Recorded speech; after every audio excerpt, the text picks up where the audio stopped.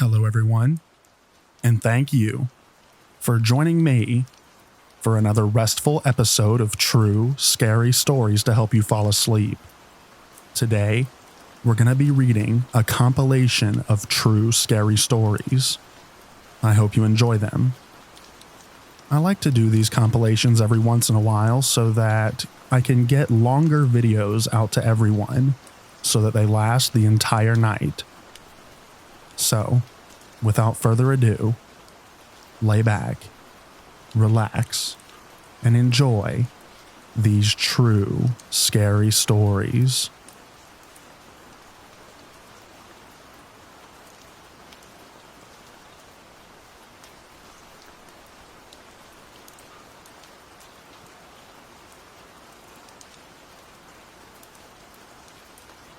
This is currently happening right now.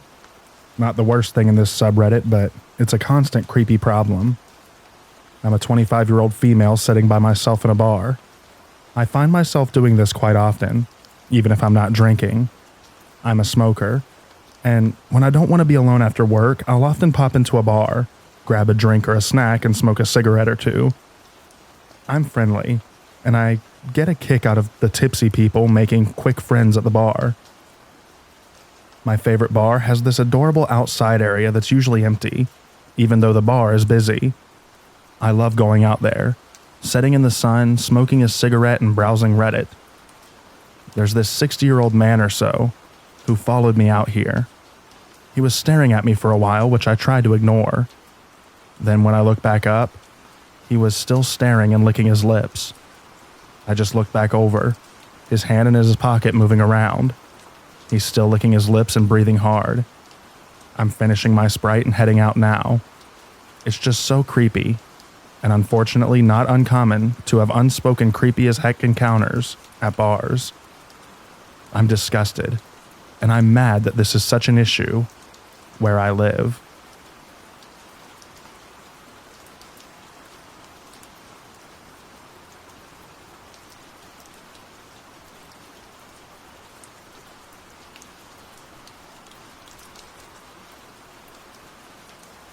So this happened when I was around 19 or 20 and just started going out.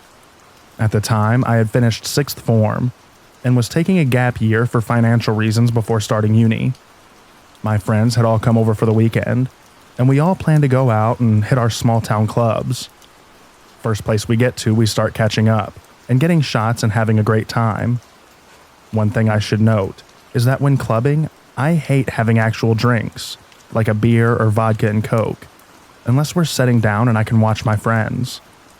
At this part of the night, we were constantly on the dance floor, with nowhere to put a drink, so I was on shots for the rest of the night. While dancing, this guy starts dancing with me and my friend. Okay, pretty normal.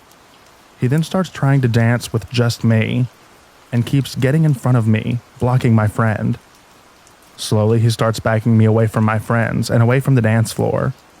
I initially didn't notice because I kept trying to get away and get back to my friend. That was my biggest mistake. I am by no means a short person, but I was underweight for my height, and this guy, who is at least 6'2", decides that he wants a kiss. I now properly try and get away from him, in which he picks me up and carries me, fighting me to a corner to try to force himself on me. I froze. I didn't know what to do other than try and fight him off. But as he has me cornered and no one can really see me where we are, I start frantically pushing and clawing at him to get him off of me, and these two women there see me. I send a look of pure fright and help me. They come over, and one has to almost push the guy off me. Her friend grabs my hand and puts me behind her, and was asking if I knew him. I said no. The guy looks absolutely angry. He starts trying to get me back to him, and both girls stand in the way, saying no, else we're gonna get bouncers to throw him out. He gives up and walks away. Both women are asking me what happened and asking if I was okay. I thank them so much for the help that they gave me, realizing that I was in trouble and stayed with me until I found my friends. After they left me, I think they told the bouncers what happened, because I see him outside looking angry as heck. I stick to my friend's side like glue till we leave, and then every time we went out since when living in that town. She managed to get a stalker of her own at some point. I'm sure if I had a drink, he would have tried to spike it in hopes of making me more willing.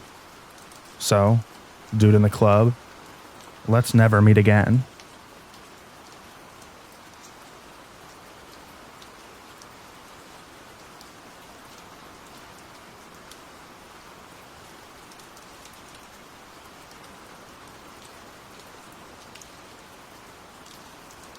This happened in early January, when I, a 25-year-old male, was on holiday.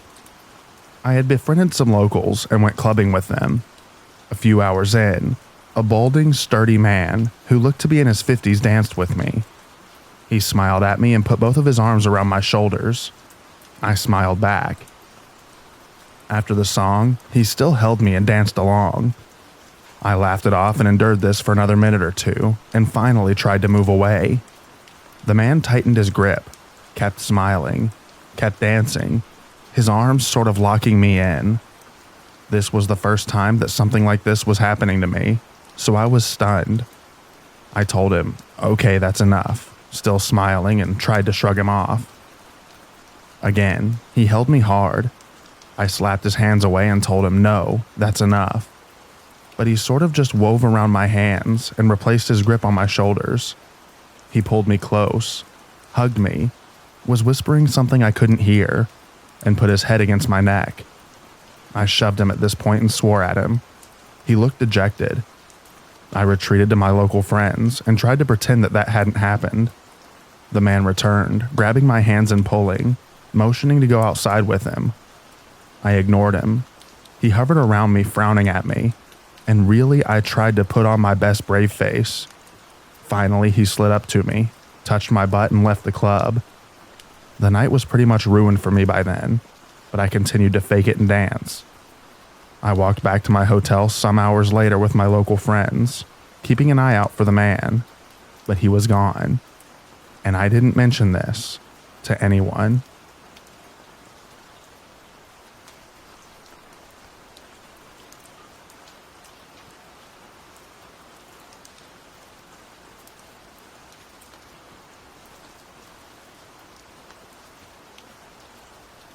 This is my first post here. My memory was jogged by the recent story of the girl whose drink was spiked, and she passed out, and her friends took her home, thankfully. I had just turned 21, and obviously wanted to celebrate by going to the most popular dance club in my town with a couple of girlfriends. I had never had a fake ID or anything, so this was my first clubbing experience. We get inside and order drinks. I ordered a girly type bottled drink. We drank for a bit and then hit the dance floor. So I had been taught about safety while out at the club. I knew all the things to watch out for. A tip that a coworker had once given me was to put your thumb partially in the neck of your bottled drink if you're not going to be paying close attention to it, as it disables access for anyone who might want to slip something in there. So that is exactly what I did the entire night. A few guys had asked us girls to dance and we obliged. Eventually, the second guy that I ended up dancing with gave me a weird vibe. He tried to buy me a drink, saying that he would go to the bar and get it for me. I declined.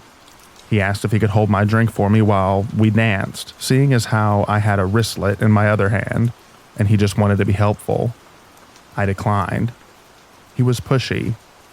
I got the weirder vibe after those couple of different passes, and when the song changed, I left him saying I needed to go find my friends. My friends and I hung out for a while, then went back out onto the dance floor. Lo and behold, but who should slide up but him? So here I am, a 21-year-old with no clubbing experience, no huge dating experience, feeling uncomfortable while this guy dances with me. I didn't assert myself. I was intimidating. It was a really crappy feeling. I let him dance near me, kind of vaguely dancing but avoiding eye contact, keeping an eye on my friends, both of whom were dancing nearby. And that's when he got all touchy-feely. He put one hand on my waist, not aggressively, but it made me even more uncomfortable, and kind of took my free hand, wristlet was hanging on my wrist, in his, and he made a few woohoo "Look at us, we're dancing" type of motions. Then he switched.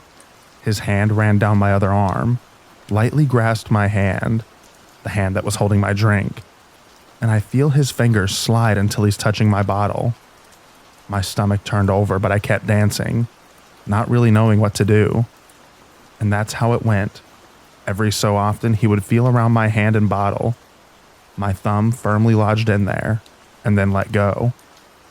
After about a minute of this, I felt his forefinger and thumb grasp my bottle thumb, as if to confirm/test that my thumb was indeed in the way. And at that moment, the song changed. I saw my friend in my peripheral vision. I made eye contact with him and we shared a moment that really made me feel like he was thinking, "I know you just got to know what I'm trying to do." I fled in the direction of my friend. We found my other friend and we went to another club.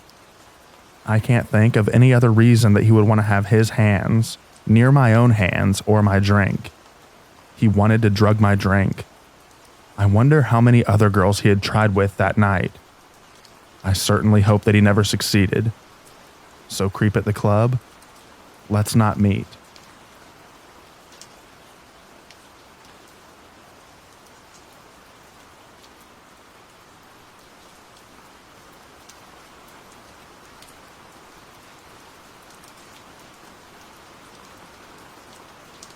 I'm not sure how creepy this actually is, but I always try and play it safe. I don't believe in taking chances, and I don't intend on becoming another statistic. If that means playing on one side of caution, then so be it. I'm a bartender by trade. I've been working in bars since I was 21. I'm 29 currently and female, so I've had to pick up a thing or two. I get a fair amount of unwanted attention in my day-to-day life. I'd say about as much as the average woman gets. I'm not a vain person, but I do put a lot of attention into my wardrobe, my makeup, and my nails. I know it's such a sideways way of thinking, but most of my money is made on tips, and I have to make myself presentable enough. But because of this, I do set my boundaries very strongly. This doesn't mean that I'm perfect, though. I'm still a person with people urges. It was a typical Saturday night. The bar that I currently work at, and the one that I've been working at for the past 2 years, is a pretty small bar with more of an emphasis on the quality of the drinks and the relaxed atmosphere. I don't serve as many Vegas bombs or Bud Lights that I have at previous bars that I've worked at. It's mostly cocktails and craft beers. This usually keeps the rowdy crowd out.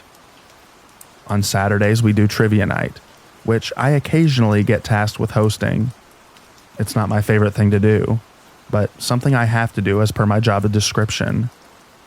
There was a girl in the crowd that was answering most of the questions that I sent out. She wasn't alone, came in with a group of people, all seemingly in their mid-20s. Her and I ended up talking for a while at the bar, in between serving drinks. She was flirty, which isn't something that I'm incredibly good at, but she was sweet. And just to make it clear, I have an equal preference in men and women. I wasn't trying to lead her on or humor her for the sake of making tips. In the crowd of trivia participants came this one guy. I wasn't the one to ID him, so I couldn't tell you his name. He began making rude remarks from one bar stool down from where this girl was sitting. He was somewhere in his 30s. It seemed like he was hitting on her, but she didn't seem very responsive. I told him that she didn't seem interested and that he should stop. He apologized with a very sinister-looking smile and looked down at my chest, claiming that he was looking for a name tag to formally address me. We don't have name tags. I told him that if he continued making people uncomfortable, he would be removed. One thing that I took notice of that made me sufficiently uncomfortable was the fact that he kept one hand in his jacket pocket, just the one, and he seemed to be fiddling with something. I don't play around with this kind of stuff, so I told security about it. While I was walking back, I overheard him telling another bar patron that I basically told him that I would sleep with him when I got off of shift. The girl from the bar, as well as the random bar goer, told him that his behavior was out of line. I told him that he needed to leave, and that security was going to kick him out. His response changed from sinisterly playful to outright agitated. He made a comment about my sexuality, and told the random bar guy that he was sitting near that he was a homophobic slur. I hate guys like this with a passion. People who want to disrupt the comfort of others in some half-hearted attempt at getting laid. I walked from behind the bar and told him to leave, and tried again to flag security. He made a very crude comment about me letting him do some stuff to me, and in return, I wouldn't feel the need to be attracted to women. Unless it was, let's just say, a group effort. The girl that I had been talking to threw a glass of scotch in his face, and then headbutted him in the mouth. Security finally came running, only to try to kick her out. I flew into a rage over that, and told him that the girl was good, and she was only doing the job that he was supposed to be doing. He was removed from the bar. I kept an eye on him through the window. He stuck around near the bar for a bit, but after an hour or so he left. The girl offered to stay with me until closing, which wasn't necessary. I'd closed the place down so many times at 2 to 3 a.m., but I gave her the, "Oh, would you please" routine. I also give credit where it's due. So I gave the other guy from the bar a good thank you hug before he left, and told him that he made me feel safer. The girl told him the same. I told the manager and the owner that we had an issue with a customer. Bar cam footage was pulled, and his identity was confirmed. He had an issue with getting banned from bars, and had a tendency to start fights while intoxicated. I hate to say it, but I'm still keeping an eye out for him. Not sure if this is creepy enough, but it was for me.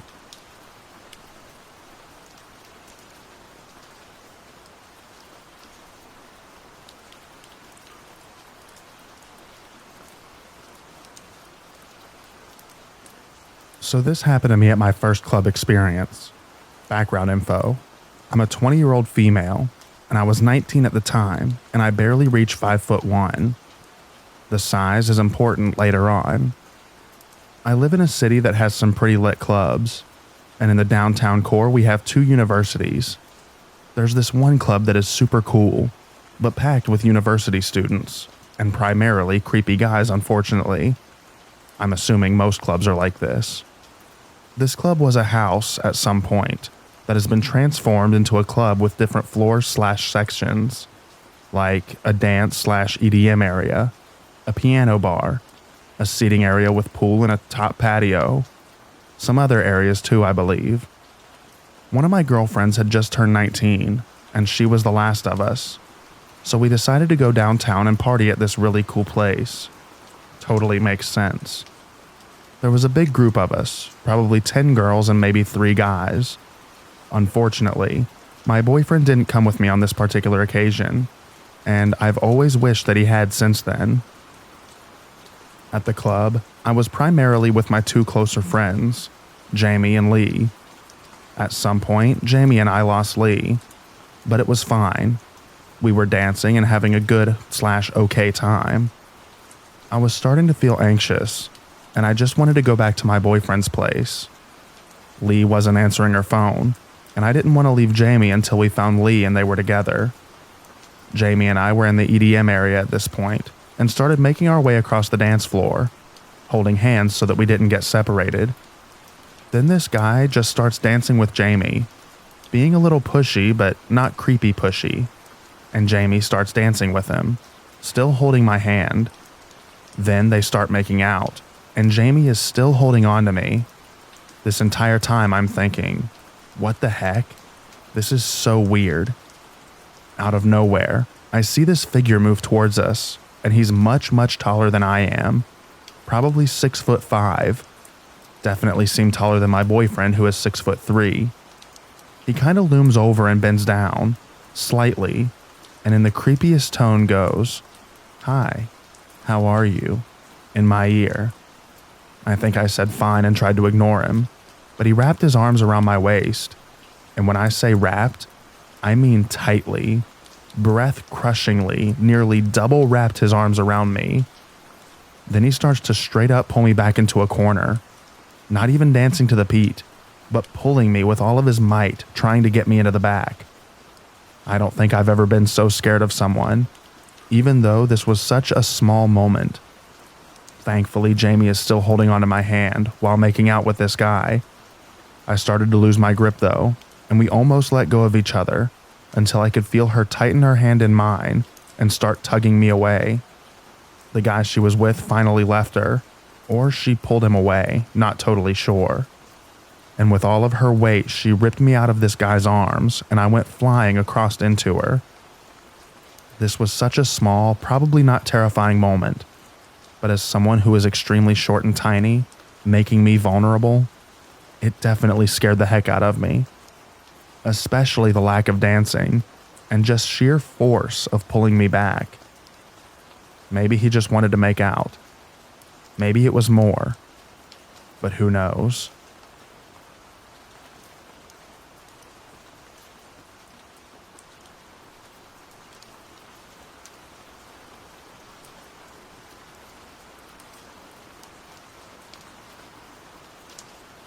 When I was in my early 20s, me and some friends went out to celebrate my birthday. We went to a couple of parties since it was the weekend, then bar hopped the rest of the night. While we were at a bar, we met a group of guys that offered to buy us drinks. No biggie, and heck yeah, it was my birthday. We danced around with them for a bit before retreating back to our little section. One of the guys came over to our section and asked me to dance again. I told him maybe in a bit, and went back to partying with my girl. We didn't see them again until the club closed. The group of guys came over to us, and of course, we're trying to find someone to go home with. The same guy that approached me earlier had approached me again. I laughed it off and thanked him for a good time. By this time, we were all getting into the car. We had a designated driver, and they made sure that each of us got home safe after the club. 3 nights later, me and my then boyfriend were knocked out as I had work the next morning. My boyfriend worked nights, but he was off this night. 3:41 a.m. There's a knock at the door. My boyfriend goes to answer it, and I'm walking behind him, wondering who could possibly be at the door at that time of night. We lived in a not-so-good area, so the porch lights would work when they wanted to, and now was not one of those times. As my boyfriend opens the door, the person at the door says, "Excuse me, ma'am, I can't get my car to start." And as he looks up, I immediately recognize him as the man from the club. I scream, and my boyfriend catches on and closes the door. Me and him had had a few laughs when I told him about the guy at the club. So when I told him that it was him, he opened the door back up, I guess to confront him, but he was gone. We hadn't seen a car, but again, it was dark. I don't know how this man found out where I lived, other than following us home that night. I still get the chills thinking what may have happened if my boyfriend wasn't there that night.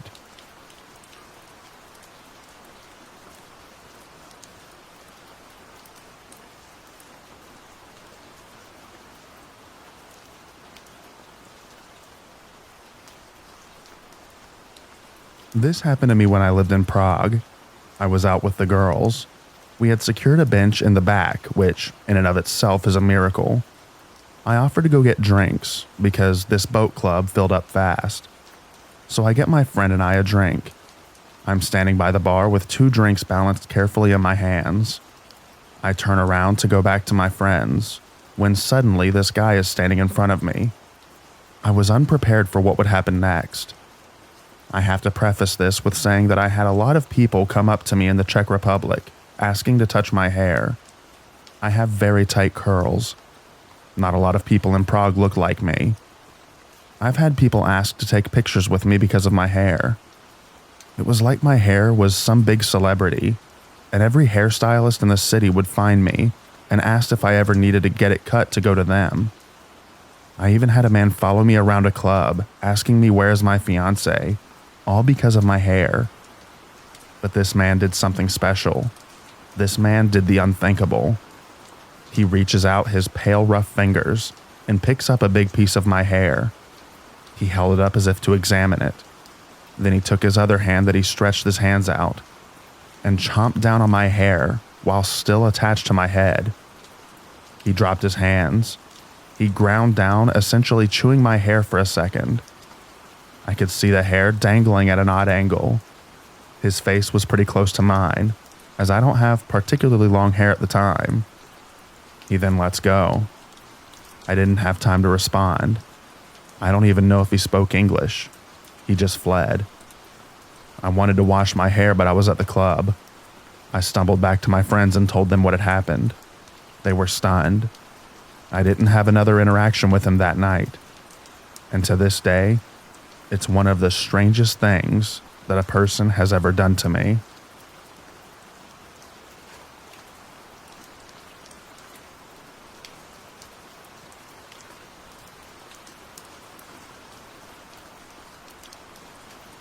Years ago, my roommate and I were getting drinks at our usual place. We sat at the bar sharing a pitcher and some shots, and this creepy guy that we had never seen before kept butting into our conversation. He kept trying to buy us drinks and talk to us. He was really drunk and very pushy. We were there for a couple of hours, and it went on the whole time. We ended up leaving early because he kept saying that we should come over to his house, and when we declined, he got weird and started talking to himself. Fast forward 2 weeks later, and this guy is on the news wanted by the police. He had met a girl at the bar. She left with him, and he unalived her out in a cornfield.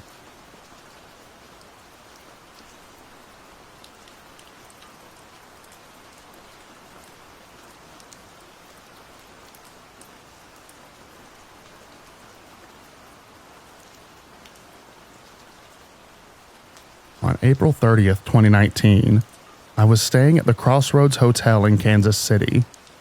I was there for 2 weeks for work, but with nothing to do over the weekend and no friends in town. At around 9 p.m., I decided to have a drink at the bar by myself. I had just ordered my first beer. I emphasize ordered here. I had not even received the drink. Therefore, I was not drunk, and my mental state was still completely sober. And a girl tugged on my shirt. She was really attractive, and I was single at the time, so I turned to say hello. She whispered in my ear that the man next to her was being really creepy, and if I would help her out and pretend to be her boyfriend, she would buy me a drink. I'll be honest, I thought this was just a line, but I obliged because, frankly, she was hot. But there really was an old man, late 50s or early 60s, rocking back and forth in his chair, eyes half open, clearly 2 sheets to the wind, and he was in a tuxedo. I asked him about the tux, and he said that his daughter just got married that day. The wedding party had a room block at the hotel, and he was keeping the post-reception tab open at the bar. At this point, he started hitting on the girl, we'll call her Rachel, saying how beautiful she was and how lucky I was to have such a beautiful girlfriend, and staring at her. I really felt for her, and all women honestly in that moment. Then Rachel wrapped her arms around my waist and said, "Yep, this is my boyfriend. I love him to death. I'd kill for this guy." The guy rocked back and forth in his chair and then goes, "I get it. I've killed for love before." We looked at each other. I thought I misheard him. I'm sorry, what did you say?" I said, "I have killed for love before." For the next 10 minutes, he proceeds to tell us about this supposed murder that he committed. It was his ex-wife's boyfriend. From what I could tell, he was divorced, probably reluctantly. His wife remarried and he got jealous of the guy. And he killed him with a Glock 37, shot 3 times, twice in the chest and once in the head. And what he did with the body, he wrapped the body in black plastic bags, went fishing in the lake behind his house one morning, and threw it overboard with weights tied to the legs. I could tell he was suspicious of us asking so many questions, so I figured that it was time to leave. Then, I was proud of this. I actually got his name. I said, "It was nice to meet you, mister," and he filled in the blank. The next morning, I asked the front desk manager, who I've become friends with over the years of traveling there, if there was someone staying there with that name.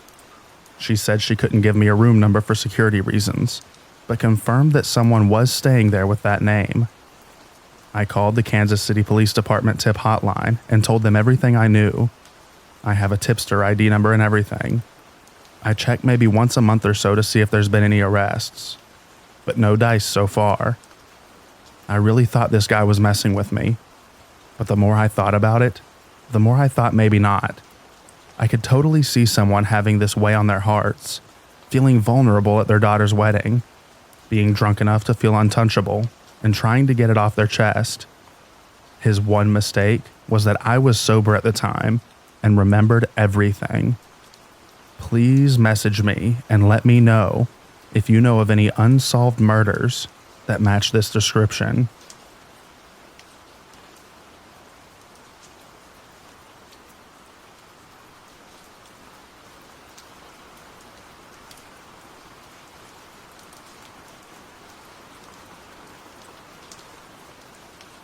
Back when I was 18, my best friend Ann and I used to go to this club quite frequently.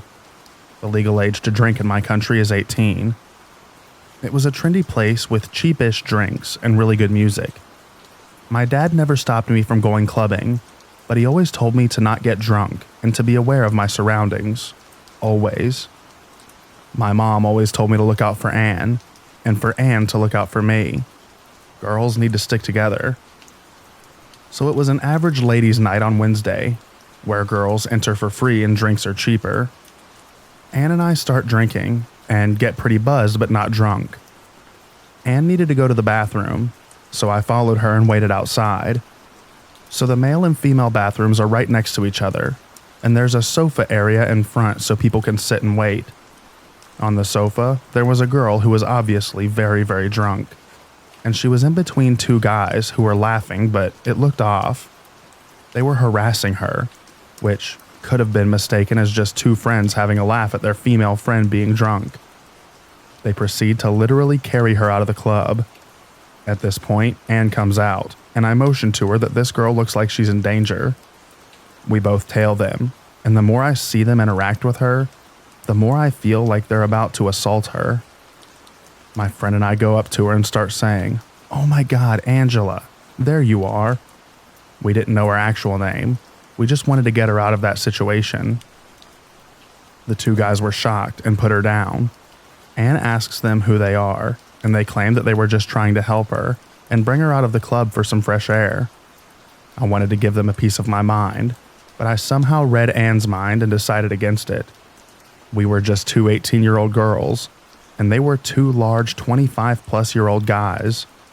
We wanted to save the girl, but we didn't want to jeopardize our own safety either. So we pull her away and put our arms around our shoulders and carry her out of the club ourselves. We're trying to ask her if she has an ID on her, or if she has friends at the club also. She was too drunk to answer. We finally got outside and saw a small group of guys and girls around that girl's age. They see us and run towards us and her. They were her friends. The girls in the group take her from me and Ann and start talking to her in their own language.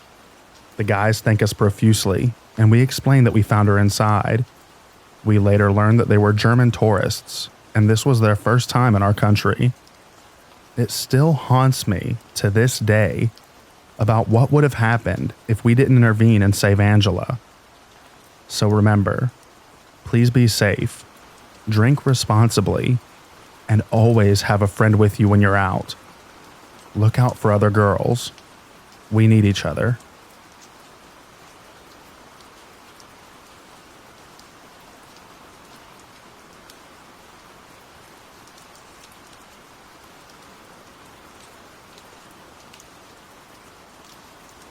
I thought I was going to die in a strip club. So a little backstory. I was a dancer for 6 years. I've worked in many cities and clubs. At the time of this story, I wasn't a rookie. I was well versed in the industry. At the time this took place, I was like 20 or 21. It was also in Texas at one of the upscale clubs. I never imagined something like this would happen in this place, but apparently I was wrong. I started my shift at about 6 p.m.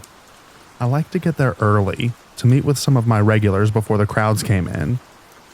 It was like 8:30 or 9 o'clock, and this really good-looking guy came in with some friends. They were all older, like 40 to 45. I grabbed some of my hustle friends and we went and sat with them. It wasn't hard to convince these guys into a VIP room with bottle service. But this is where it gets kind of weird. The guy that I was talking to wanted a separate room for just us. I thought maybe because his friends seemed rowdy and wanting to party hard, he wanted to have a more relaxed area. I wasn't complaining because that meant that I wouldn't have to share my cut of the room, so stupid me saw dollar signs and went with it. We get 2 bottles of Dom Perignon, mixed drinks, and some shots. Now, a lot of guys that come into strip clubs really want to let loose, and they brought drugs as well. These guys had just about everything besides crack, meth, and heroin. I was definitely a party girl at the time too, so yes, I partook in some of these, but I also wasn't stupid. So at this time, we were all hanging out in one room together. I took a little hit of coke and off the back of my hand and continued drinking.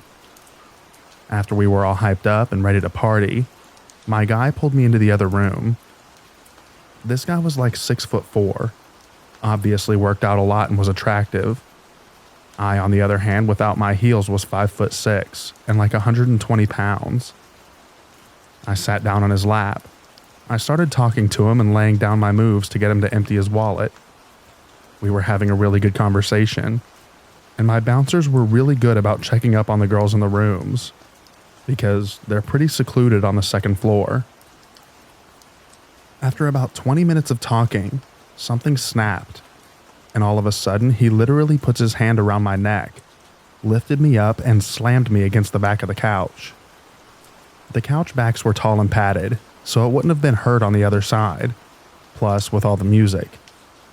I was literally frozen in fear.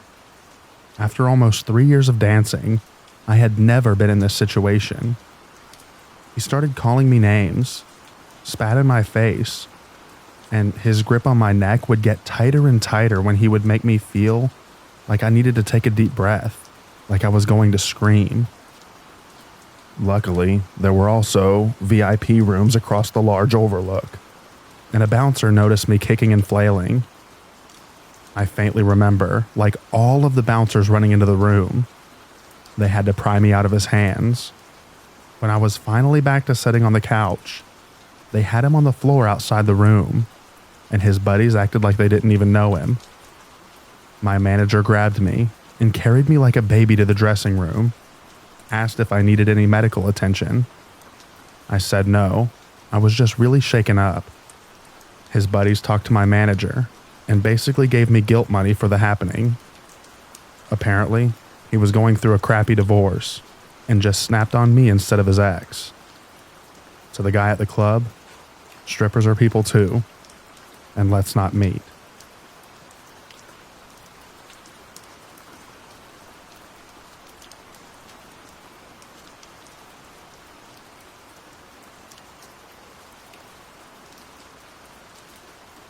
This happened last night at 2 a.m. We woke up to screaming and crying in the hall. My neighbor had just come back from the club apparently, and her gentleman company had insisted on walking her to our doorstep. She lived down the hall 2 doors from us, but she refused to let him in for anything more and told him that she has an early morning and so on. He then got aggressive and insulting to her and ended up slapping her twice and punched her on the nose once. She talked to me while they were waiting for the police, and then tried to steal her phone to get his money's worth of that night. That's when my boyfriend yanked our door open and ran out, while I ran towards her and pulled her into our flat. The guy dropped her phone and ran away. This guy. I don't have any words. The police came and took her in to get her to the hospital, and everything recorded. I'm buying a baseball bat, or something similar.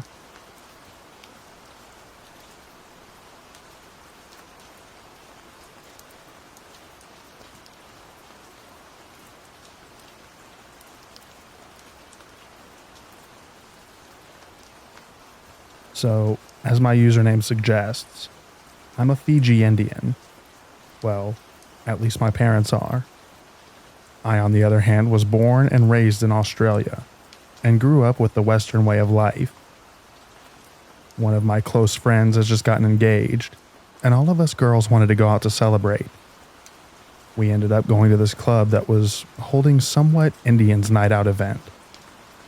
Around 2 a.m., I leave to go back home, as usual. I visit my parents on the weekends, and I wanted some sleep before then. I usually drive everywhere, but due to restrictions on my license, I'm unable to drink. I'm on my green peas for those who are familiar with Australian road rules. I left my friends and walked towards the building where my car was parked. It was parked near the train station, and the walk was roughly 500 meters to a kilometer away from the club that I was at. So I felt kind of safe walking it. As I was walking out, a pair of Indian guys walked out behind me as I was walking towards the train station.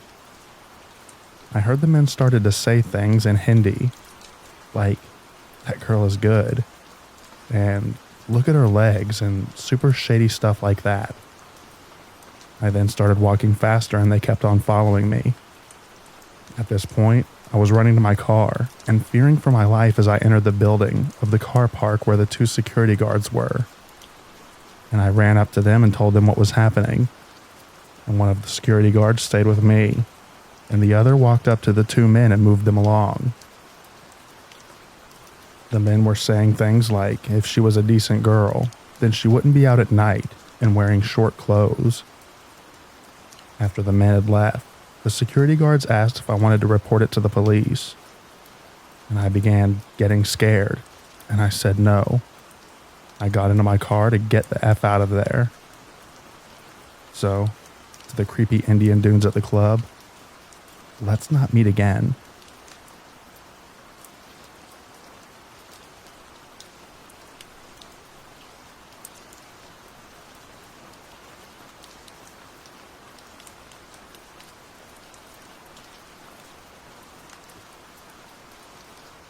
In the summer of 2016, my boyfriend was away for 2 months in the Middle East on a trip, and I was missing him a lot. So my friend Nadine invited me out dancing. I'm not a big club person, but I agreed and was looking forward to spending some time with her. The clubbing itself was fun. We stayed right until closing, and nothing out of the ordinary happened. After the club closed, the common thing is to stand outside and hang out for a bit. Nadine and I were chatting when a young man approached us. He started talking to us and invited us to go get some food down the street. His name was John. We agree, as the area is packed with people and police officers, so it's not just us alone with him. We order our food and he prays, for both of us. I had never had this happen before, and I had no idea how to respond. So I thanked him and downgraded my fries to small. We were all sitting on the sidewalk eating, when John pointed to a figure across the street. A man was just standing there, staring in our direction.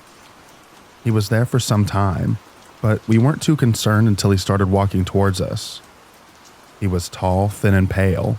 He turned to me and takes a deep breath and said, "I've been following you for a while now, and I think you're gorgeous, and yeah."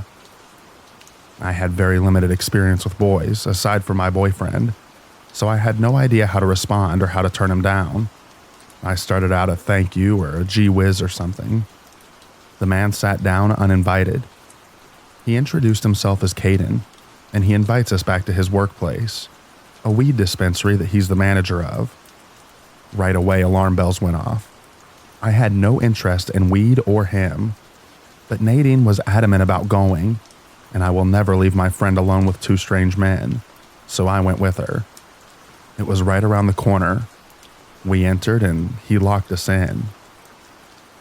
We sat in the back room with Caden, and he turned on some music, and the others all smoked, but I declined. Caden started eating some smoked salmon strips from a sandwich bag and talked about how weed is the only way the government can't read your mind and other stuff like that. He started getting really angry and worked up. He kept mentioning my hair. He got mad at me for not liking the music that he put on, despite my never having said anything about it. A huge red siren was going off in my head. John finally had enough. Him and I had an entire conversation without saying a word, I swear. We knew we had to get out of there. John and I convinced Nadine to leave, but we had to get Caden to unlock the door first. John got loud and big, demanding Caden to let us leave. We practically sprinted out. John paid for my taxi home, made sure that I got home safely, and I thought that was the end. A few months later, a series of SAs occurred in the train tracks by my house. I was scared. Teen girls had been attacked randomly, and it was on the local news. He had been especially transfixed on their underwear during the attacks. Eventually, the police had a suspect and released his photo, which my dad asked me to look at, in case I saw him around town. My blood went cold. It was Caden. He was known to the police, and they advised the public not to approach him, as he had a history of violence. He ran. They had wanted person alerts on the news and played videos from his YouTube channel of him shirtless smoking weed. It was all kind of absurd. They eventually found him a week later, trying to cross the border to another state. He got convicted of SA against a minor and went to prison, but only for a year. He's out now, and I have no idea where he is.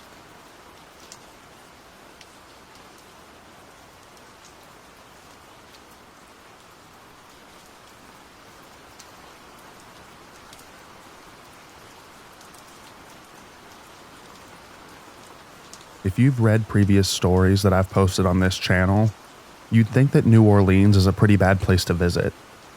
It's really not. You can be safe as long as you listen to your instincts. If something seems off, get out of the situation as best as you can. Because of Hurricane Katrina, I no longer live in New Orleans, but I visit periodically because my boyfriend is from there and has family there still. One night, we decided to go to the French Quarter and hit up Bourbon Street. It's probably the only street that most people know, and it's pretty much the end of the part most people visit. From Bourbon to the river, it's crowded. North of Bourbon, it's empty. When we got to Bourbon, we split up. We wanted to go to a strip club, and I wanted to walk around a bit, pop into some shops, and maybe find a beer that wasn't $9. I wandered around Bourbon, looked at the antique shops on Royal, went down to Decatur and checked out Jackson Square, then looped back up to Bourbon. It took me about a half hour or so. As I was walking down Bourbon to the strip club, I saw my boyfriend standing out front waving at me. I walked over to him and he said that he was ready to leave, so we started heading back to the car. On the way, he had told me about a strange encounter that he had with some random guy on the street. My boyfriend had gone outside for a smoke a little while earlier. He rolls his cigarettes by hand. He buys a pouch of tobacco and uses rolling papers to make a cigarette. Because of this, a lot of people think it's pot. You don't know how many times we've been asked about it. Evidently, some guy saw him doing this and thought that he would be interested in buying some pot. Neither one of us smokes pot, so my boyfriend was not interested. The guy, however, was insistent. "I've got some good stuff, man. Just come around the corner and we'll make a deal." Alarm bells are starting to ring in my boyfriend's head. Generally, drug dealers don't approach you, despite what 80s PSAs would have you believe. You're generally introduced to them by people that you know who can vouch for you. You gotta avoid the narcs. My boyfriend refused again, and the guy pushed some more. "It's real good stuff. I'll give you a great deal. Let's just walk around the corner." My boyfriend did not want to get off of Bourbon and go down to the deserted side of the street that this guy had suggested. Eventually, the guy left him alone, but the experience made him feel uneasy, so he was relieved when I showed up a few minutes later. After he told me about that, he explained his theories on what the deal was with his unprofessional drug dealer. Theory 1 is that there was no pot, and this guy was just trying to get him to go to a deserted street so that he could mug my boyfriend. Possible. Theory 2 is that there was no drugs and the guy was a cop who wanted to lure my boyfriend off of a crowded street so that they could make an arrest without drawing too much attention. Also possible. Theory 3 is that the guy was going to try to rip him off and sell him some oregano or catnip or some other type of fake weed. I don't think either one of us thought the deal was legit in any way. He was trying way too hard. according to my boyfriend.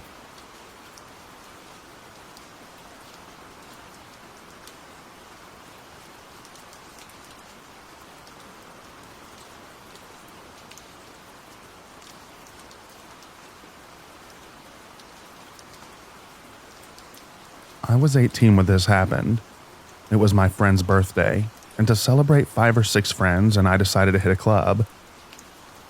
As we were queuing up to get into the club, I had noticed an older man who must have been in his 40s kept staring at my friends and I, and feeling a little creeped out by this, I told my friends, but we just shrugged it off at the time.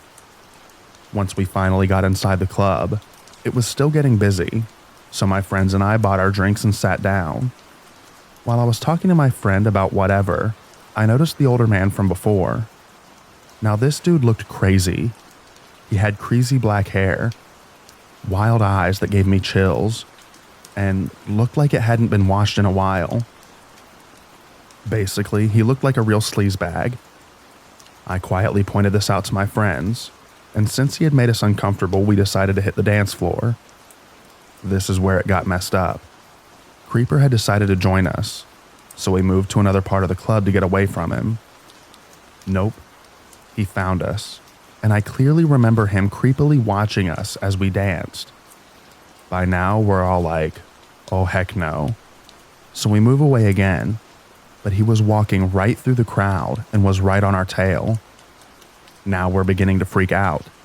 The dude had such a strange smile and looked like he was enjoying the fact that he was scaring us. By now we're freaking out, and one of my friends is in tears because of this butthole. We decide to hide in the bathroom and figure out how we're going to handle this whole situation.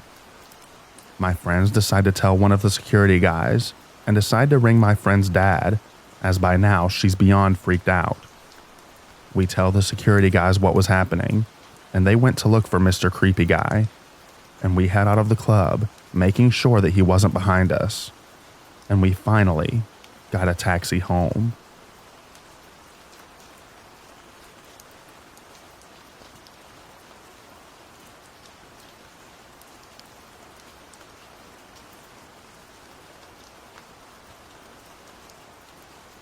I was watching Cubed 2 with a friend.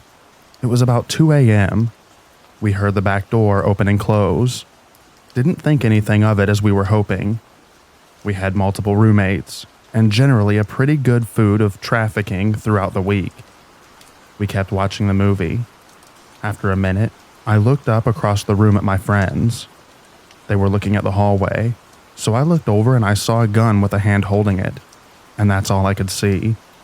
Then the man with a gun entered the room and threw a big red duffel bag on the floor and said, "Put everything in the bag."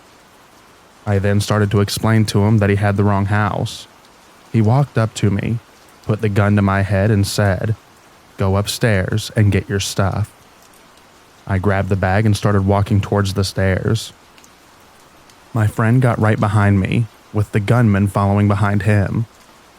There were 2 turns in the stairway. At the second turn, I ran to my room and yelled, "We're getting robbed." Once in my room, I grabbed a machete, but remembered that I had just bought a gun 2 days prior. I grabbed the gun, threw the magazine in and cocked it twice. I then stood at my door yelling, "Crumbs." That's my friend's name who was behind me. After a minute, he opened his door adjacent to mine and said he was okay. I heard a door slam downstairs, so I swept the house quickly and went to the front door. He was gone, and he left his bag. 10 years later, I met the gunman while in treatment. I asked him to cut my hair for me, and let him know during the haircut that I forgave him.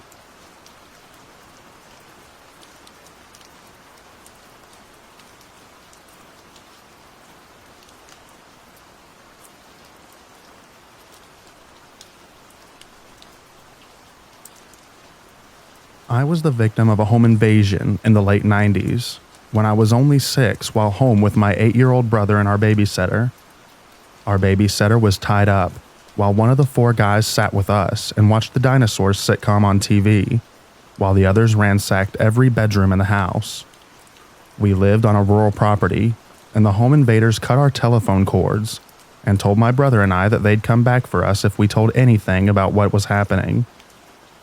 They managed to get away with a lot of stuff, but thankfully everyone was unharmed. Safe to say, that experience ruined ever watching the dinosaur show ever again.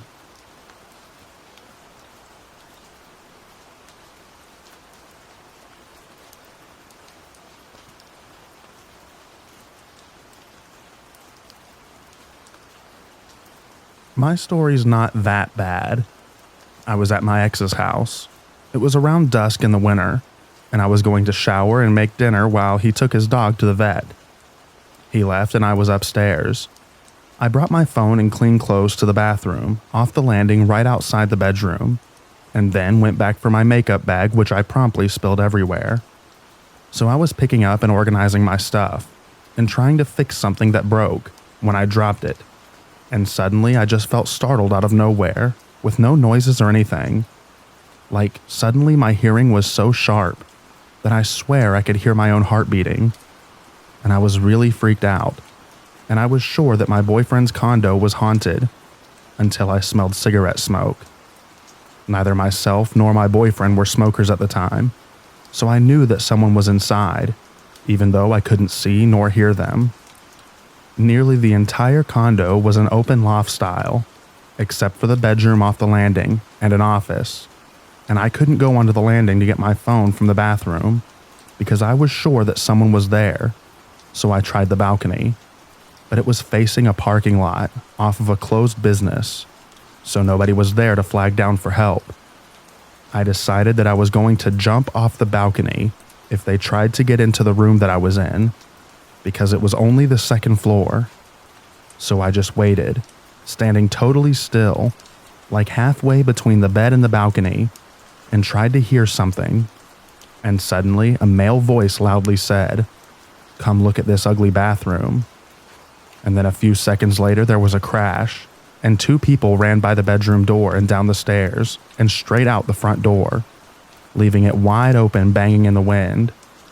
So I realized that they were in the bathroom, or one of them was, when they must have seen my phone and clothes, because my phone was in the tub with the screen cracked, and they knocked over a large towel rack.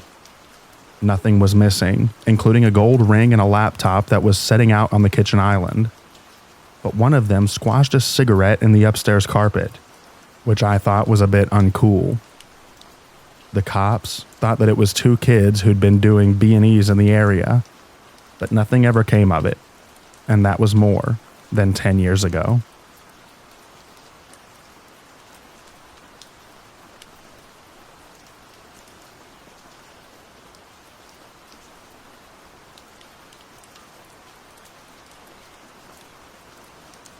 This was an interesting situation to say the least. I was trying to sleep one night, but I just couldn't at all.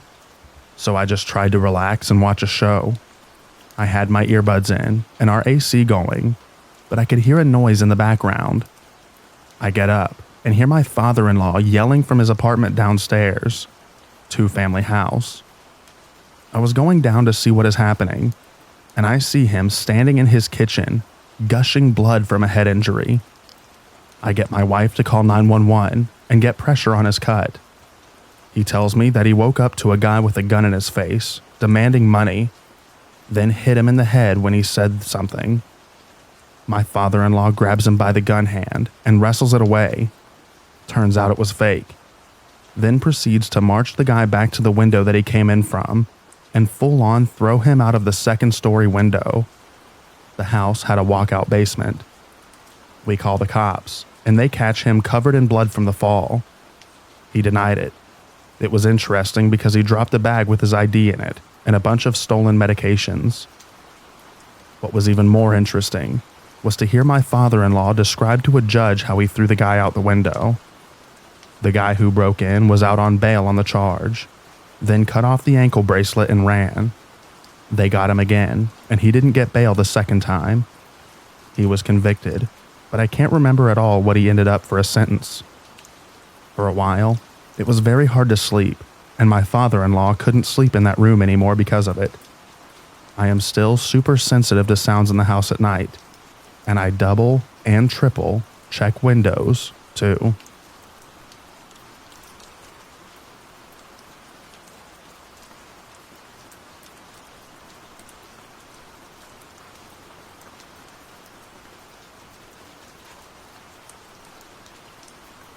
This was New Year's Eve, 2017. My nan had died a week before on Christmas Eve, so naturally, I got obliterated drunk. Cleaned the flat up top to tail. Got tons of booze in. Got a couple of friends round to drink with me, and my girlfriend. All was good. At 10 p.m., a knock comes on the door. I'm too busy drinking and obnoxiously playing guitar to care. My mate opens it, comes back to me and says, "There's a lad at the door for you." He asks for me by name, and it's a dude that I don't know, even a little bit. I ask what he wants. He says he wants to see Chris, and I said that I was the only Chris in the building. He was clearly on something and vacantly staggered down the stairs of the block. Me and my friend go to wish a couple other friends a happy new year about an hour later, leaving our girlfriends in the flat to party. We get a 15-minute walk away from the flat, and my girlfriend rings. Someone's pounding out of the door. I tell them to lock themselves in the bathroom, and me and my friend sprint a mile home, blind drunk in 6 minutes. Halfway, she rings again, whispering this time. The door's been kicked through. Someone's in the flat. Got to the block in a panic, rang the buzzer 3 times before I got an answer. Ran up the stairs, and there was the jerk from before with my electric guitar in one hand and my girlfriend's laptop in the other. I saw red and lunged at him, punching him in the side of the head and pinballing it against the wall behind him. I don't remember hitting him for that long, or even that particularly hard, but I must have, because I broke my hand, and the police informed me that he was in the ICU with a swelling on his brain. I never got into any trouble for it, but I was traumatized for a good while afterwards. So now, because of that incident, I don't drink anymore.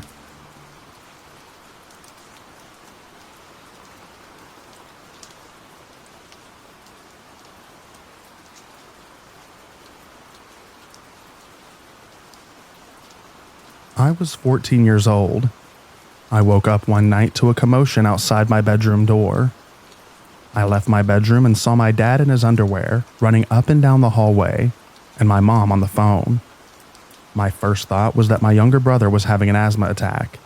It had happened before and required my mom to call an ambulance. Well, then my dad ran back into his bedroom and came out with a baseball bat.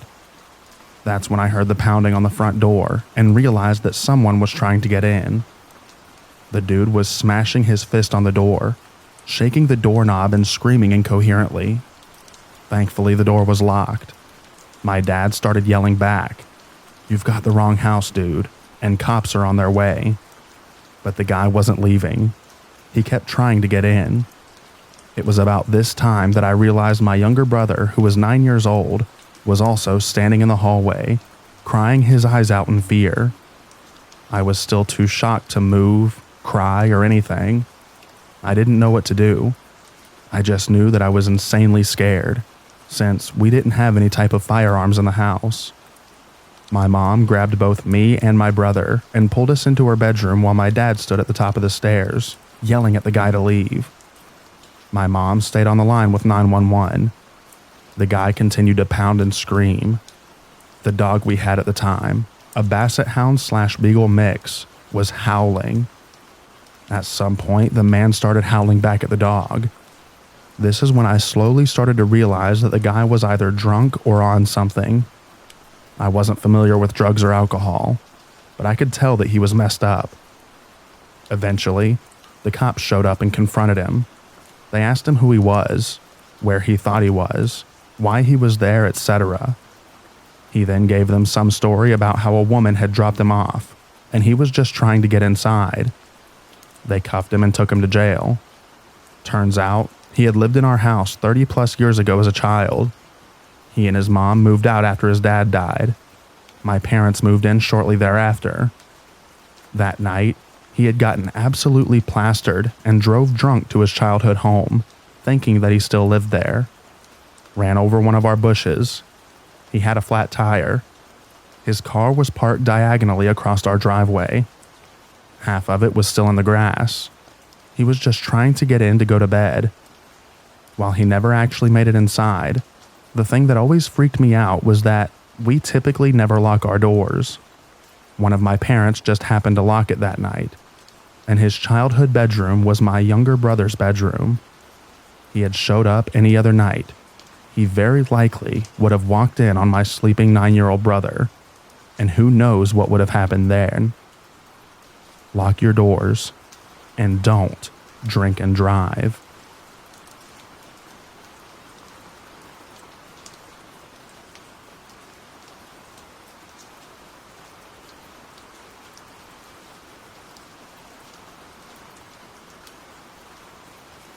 I lived alone across the street from my family's dairy where I worked. I was taking a nap one day during my lunch when I woke to the sound of voices.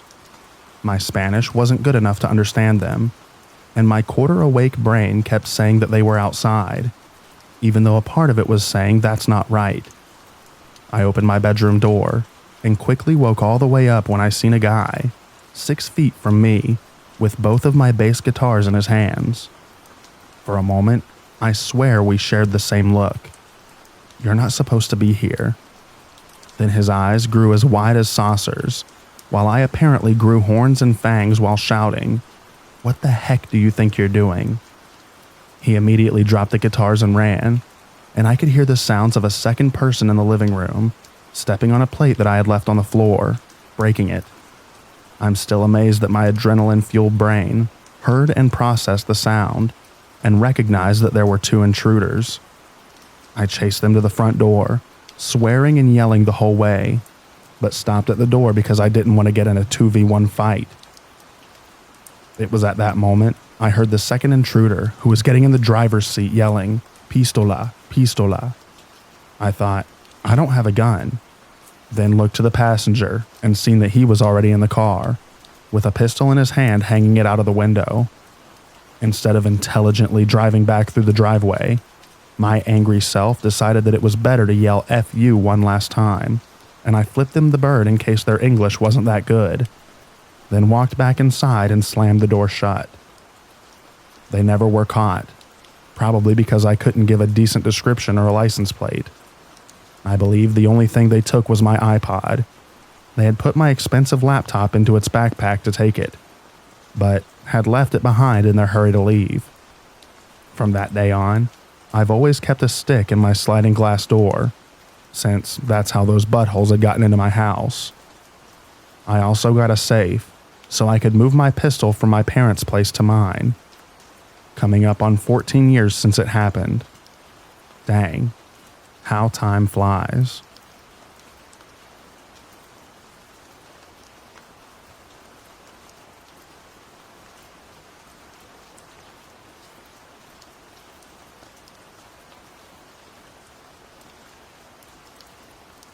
To preface, I, a 23-year-old female, was 4 years old at the time. My mom and my little brother, 2 at the time, lived in a rinky-dink fifth wheel with bad AC in a generally safe small town. So on cool summer nights, my mom would have the doors and windows open. It was the early 2000s, and of course windows and doors are open. Well, we had a midnight visitor, an owl. Weirdly enough, he was scared of blankets and flew from room to room, but never out the open windows and doors. My mom spent about an hour trying to get the owl out before she admitted defeat and called the non-emergency number. It was offline, so she called 911. When they answered, my mom explained that it wasn't exactly an emergency, but we had an owl in our house. The dispatch sent an officer, and he tried for a half hour with a blanket before telling my mom that the only way that he could think of getting was to shoot it out. But he didn't want to traumatize the kids, so he called the chief on his off day, who just so happened to be drinking with a ranger from the reserve. They both drove right over, and the ranger got to work. He walked casually towards the owl and said, "Oh, it's just a little barn owl," as he snatched it up by the talons. Everyone's mouth dropped as he walked out with the fly death pillow, asking if we kids wanted to pet it. After my mom politely declined, he walked a few hundred yards away and released it. The raptor flew away into the night with little noise, and the officers and ranger left us with an interesting story.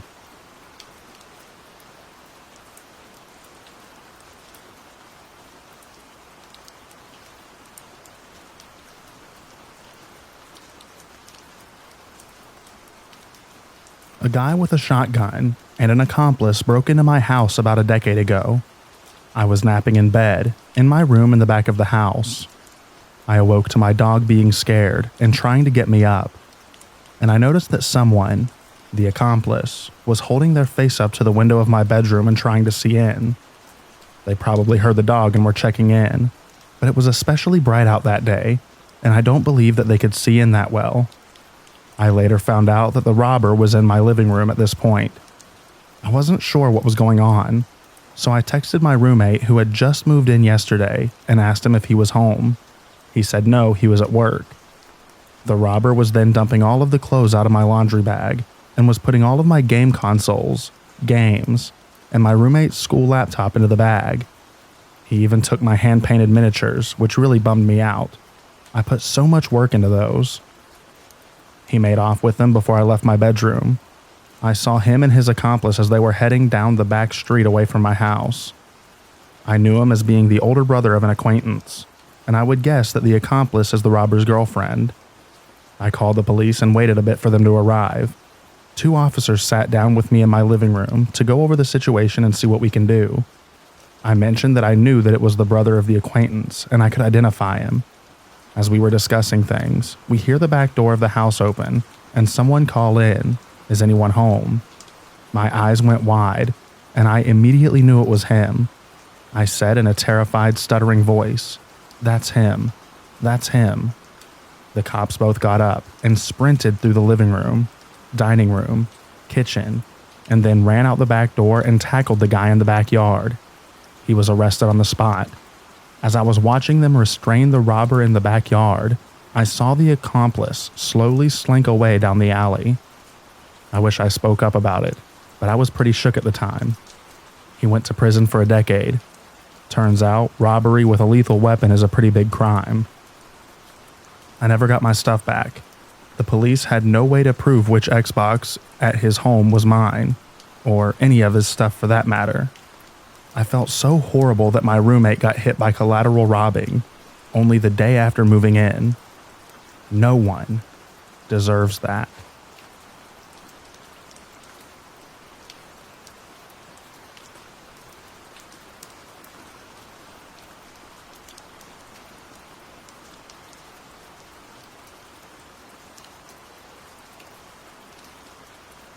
Not exactly a home invasion, but an interesting story nonetheless. So, as was found out later, a guy was partying with his friends in a skate park near my house. He got absolutely wasted, broke into the park ranger lot and stole a truck. He then proceeded to drive up and down the park road as fast as about 80 miles per hour, leaving skid marks from peeling out.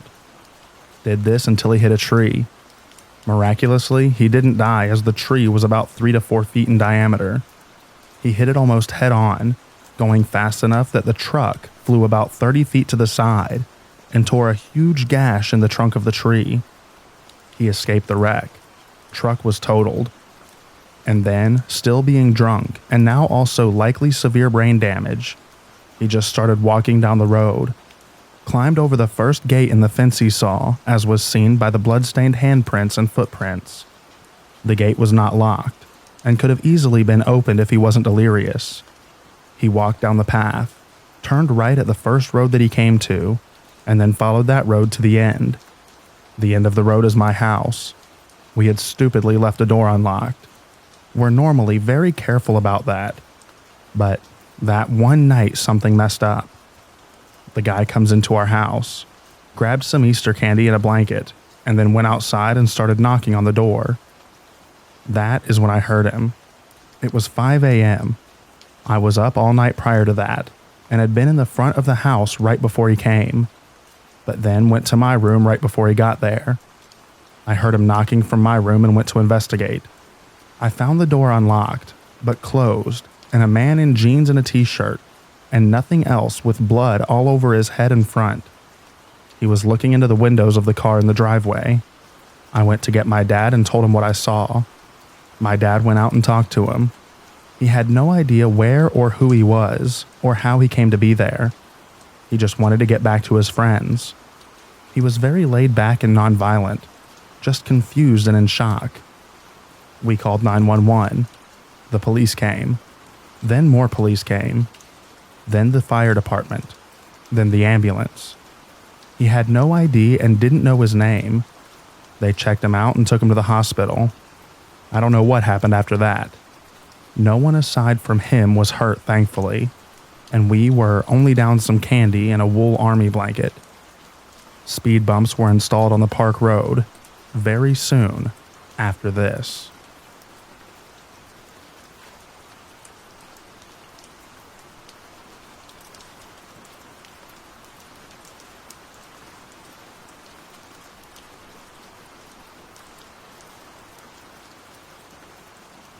I woke up at 3 a.m. to my 2 dogs barking like crazy. Oddly enough, that night was the first night that my wife and I were trying to keep the dogs downstairs, instead of letting them sleep in the bed with us. So I'd put up the baby gate, but they had knocked it over in their fervor and were still standing on the opposite side of the baby gate. I came out to the top of the stairs, of the 2-story foyer, and hissed at him to quiet down so they didn't wake the baby. Then I noticed a flashlight panning slowly around the foyer. From the garage door, visible to me but not visible to the dogs, there was a figure there holding a flashlight and looking around. I'm guessing he was calculating whether or not the dogs were crated, and or if anyone was home. In my deepest possible voice I bellowed, "Hey, you in the garage.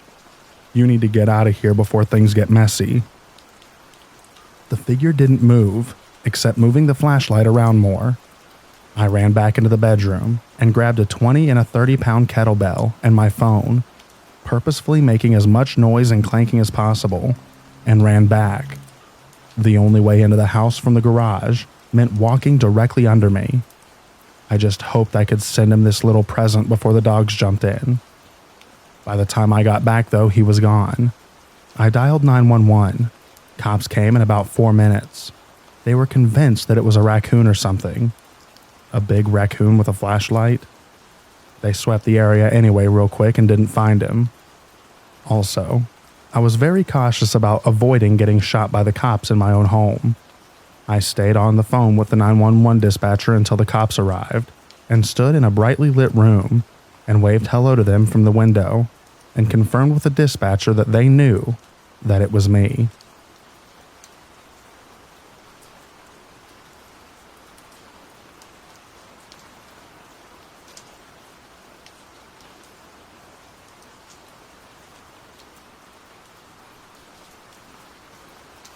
This happened when I was 10, and to call it traumatizing would be a huge understatement. I was at my cousin's house with my mom and my brother. My cousins were involved in some very shady things, which wasn't out of the norm for my entire extended family.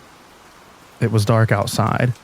I was in the living room with my mom, aunt, the mother of the 2 cousins in question. She's the same age as my mom, so we just called her aunt. And the 2 babies that were in the house at the time. Literally out of nowhere, the front door opens and a person dressed in black from head to toe walked in.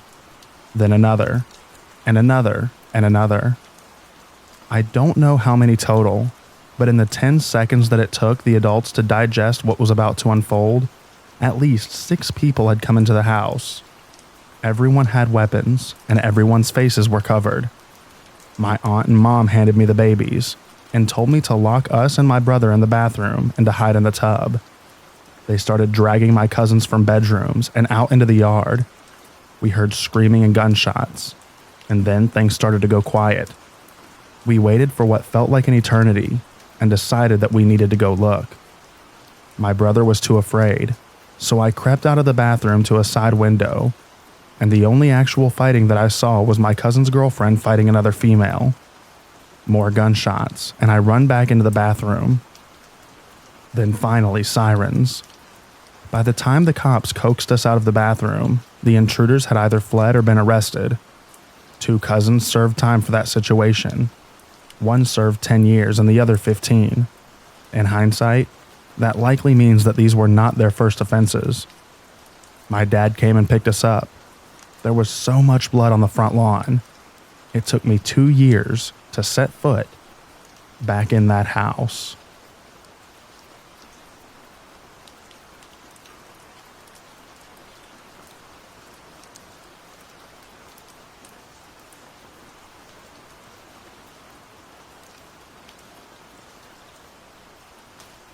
It was the middle of winter in Syracuse, New York. I lived with my friend. Both of us were female, and we lived in a first-floor apartment. It's about 5 a.m. I'm trying to go to sleep, and I hear a weird bang. I thought it was my roommate going to the bathroom because I heard loud footsteps. But the footsteps didn't stop like they would have if it was her. At this point, my vision goes blue with anxiety. That's the best way I can describe it. I was cold and shaking from fear because something similar had happened only a few months before. But that guy hadn't been able to break down our door.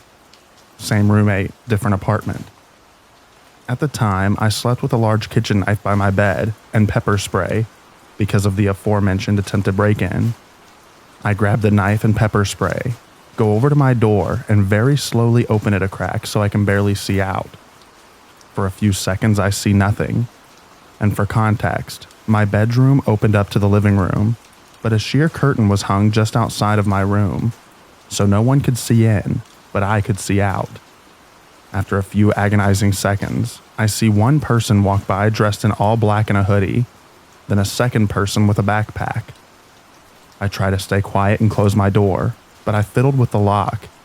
It happens in real life, not just horror movies. So they heard me. I heard rushed footsteps and assumed that they were going to try and get me. I jumped out of my window. The first person I attempted to call was my roommate, but it went straight to voicemail. So for the next sequence of events, I seriously thought that my roommate was dead. Just keep that in mind to set the tone. I'm now on my driveway, with no way to get back in the house except of how high the window is. I turn my foot from the drop. I have no shoes on, only boxers and a big t-shirt, as well as my knife, pepper spray, and phone. By now, I'm on the phone with 911. As I'm standing there, unsure of which direction to go, I see 2 guys running behind my house and laughing. They saw me in the driveway and started to run over to me. I wasn't sure if they were the robbers, but just to be safe, I sprinted.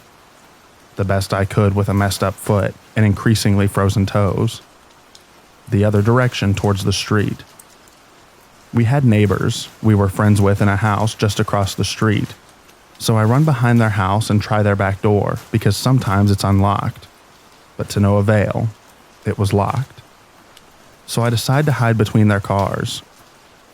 All this time I had still been on the phone with 911 operator, explaining, crying, and also apologizing because I was so distraught that I really thought that I could have been wrong, and I'm calling 911 for no reason. Just as I'm about to literally get under a car to hide, she tells me an officer is pulling up. This is within minutes of me calling, around 3. She tells me to walk to the street to find the officer. Again, I would like to remind you, I have no pants or shoes on in the middle of winter, so I look insane. I find the officer, who turns out to also have a canine, which was comforting. I show him which house, and as he shines his flashlight, it falls on a curtain blowing in the breeze. They ended up basically swatting my roommate because we weren't sure if the robbers were still in the house. They released a dog in the house, and after she got out, so that was exciting. But it turns out those jovial guys in my backyard were the robbers. They had popped a window on our front porch, gotten the chance to steal nothing but a $5 bill, left the shovel they popped the window with, and dropped one of their phones in the area that I had seen them running to. I'm assuming that's where their car was. They came back the next night, and flashed a knife at the Ring camera in the backyard, which was awesome. So fun. We moved out. They were caught that summer. They were serial robbers and broke in while someone was awake again. I wish them the worst.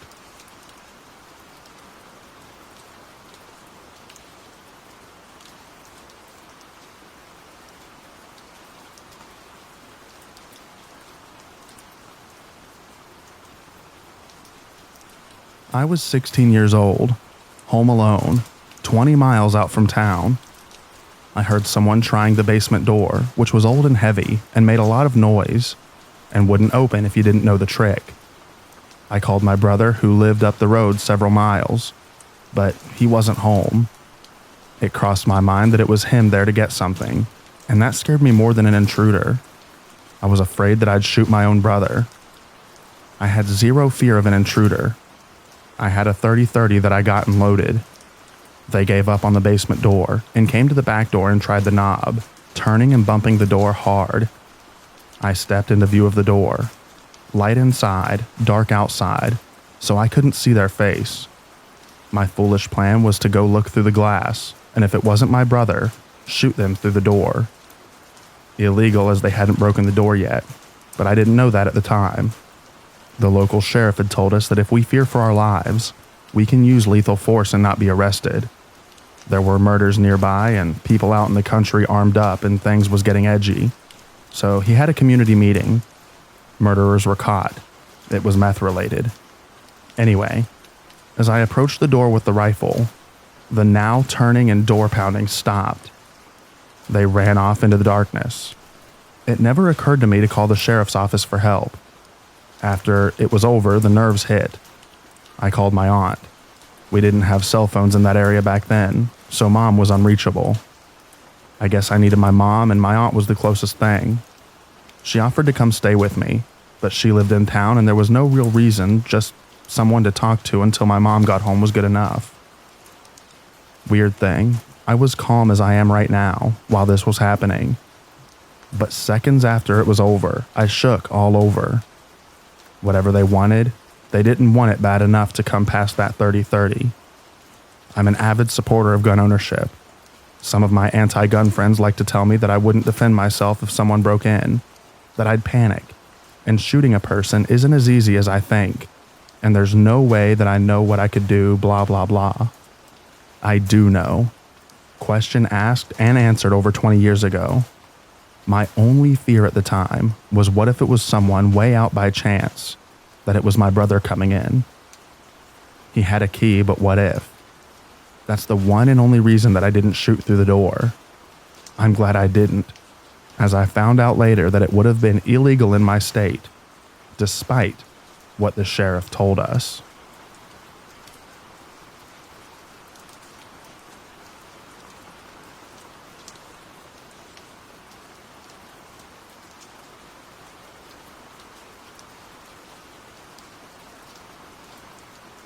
I was about 16, and I was at my 20-year-old boyfriend's house. It was the first time that he'd moved out from his family home. Literally the first day of him living there, and he was living with 4 other guys. 2 were friends of ours. 1 was a 30-plus-year-old friend, and the last guy they called Shady. Yes, it was a very promising living situation. The doorbell rings and I go to answer it. I see a guy that I knew, who had dated my friend.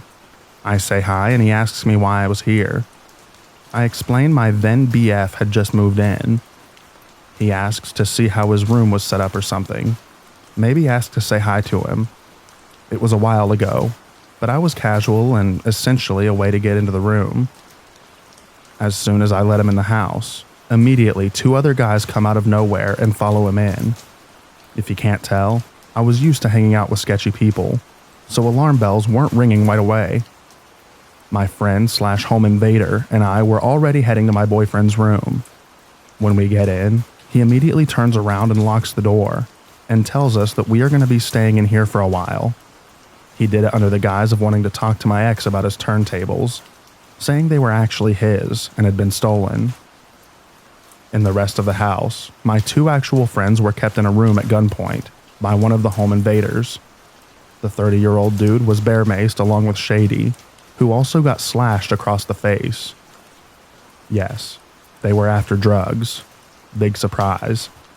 After they left, and with half the house wheezing from getting maced, we left to walk to a local burger joint.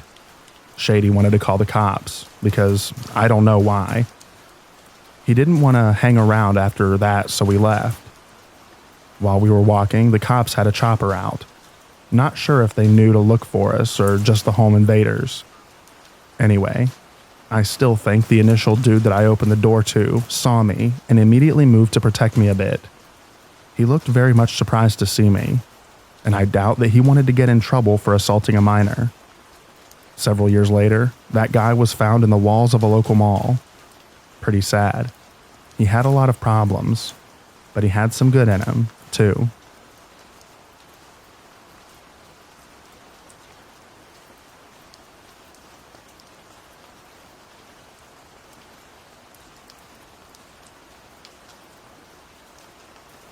It was a nice summer day years ago. I was at home playing Battlefield 3. I had my windows open for the nice breeze with the screens in. All of a sudden, I look over and the window that is under my porch by my front door pops out onto my floor. I then see a leg come through my window.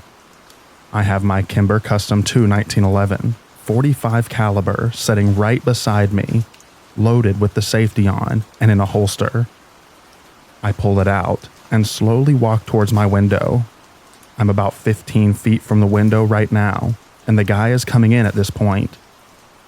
He looks right at me, and I am now pointing my loaded firearm at his chest. It was like this awkward 5 or so seconds before I said, "I'll kill you if you don't leave right now." The dude immediately jetted out of the same window that he came in and ran up my road. I have never seen a human being run as fast as this person did. It was unreal how fast he ran. He was fully hooded, with a balaclava on, and I couldn't see his face. I called the police, but they didn't find him, even though they had 4 patrol cars at my home, and they were searching the whole area. They even used a police drone, but nothing, sadly. Since then, I have never had another issue here. Our little neighborhood is very secure thanks to it just being me and my 2 other neighbors. We all know each other super well. We watch each other's homes and stuff all the time. We all have outdoor cameras and inside cameras. We all have stupid amounts of pistols, rifles, and shotguns. Basically, don't mess with us. With all that said, I was scared to death during the whole ordeal. I didn't want to kill another human being, but I would have pulled the trigger if I had to. No doubt in my mind, I wouldn't have if it came down to him or me. It was just an awful experience. I'm still so angry at that guy for putting me in that situation, where I would have had to live with killing another person, and the trauma that would have brought with it. Screw that guy, and I hope he rots, wherever he is.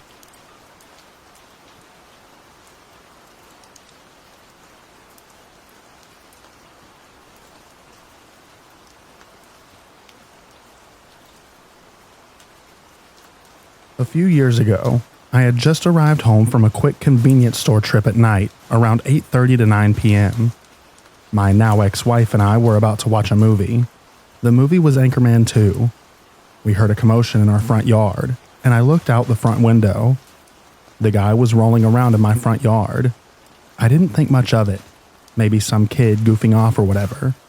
So I closed the curtains and ignored it.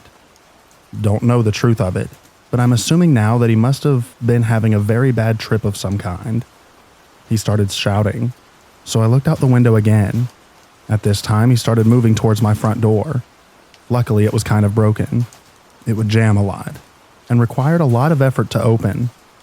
He tried to open it, and at that point, I managed to lock it. He didn't stop trying to open it. Started kicking it, pounding on it. The adrenaline rush that I had will never leave my memory. I have a couple of decorative katanas around my house. One was specifically above my dresser mirror. I ran to my bedroom and yanked it off of its stand. I tossed the scabbard to the floor and yelled for my wife to lock herself and our kids in our bathroom. As she did, I tossed my phone to her to dial 911. She locked up with her and our boys in the bathtub. I then stood by the front door in what I assumed was the best possible kenjutsu stance that I could muster. It's kind of a blur. The sword was held over my head with the adrenaline flowing. It seemed to last forever. My heart was pounding. I could feel my heartbeat in my head and my ears. Then silence. The adrenaline held for quite a while. My neighbor heard the commotion and came across the street with his handgun. The guy had run off. The police showed up and eventually caught him about 10 minutes later down the street. I can remember as I was walking to an officer on my porch, I heard another officer yell, "There he is." Then a flurry of "Get down, get down, get down," as they tackled him through a neighbor's small wooden fence. I will never forget it. I don't know how I would have acted had he actually come through the door. I assume that I would have brought that sword down hard. That mess would have been terrible. The adrenaline rush was tough enough. The come down from that was brutal. The only silver lining that I can take away is that many people think that they have the courage to defend their families, but never get to find out the truth. I know that I have done so, and I'll always know the answer to that question. I reacted and didn't even think about what I was doing. It was the most natural, primal feeling. I don't wish it on anyone. Also, as a side note, I have a severe negative association with the movie that we were going to watch, and have never wanted to watch it since.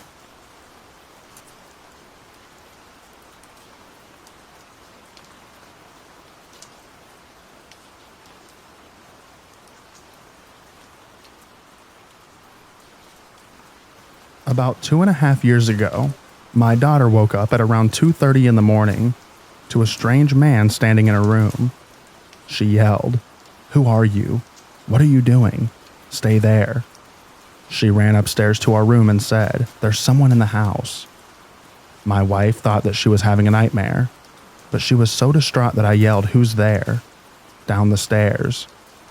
A voice yelled back, "They told me to come here." I immediately grabbed my daughter and my wife and started to run to our room because they had followed. My daughter yelled to get her brother, and we ran into his room and basically yanked him from his bed.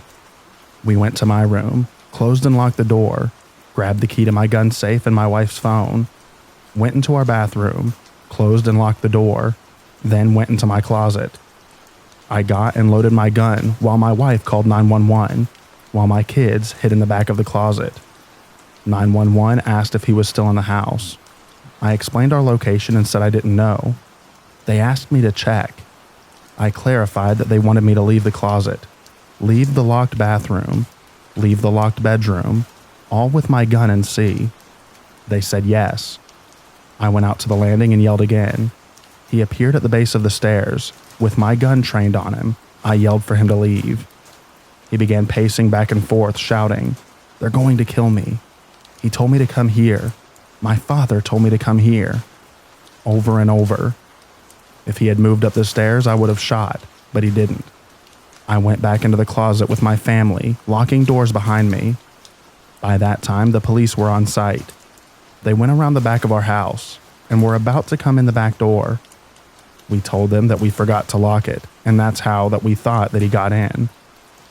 As they reached for the door, they heard the deadbolt click. The 911 operator asked me to come out and unlock the door.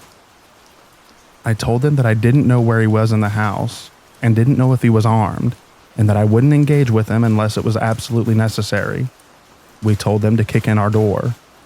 The police later told me that they were screaming to open the door and identifying themselves, and were raising their leg to kick open the door when it swung open.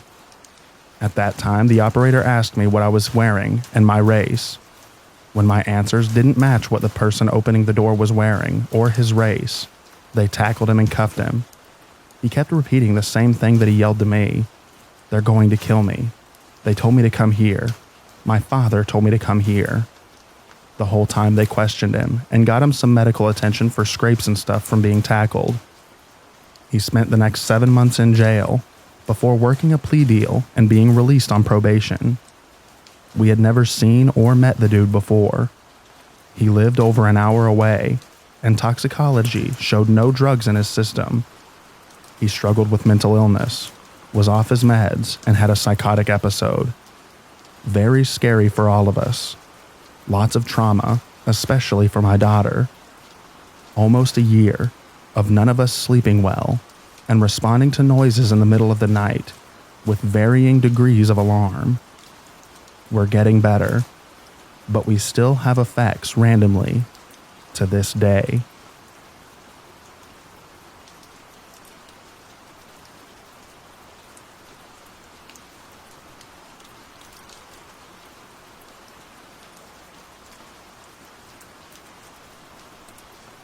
So my house was broken into. I had just fallen asleep. I was abruptly woken up to someone stumbling around downstairs. I sat up and waited to make sure that I wasn't tripping. Sure enough, someone was in my house. I ran downstairs butt naked and saw a man standing in my kitchen looking through my mail. I said, "What the heck are you doing here?" He didn't answer, but he kind of lunged towards me, so I went crazy. I grabbed him by his shirt and twisted it up and wrestled him out of my house.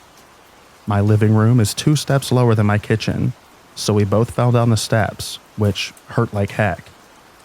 I was recovering from an accident, so my body was very fragile at the time. I kicked him out of my house and realized that he was very drunk and very high. Well, his stupid butt decided that he didn't want to leave. He kept kicking my door, breaking my potted plants outside, etc. I literally turned on the rage. I saw absolute red and ran outside, and I choked him while manhandling him. Remember, I was still butt naked at the time. It was such an awful feeling squeezing someone's throat so hard and hearing him gasp for what little air he could find. Finally, he passed out from me choking him. I ran upstairs and grabbed some shorts and my gun. I was so angry that I remember he woke up, and I was saying some things very violent to him. My poor wife was upstairs thinking someone was murdering me. She was sobbing and crying and hiding in the closet trying to call 911. We get poor reception at our house, so the call kept dropping. I yelled for her to come downstairs to help me at this point. I knew he needed to go to jail. He was a danger to himself and others. After the perp came, he was talking to the old usual stuff, saying that I was racist and that I'm the problem with the world, etc. Finally, the police show up, and as they're rolling up, he pushes me into some bushes and tries to run away. Well, as he's running, he hits his shoulder into a tree, slides across the hood of a car like a cartoon character, and falls to the ground. I once again chase him. We wrestle a bit, and I choke him out again. My wife is holding the gun at this point. The cops come and I throw my hands in the air, point out the suspect. He gets arrested and I proceed to puke violently, shaking with adrenaline. This guy was on some high-level employee of some very large tech companies. I won't mention the companies, but he had no business acting like this. He goes to jail, and the whole time is talking nonsense. We dropped the criminal charges, but are suing him in civil court. That was 2017, and we are still dealing with the case. PTSD from the incident, as well as my wreck less than a year before. Just an absolute nightmare of a year. I don't feel comfortable in my home anymore even to this day. I hear things, even if it's nothing. There's more to this story, but I think I've said enough.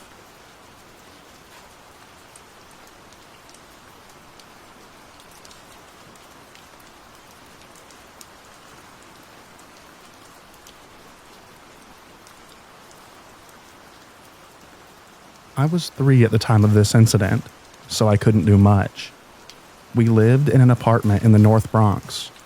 2 men knocked on the door, and a cousin who was living with us at the time opened the door. Before he could do that, I ran and hid in the closet, right by the front door. I loved to jump out and surprise the people who came in. My cousin yelled out to my mom, saying they were delivering flowers for her. When she got to the door, they pulled out guns and pushed her aside.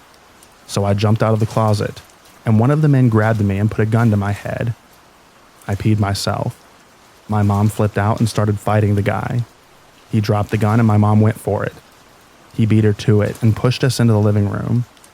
My grandmother, my dad, my cousin, and my cousin's wife were all there. I think one of my aunts was there too. They made us lay on the floor. I don't remember any of the above. I remember being in the living room floor with my mom on top of me. One guy took my dad to the office. He knew about the safe and jewelry. The other guy stayed in the living room with us. He kept saying, "Don't look at me." But I was 3, so I looked. I remember his hands shaking, and that he wore glasses that were similar to the glasses one of my uncles used to wear. While this was happening, the other guy started pistol whipping my father to get him to open the safe. He did, and the guy grabbed all the cash and jewelry that he could find.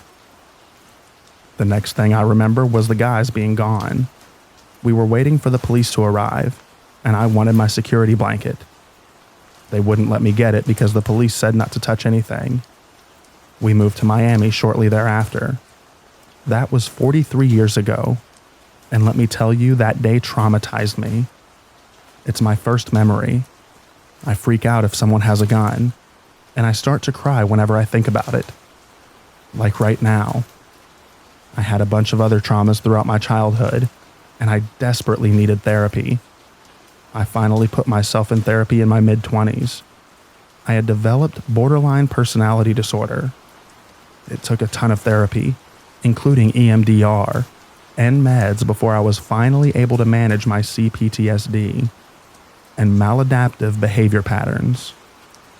Also, they never caught the guys that broke into our home.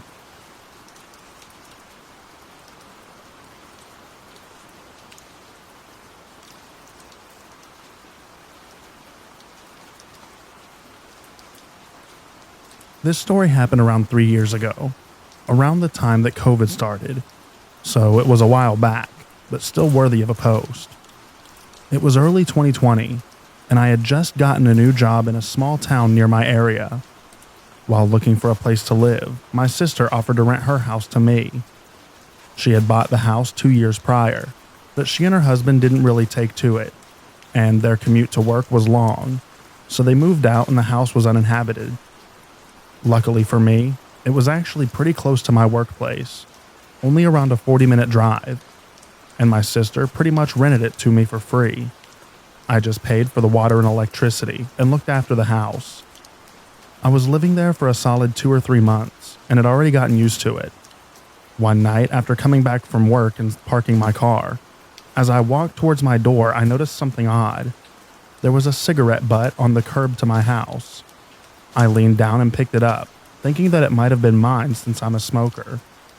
But after looking at the brand name, I realized that it wasn't mine and threw it away. I didn't think much of it, and just shrugged it off as some butthole throwing it on my curb. I went on my night, and nothing unusual happened. 2 days later, I was once again walking to my house when I spotted a few more cigarette butts, this time near my porch. Needless to say, I was angry and thought that someone sat on my porch and smoked, but since I didn't know who it was, there was nothing I could do about it. I noticed that they were put out pretty recently, so whoever it was probably walked off as I was approaching. That night, I was watching a movie on my laptop, and it was pretty late, past 1 a.m., so I was surprised when I heard a car passing by. It's a suburban neighborhood, and it was COVID, so people rarely ventured out at night, but I didn't think much of it. Around half an hour later, I was surprised when I heard chattering nearby. I listened intently, but I couldn't hear what they were talking about, as their voices seemed almost muffled and quiet. By this point, I was getting a bit unnerved, so I stopped the movie and quietly got off of my sofa and walked to the front door to make sure that it was locked. As I was approaching the door, I froze mid-step as I heard the two approaching my porch and reducing their talking to a whisper. I realized right away that whoever this was wanted to break in. I leaned against my front door and waited, expecting a loud bang against the door or the doorknob being shaken, but it was oddly quiet. I decided to walk over to my window to see if they had walked away or changed their mind. My windows have bars from the inside out that you have to unlock so that you could move the curtains or look out the window comfortably. I slowly unlocked the bar mechanism and lifted it up. I moved the curtains and was taken aback. Leaning up against my window was a man. He was as startled as I was, because he basically stuttered over his own steps as he jumped back. He tightened his hoodie to cover his face, so all I could really see was his big blue eyes staring at me. His friend realized what was going on, and right away started to kick the door in. He kicked it a solid 4 or 5 times, but the door wouldn't budge. All the while, I was staring at them frozen in fear, trying to comprehend the situation. I snapped out of it and slammed the bars over my window, locking them and running upstairs to the storage room, where I pushed a table up to the door and called the cops. As I listened and expected the two to come inside at any minute, I heard a loud crash and the bars from the windows being shaken aggressively.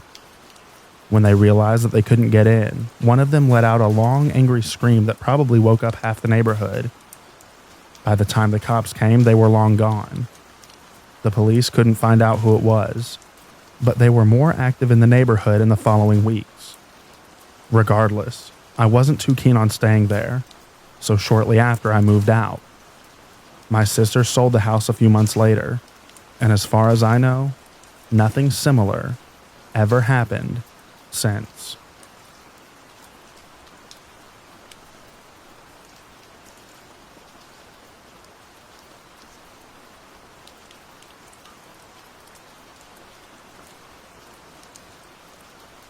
So I took my dog out on a walk yesterday. It was overcast but daytime, and we hadn't been out long. We were still close to home. My dog was sniffing away at a patch of grass, and I'm watching him and sort of just daydreaming, waiting for him to be done. Really quickly, out of nowhere, he jumps up and spins around, facing the path behind us. I thought that he'd spotted another dog, but no. I turn around and there's a man, sort of crouched down low, doing a really over-exaggerated sneak towards us. It honestly looked like something out of a cartoon. I was just stunned, and my dog was standing there with all of his fur puffed up. Didn't have a chance to say, "Hey, what are you doing?" or anything, because as soon as we caught him sneaking towards us, he turned around and ran off. If this had happened on one of our night walks, or early morning ones when it's dark, I think I would have had a heart attack. It was freaky enough during the day and close to home. I'm not really sure what he would have done if he'd managed to sneak right up to us, or why he thought that he'd even be able to. My dog is a German Shepherd, so I usually feel quite safe while walking him.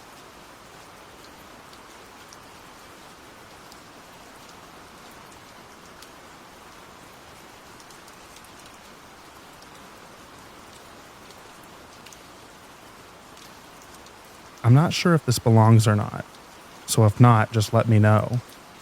When I, a 31-year-old female, was 16, I was in a choir at my high school that performed for a lot of different events around town. One of them was to sing at the middle school sporting events.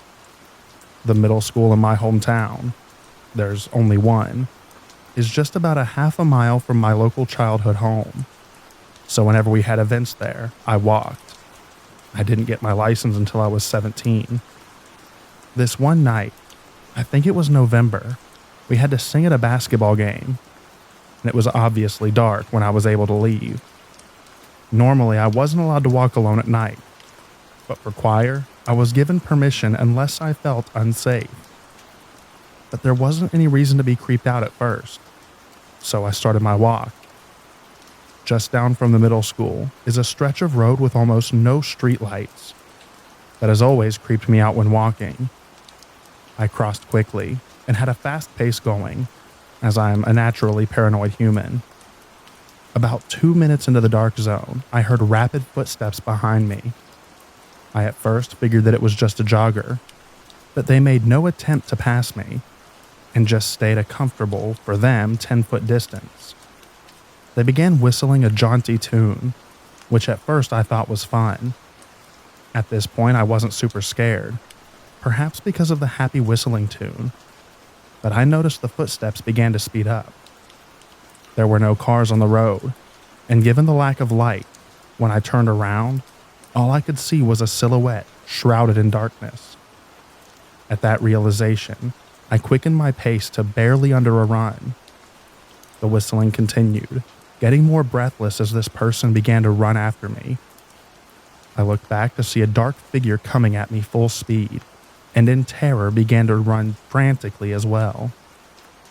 I will never forget those last moments, running through my dark subdivision, hearing his whistling, and footsteps getting closer and closer.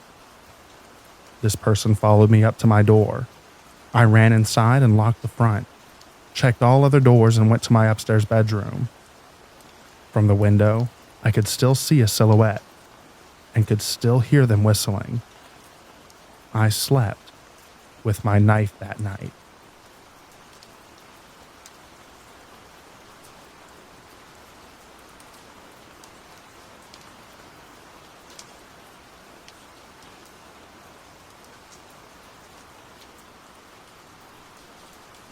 This seems like the right place to tell this story. It happened back in 2013. It was about 8 or 9 o'clock, and I was on my way home from a pal's. I was sat upstairs at the back of the bus. There was only me and one other person on the top floor of the bus, and he was sat near the front on the opposite side. When I got up to get off the bus and walked from the back towards the stairs, he called me. I don't remember exactly how he asked, but he was asking for a lighter. I walked up to him going through my pockets and told him that I had matches and handed them to him. He took them from me and just stared at them for a good few seconds, and then handed them back to me and said something along the lines of, "Don't worry about it." The time it took him to decide not to use them felt very strange, and the eye contact before and after just felt intense. I got walked down the stairs thinking, what the heck was up with that? And I got off the bus. I told a couple of people how weird it felt and described what he was wearing: a zip-up black hoodie with a knockoff party-style tiger on the chest. Fast forward about a week, and there's a fatal stabbing on a bus in my city. A young girl on her way to school was stabbed to death on the top deck of a bus. Stabbings are pretty common in my city, but a young girl being killed on her way to school, that's big news anywhere. They show a photo of the suspect being arrested, but you can only see the back of his hoodie. Straight away, I think that's the exact same Ed Hardy knockoff, and was just wondering if it was the guy that I had seen. When they released more photos of him from the front, I knew that it was him. The scary thing is, it transpired, and he had recently been let out of a mental health facility. He hadn't been given any support and had been sleeping rough on buses. I've had many interactions with mentally ill people and dangerous individuals, but this is one that stays with me. Even though the interaction was much, it felt so strange. I always wonder if he was seeing how I reacted when he asked me, hence why he didn't use the matches. Who knows? It's just a sad story, really. Rest in peace to the poor girl who was unalive. Her name was Christina Edkins. She was only 16 years old.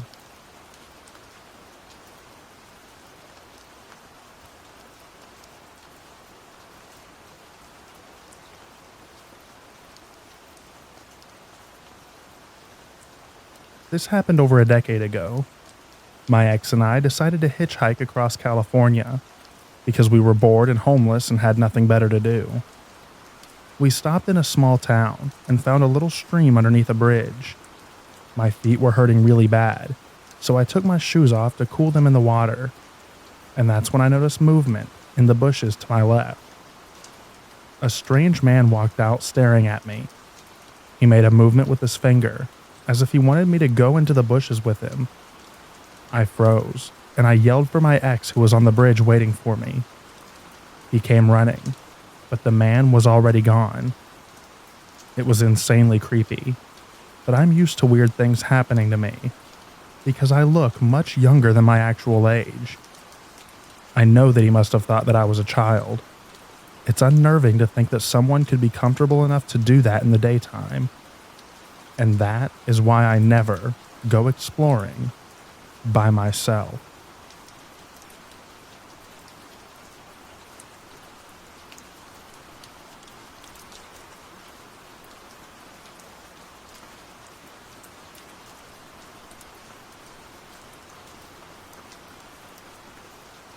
I live in an apartment building, and I guess there was a girl with a name similar to mine with long brown hair who moved in, and she was going on dates at her apartment through the internet. He thought that I was her, and he followed me into my apartment. He said he went down to look at the register in the lobby and saw my name. Yes, we have first and last names posted for deliveries, and our names were really similar, i.e., like Kristen and Christine, or Brianna and Brianne.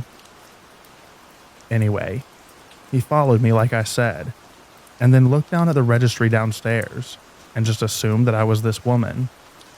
So he knocks on my door. I answer it and he tells me that it's his birthday. Now keep in mind, I have no idea about any of this. And so I say, "Oh, okay, happy birthday." So then he says that he would give me $60 to go and hang out with him and his friends, and that if I wanted to, quote unquote, party, he would supply it for me. And that he and his friends would pay me for anything, quote unquote, extra. I was completely confused. I said, "What do you mean? What are you talking about? I don't want to go to your birthday party. I don't even know you." To which he replied, "Well, I saw your ad on the internet and replied, and you gave me this address. And I saw you and blah, blah, blah." He tells me the story like I described in the beginning of this post. I said, "No, that's not me. I am not that type of person." Seriously, so strange and creepy. Edit. To be honest, I was still somewhat perplexed until I told a neighbor a few months later. And apparently this woman got booted from the building because of the traffic to her apartment. I'm glad that the management didn't get us confused, as we live on different floors.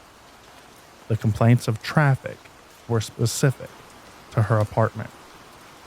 Thank goodness.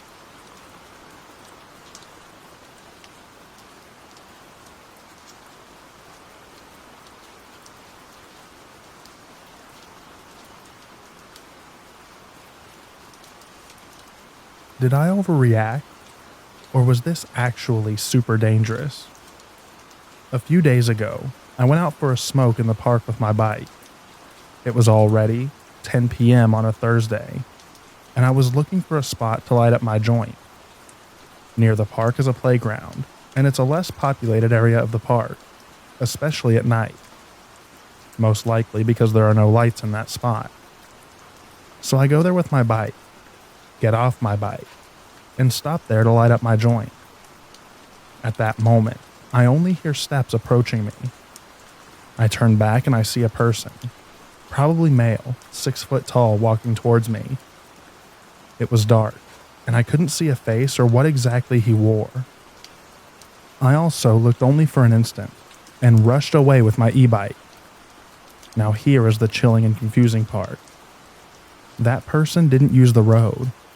He walked through the playground towards me. The playground had gravel stones. That was the only reason that I was able to notice that person walking towards me. I also noticed him when he was just about 10 feet away from me. So I wonder why he didn't accelerate when he was so near me. He didn't make any other noise, like saying good evening or laughing at me. When I rushed away, I thought about turning back with my lights on to see who that person was, and I was too afraid. I'm still wondering why someone is alone in the dark on a playground, walking towards me, a stranger, not using the road, and not saying anything.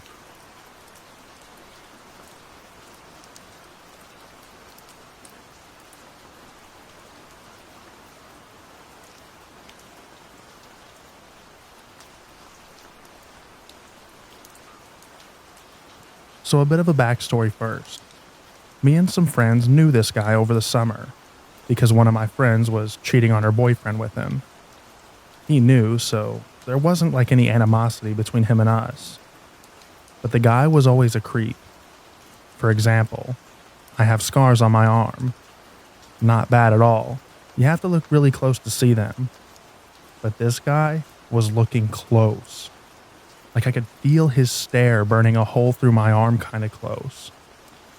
He was also very touchy with my underage friends.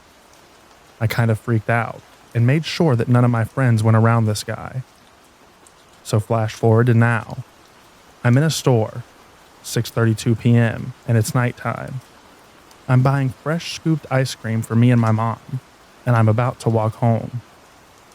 Then this guy walks in and says, "Hey," with the most blank, creepy voice ever.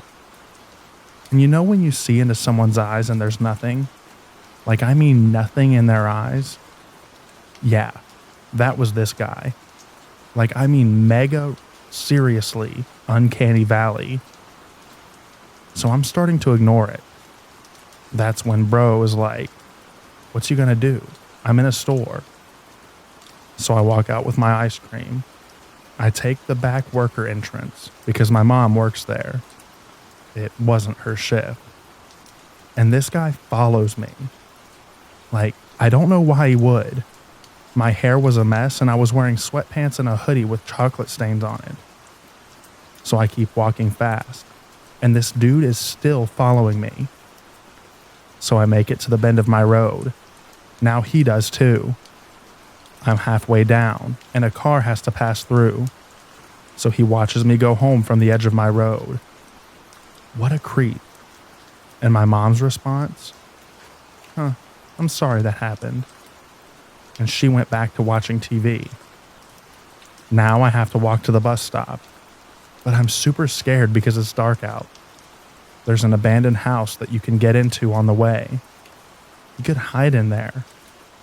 And I know this dude has a crap ton of time on his hands to do something like this. I'm only 16. I just want to be on time to first period so that I don't get a detention.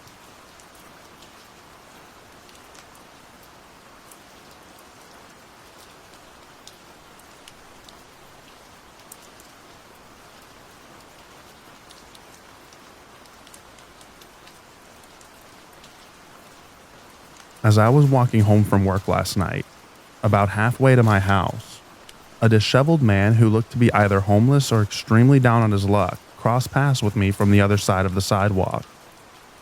He had initially been walking in the opposite direction, but as soon as he saw me, he immediately turned around and started following me.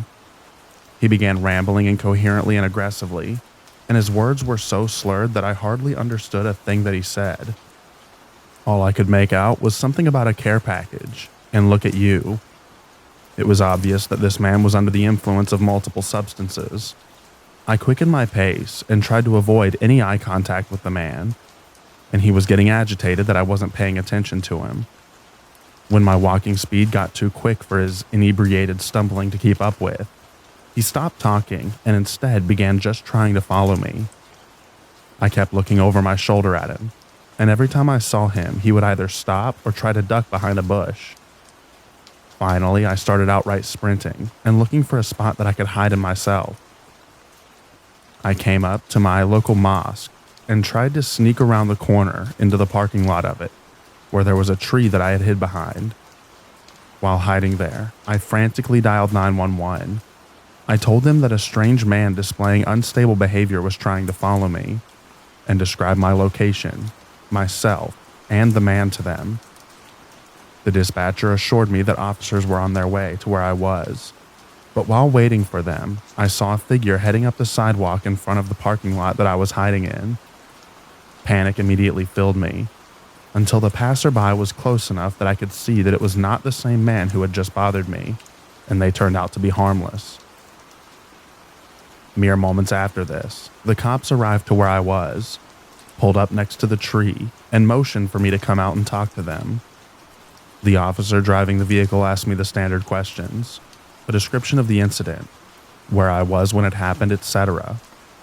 While we were talking, he spotted a man in another parking lot down the street, not far from where I had encountered the creep. He asked me if that was the man that I had encountered, and it was hard to tell between the darkness and the distance, but I was pretty sure that it was. Another police vehicle had pulled into that parking lot, and it appeared that the officer got out to talk to the man. The officer that I had been talking to asked me how far I was away from my house, and I told him that I was pretty close to my street at this point. He assured me that I should be safe to walk the rest of the way home, and that they had other cops patrolling the area. I thanked him and finished walking home without further incident, thank God. Shortly after I got home, I saw that I had a text from my boyfriend that read, "Are you okay?"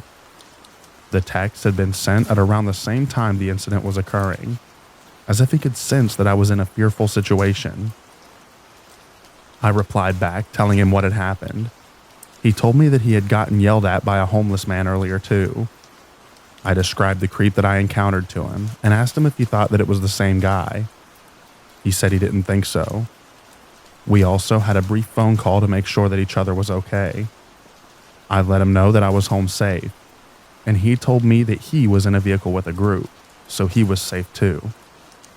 I don't know what the cops ended up doing about the man, but I hope that he stays as far away from me as possible.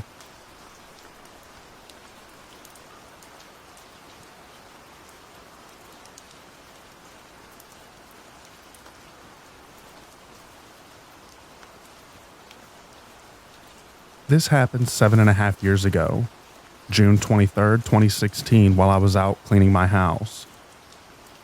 I was renting a house for a year, and the year was almost up. I wasn't going to be living there the next year, so it was time for me to start cleaning out and moving my stuff to my next place. The house that I had at the time was fairly small, but it was plenty of space for just me. I lived there by myself, and I had just finished cleaning out the living room, other than some basic furniture, and I had moved on to clean the kitchen. There were quite a few cabinets, so many that I didn't use a good number of them. I was looking through some of the ones that I didn't use to make sure that there was nothing I had in them. One of them I opened up and I saw something in the back corner. It looked like some type of shirt or rag. I grabbed it and saw that I didn't think that it was mine. But when I moved it, it revealed a small white lever that I could barely see. The cabinet was in the corner, sorted by the sink, and halfway blocked by the stove. I thought that it was just another pipe, but it just looked a little different to me. I got inside and had to crawl inside the cabinet, which was pretty large. Once I got inside, I saw that there was a small trap door to the side leading into the wall. I couldn't believe what I was seeing. You had to be completely inside in order to see the detail of it. And I decided to open the door, which led to an extremely narrow hallway with a sort of crawl space. But when I got farther inside, I was horrified. I saw that there was food, as well as several blankets, as if someone had been living inside of there. The good news, at least to me, is that whoever was in there was gone. I tried to make sense of it and figure out how long the person had been there, and how I didn't know about it. I was gone from the house a lot with work and other stuff, but I didn't know how it was possible for someone to live in there without me knowing. I continued cleaning until it got pretty late, and the next day after work I continued. I was still kind of in shock with finding a secret room in my house, and decided to look at it once again. I opened the cabinet and went inside. Then I pulled the lever open just like I had the previous day. But this time, as soon as I opened it, I saw movement, and then saw a person for a split second. They slammed the door shut back on me, and I immediately turned and ran all the way out of my house to my car and then called the police. I was so scared that I started driving away as well. I opened up my phone, told the police the whole situation, and they came to my house a short time later to find that whoever had been there was now gone. I was absolutely disgusted knowing that this random person had access to my house for who knows how long. It felt like a vivid nightmare that I needed to wake up from. When I opened up my phone to call the police, It showed that the date was June 23rd, 2016. I still remember this date 7 years later. It stayed with me like a scar. I don't know if I will ever heal from it. Luckily for me, I moved out the next week. I really don't know how long the person was living in my secret room, but thankfully, they never gave me a problem.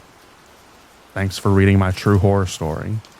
As someone who has already experienced things like home invasion, I would always suggest that you lock your doors, because you can never know what people can do when they are in your house.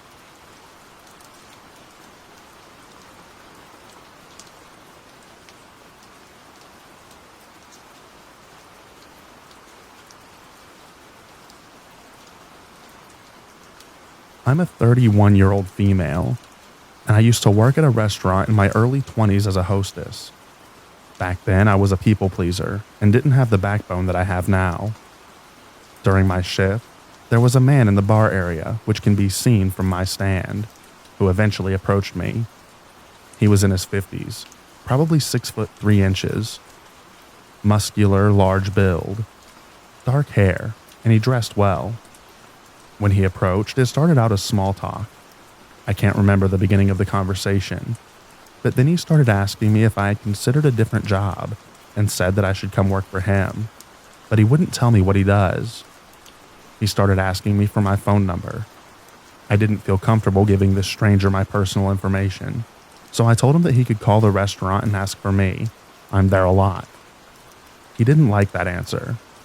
He continued asking, and I gave him the same answer. Finally, I told him that I'd give him my email. I gave him a fake email address on a piece of paper, obviously. I made it look real, but I wasn't interested in continuing the conversation because he was being very pushy, so I excused myself to the back. I remained friendly and smiled during the entire exchange because that was my job.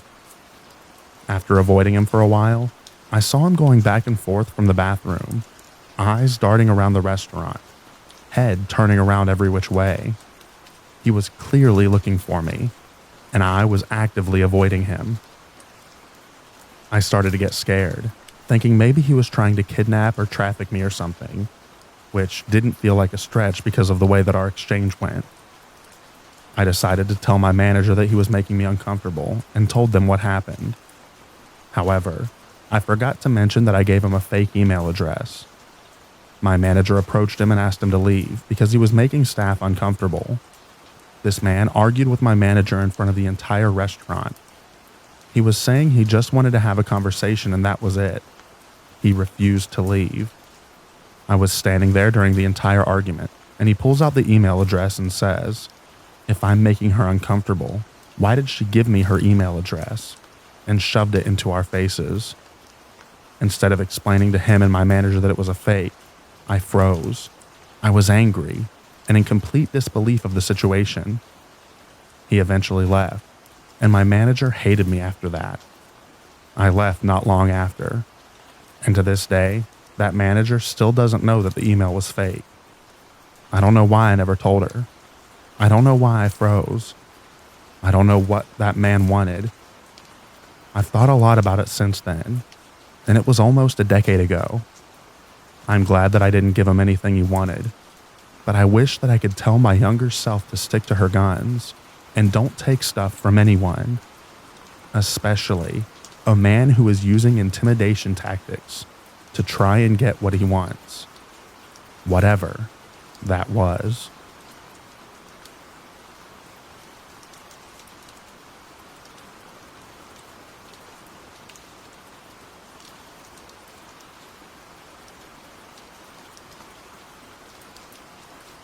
I was working at a small business in Iowa when a man came in for an interview. He was polite enough but didn't say much, but something just felt off. While my boss interviewed him, I stocked shelves, listening to the man answer our standard questions. What's your availability? Have you ever been arrested? Things like that. When he left, the manager asked me what I thought. There's something weird about him. I got really bad vibes. The boss kind of chuckled at me and said, "We can't deny someone employment because of bad vibes." I took out my phone and Googled the guy's name. He had been arrested a few months prior for threatening to shoot up a gas station after being accused of theft. He lied and said that he had never been arrested. Is that a good enough reason to not hire someone? It was, and it may have saved my life. I remember September 2018, a beautiful, clear day, the calmness broken by the sound of police cars flying down the road. A student had been murdered in the middle of the day on a nearby golf course. She had passed a group of men, who very shortly later found her things abandoned on the ground. Concerned, they called management, and shortly after she was found, stabbed to death, her body floating in a pond. Everyone was in shock. This was the second murder of a young student Iowa had in just a few weeks. Was it a disgruntled golfer? A jealous lover? No. The young woman had simply been at the wrong place at the wrong time. She did not know her killer. He did not know her.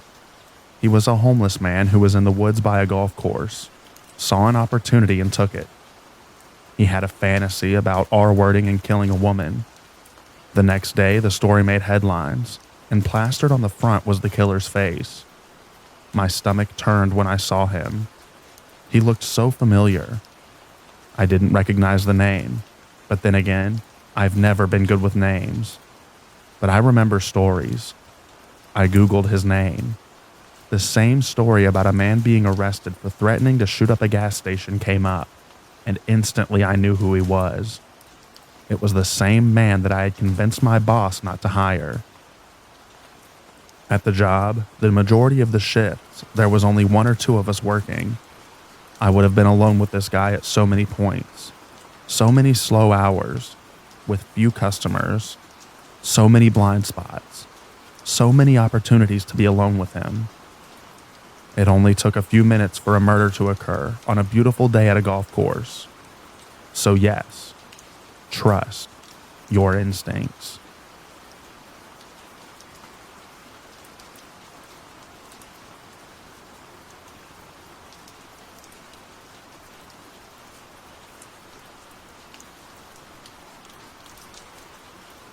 Hello, friends. So I came across some information about an old friend, which has left me, as the kids say nowadays, shook. I figured I'd make a post to sort through my thoughts and share a rather insane story. But before we get started, my name is Mikey, and I'm in my 20s. Also, I'd like to apologize for how overly sarcastic this post may seem. Humor is my defense mechanism. Trigger warning. This story mentions murder, but I don't go into much detail. Stay safe out there, friends. When I was an angsty teenager, I moved in with my mother and stepdad to escape a less than desirable situation. Because of the move, I was enrolled in a new school. This school was located in one of the sketchiest neighborhoods in the city. Everyone who resided in that area was relatively low income, my family included. We had a rec center near the school that was a hot spot for, let's call them undesirables, which was primarily teenage boys, wandering over from the nearby high school to catcall the girls. Lunchtime was my favorite. I loved going outside for chow and having sweaty teenage boys ask for the nasty. Note the sarcasm. Anyway, during my time at my crappy school, I made an array of friends. However, there was one person who became my best friend. Let's call her Blondie. She and I got along like, what's a negative connotation? I was a people pleaser, and she took advantage of that. Blondie was nice enough, but she was problematic. Regardless, we were fast friends and thus began our very short-lived friendship. Over the school year, she mainly came over to my house, since I was an only child. We usually had the house to ourselves, while my folks were at work.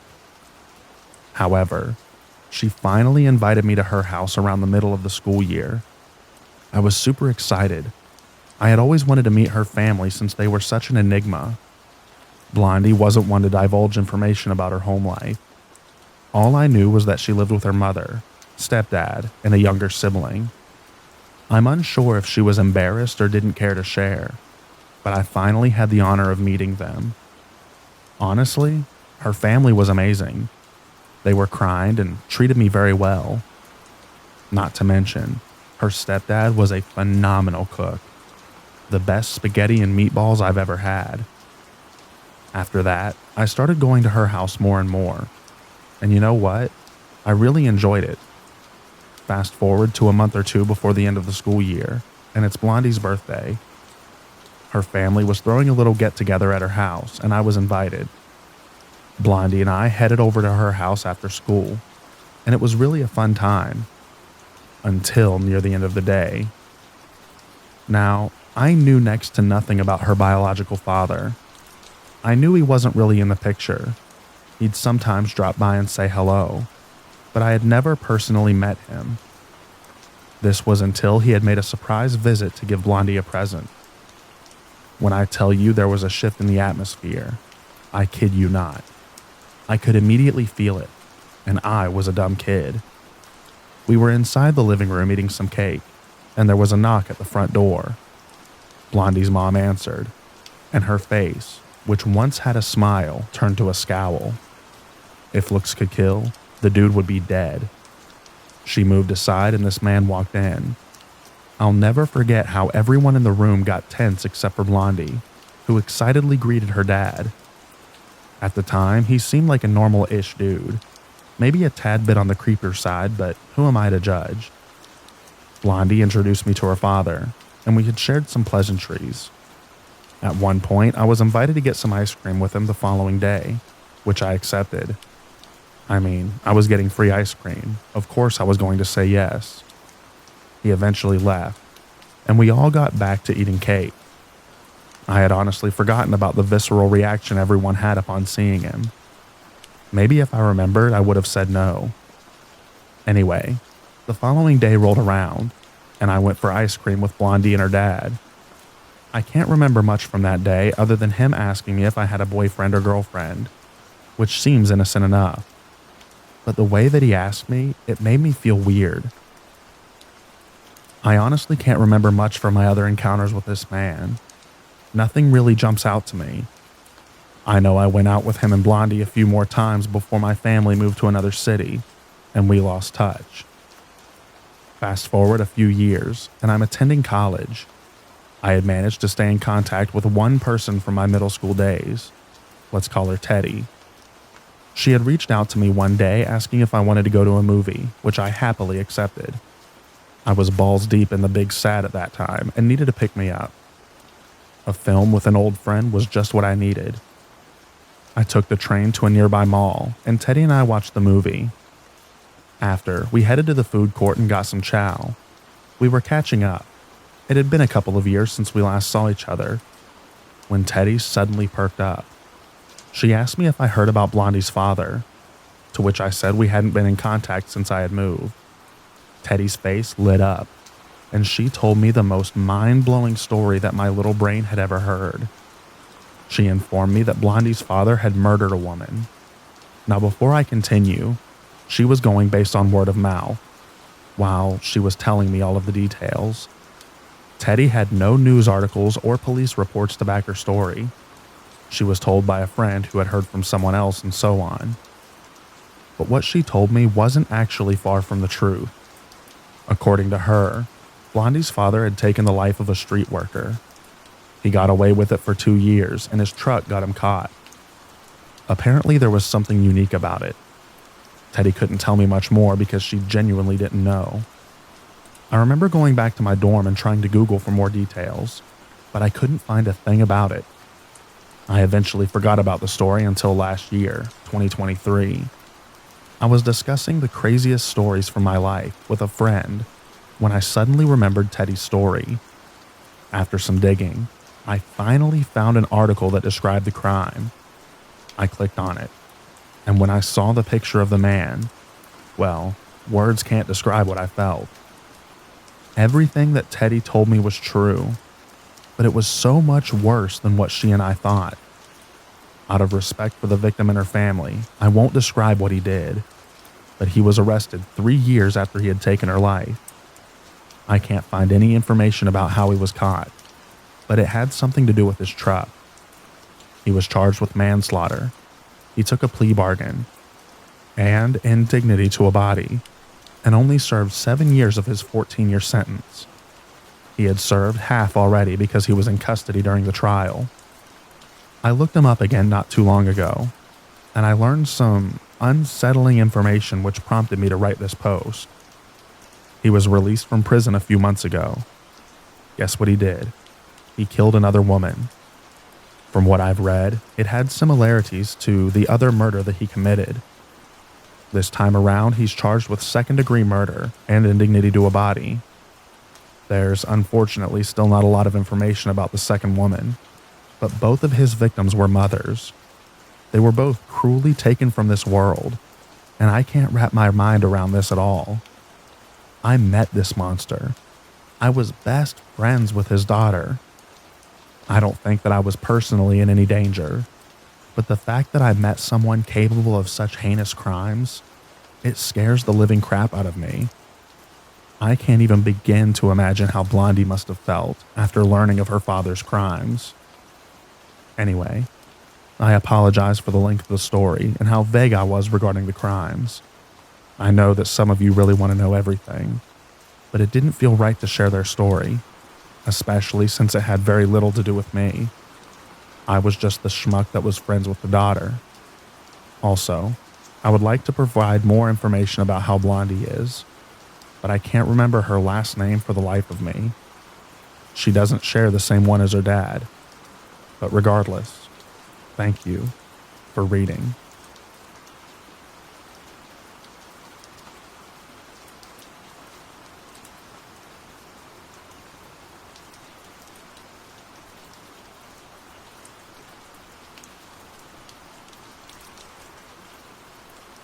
I think someone just tried to kidnap me. I don't know what just happened.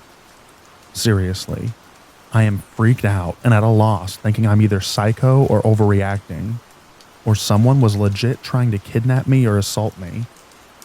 So I work pretty late most nights, and sometimes when I need something right away, I have no choice but to go to this store.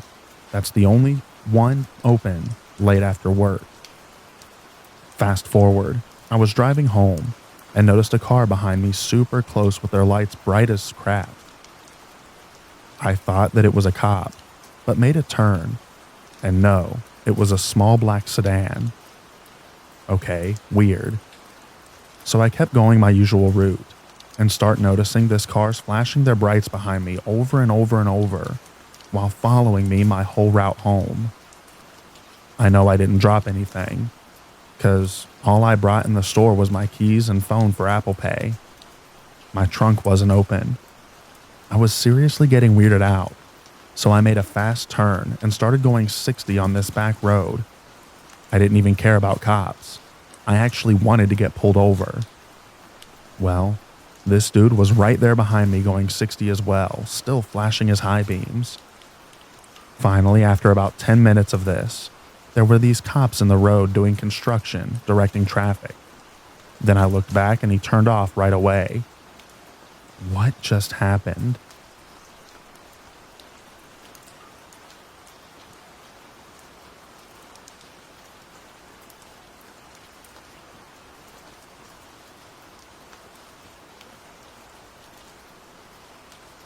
Leaving my friend's house, I accidentally backed into a brick mailbox. My bike rack hit the mailbox, so my car was okay, but completely demolished the mailbox. No big deal, right? That's why we have insurance, right? I went to the neighbor and told him what happened, and gave them my insurance, phone number, and name. All I got was his first name. From the get-go, this dude was creepy. He kept hitting on me, trying to date me, specifically trying to feed me. I left on my drive to my mom's. I'm attending out-of-state college and my parents are divorced. The guy that I backed into, Robert, began to text me and call me. He was insistent that it was better for both of us to just pay out of pocket for the mailbox, sending me links to his companies that could fix it for $500, and demanding that I go on a date with him so that I could give him the cash for the repair and he could feed me. I don't know what his deal with the food was. I declined everything, but started to get annoyed by his constant texts and calls. Finally, after 2 days of it with my responses being only, "Please contact my insurance," I sent him a text saying that he was harassing me. I blocked him, but he made a new number and threatened to report it as a hit and run to the police. I'm in law school, okay? This wasn't a hit and run. I blocked the second number. Then he used a new number to ask me if I wanted him to send a screenshot or video of the accident to his insurance. I admit this made me angry. I called this number and dug my nails so hard into my thigh that I drew blood as he threatened reporting things, asking me on a date, and trying to entice me to just pay cash. I finally screamed, "Don't you contact me again, you piece of crap." My dad heard me and was upset that I said that to someone that I was in an accident with, and that I said that to a guy who thought that I was cute and just wanted a date. I blocked the third number. The next day, he reaches out again to tell me that I gave him the wrong policy number. I told him I didn't. He then said it'd be easier to pay cash, that I was the problem, etc. He was talking to his insurance, I guess, and began trying to validate my info. He had my mom's name, address, and phone number. I verified it, told him to not contact me again, and blocked his new number. The next morning, I got a super early text, basically saying that he finished the claim, and I was awful for making it harder than it needed to be by going through insurance and not going on a date with him. He then included, "You're so beautiful and ugly at the same time. Don't take risks. Stay on the good path. Goodbye." At this point, I got scared. Fifth number blocked. Then at midnight, he texts, "You up? I know where you live. Don't try and screw me over on insurance. I'll report it as a hit and run. You should have just gone on a date with me."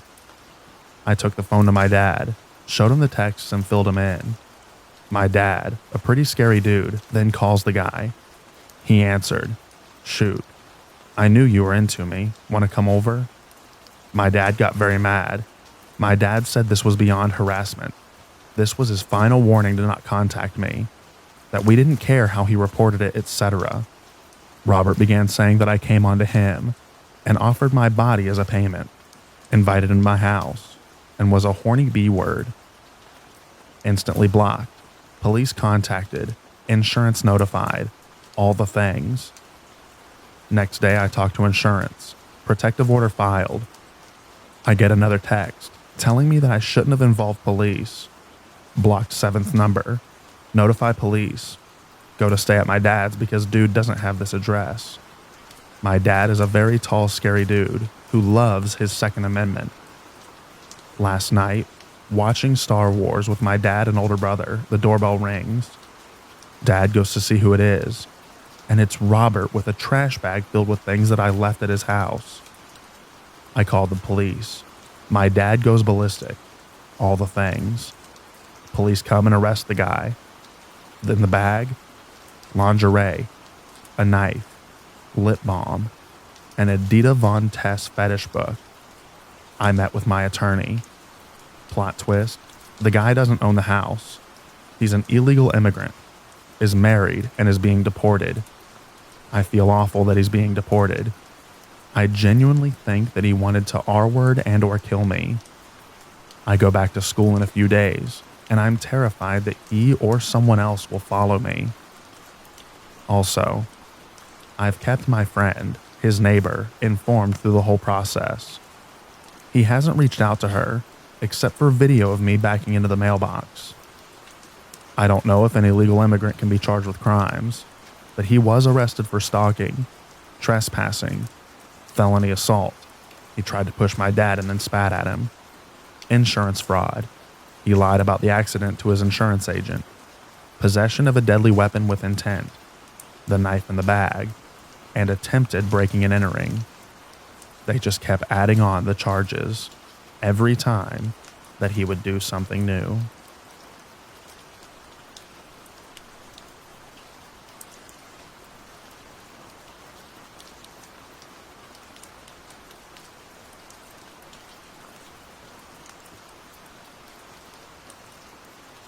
I'm an 18-year-old female who used to live in Las Vegas before I moved recently. And if you don't already know, Las Vegas is number 2 on the sex trafficking list. I used to go out a lot to a late night 7-Eleven and get snacks because I was bored and wasn't tired. The one closer to my home I got banned from, so I had to go to one a bit further away. I used to go by myself, and the walk there was creepy. Most of the streetlights don't work, and it's just dark and really creepy. This time I ended up getting ice cream and some kind of candy. Anyways, on my way back, I'm about to get to the crosswalk to get to the side my house was on, when I noticed a guy standing outside one of the other apartment complex. He wasn't there before, but some of the apartments are facing the street that I walk on. He started yelling something, but I wasn't sure that if he was talking to me or not, because I was on the phone with my boyfriend. I crossed the street and walked past him. Something felt off when I crossed the street and walked past him. He didn't say a word. The only time he had said anything was when I was across the street. Maybe he noticed I was on the phone. I kept walking and glancing behind me. Nothing too obvious. And then he started yelling and walking faster. That time I knew that he was talking to me and knew that he was following me. I told my boyfriend, and he said just walk fast home and try to get home. Also, this guy was pimped out, like dressed like he was a pimp. Gold chains, expensive shoes and clothes, etc. And I say this because I didn't live in a great neighborhood, and you wouldn't see people dressed like that. Anyways, I noticed that he was speeding up every time I looked behind me. I started panicking because I was genuinely scared that something was going to happen. But another guy passes me. We say hello like casual, and the guy that was following me runs across the street. I was like, this dude just probably saved my life because he said hi to me. I also didn't know who he was at all. I got home safe, but I'll never get ice cream at night alone again.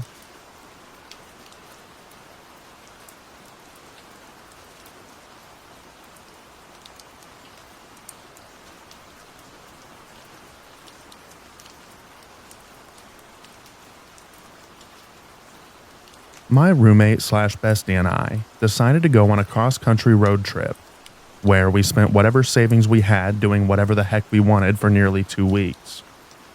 After finally returning home the next week, we found out that there was a huge storm brewing in the Gulf. Being dumb college kids, our parents made us evacuate with them. My dad worked at a local hospital in the suburbs, and everyone was required to go through the storm, but they were allowed to bring their families. My mom, dad, and I packed up and planned to stay at the hospital. The usual hurricane plan was to hold up for a few days until the storm blew over. This was different. The storm passed. Levees broke. Chaos ensued. We were terrified, sure, but we knew my parents' house was safe, as we had a pretty good view of the surrounding neighborhood from atop the hospital parking garage. Compared to other stories of horror, we lived like kings. The hospital ran on a generator, so we never lost power, and we were never without food and medicine. Crazy stuff ensued, of course. Dogs were rescued and operated on since doctors were kind of bored at this point. Parties were had. All the while, the surrounding city was decaying. When the waters went down, people were able to return home. My parents' home in Metairie was unharmed aside from small damages, but totally livable. My college house with my roommate had water up to my second-floor bedroom. I was able to salvage most of my things, but my friend lost everything. Turns out, a family must have held up there for a bit, as I found diapers, candles, car keys, etc. The only things looted from my home were essentials, soaps, towels, and blankets. The only jewelry stolen from all of my valuables was a metal cross, which I believe they may have needed, so that's totally cool. Turns out, my house was marked as having a dead body upstairs. Probably my room, and probably why my comforter was gone.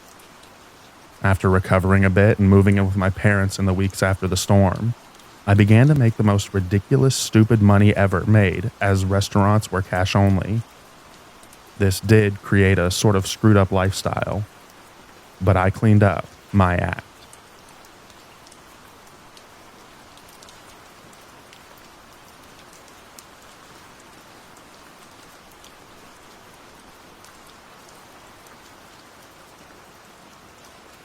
My dad was working at the Windsor Court Hotel pre-storm, and when it hit, he and a selection of the staff were on the premises.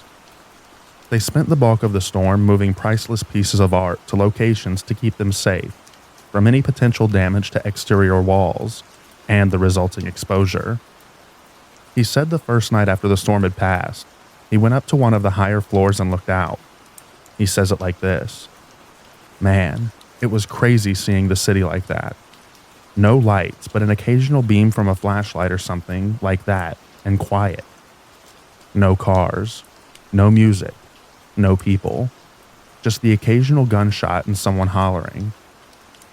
It was just big and dark and gothic, like a Batman movie."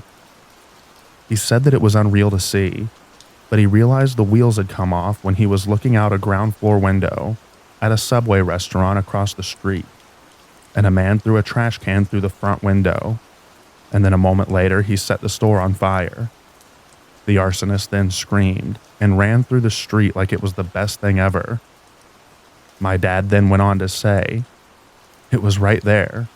I was thinking, oh boy, what's stopping this guy from killing me?" The National Guard came by not too long after. He told the staff that they were all going ASAP. He said they drove out in a line of cars like elephants walking through a dark forest with trunks holding tails.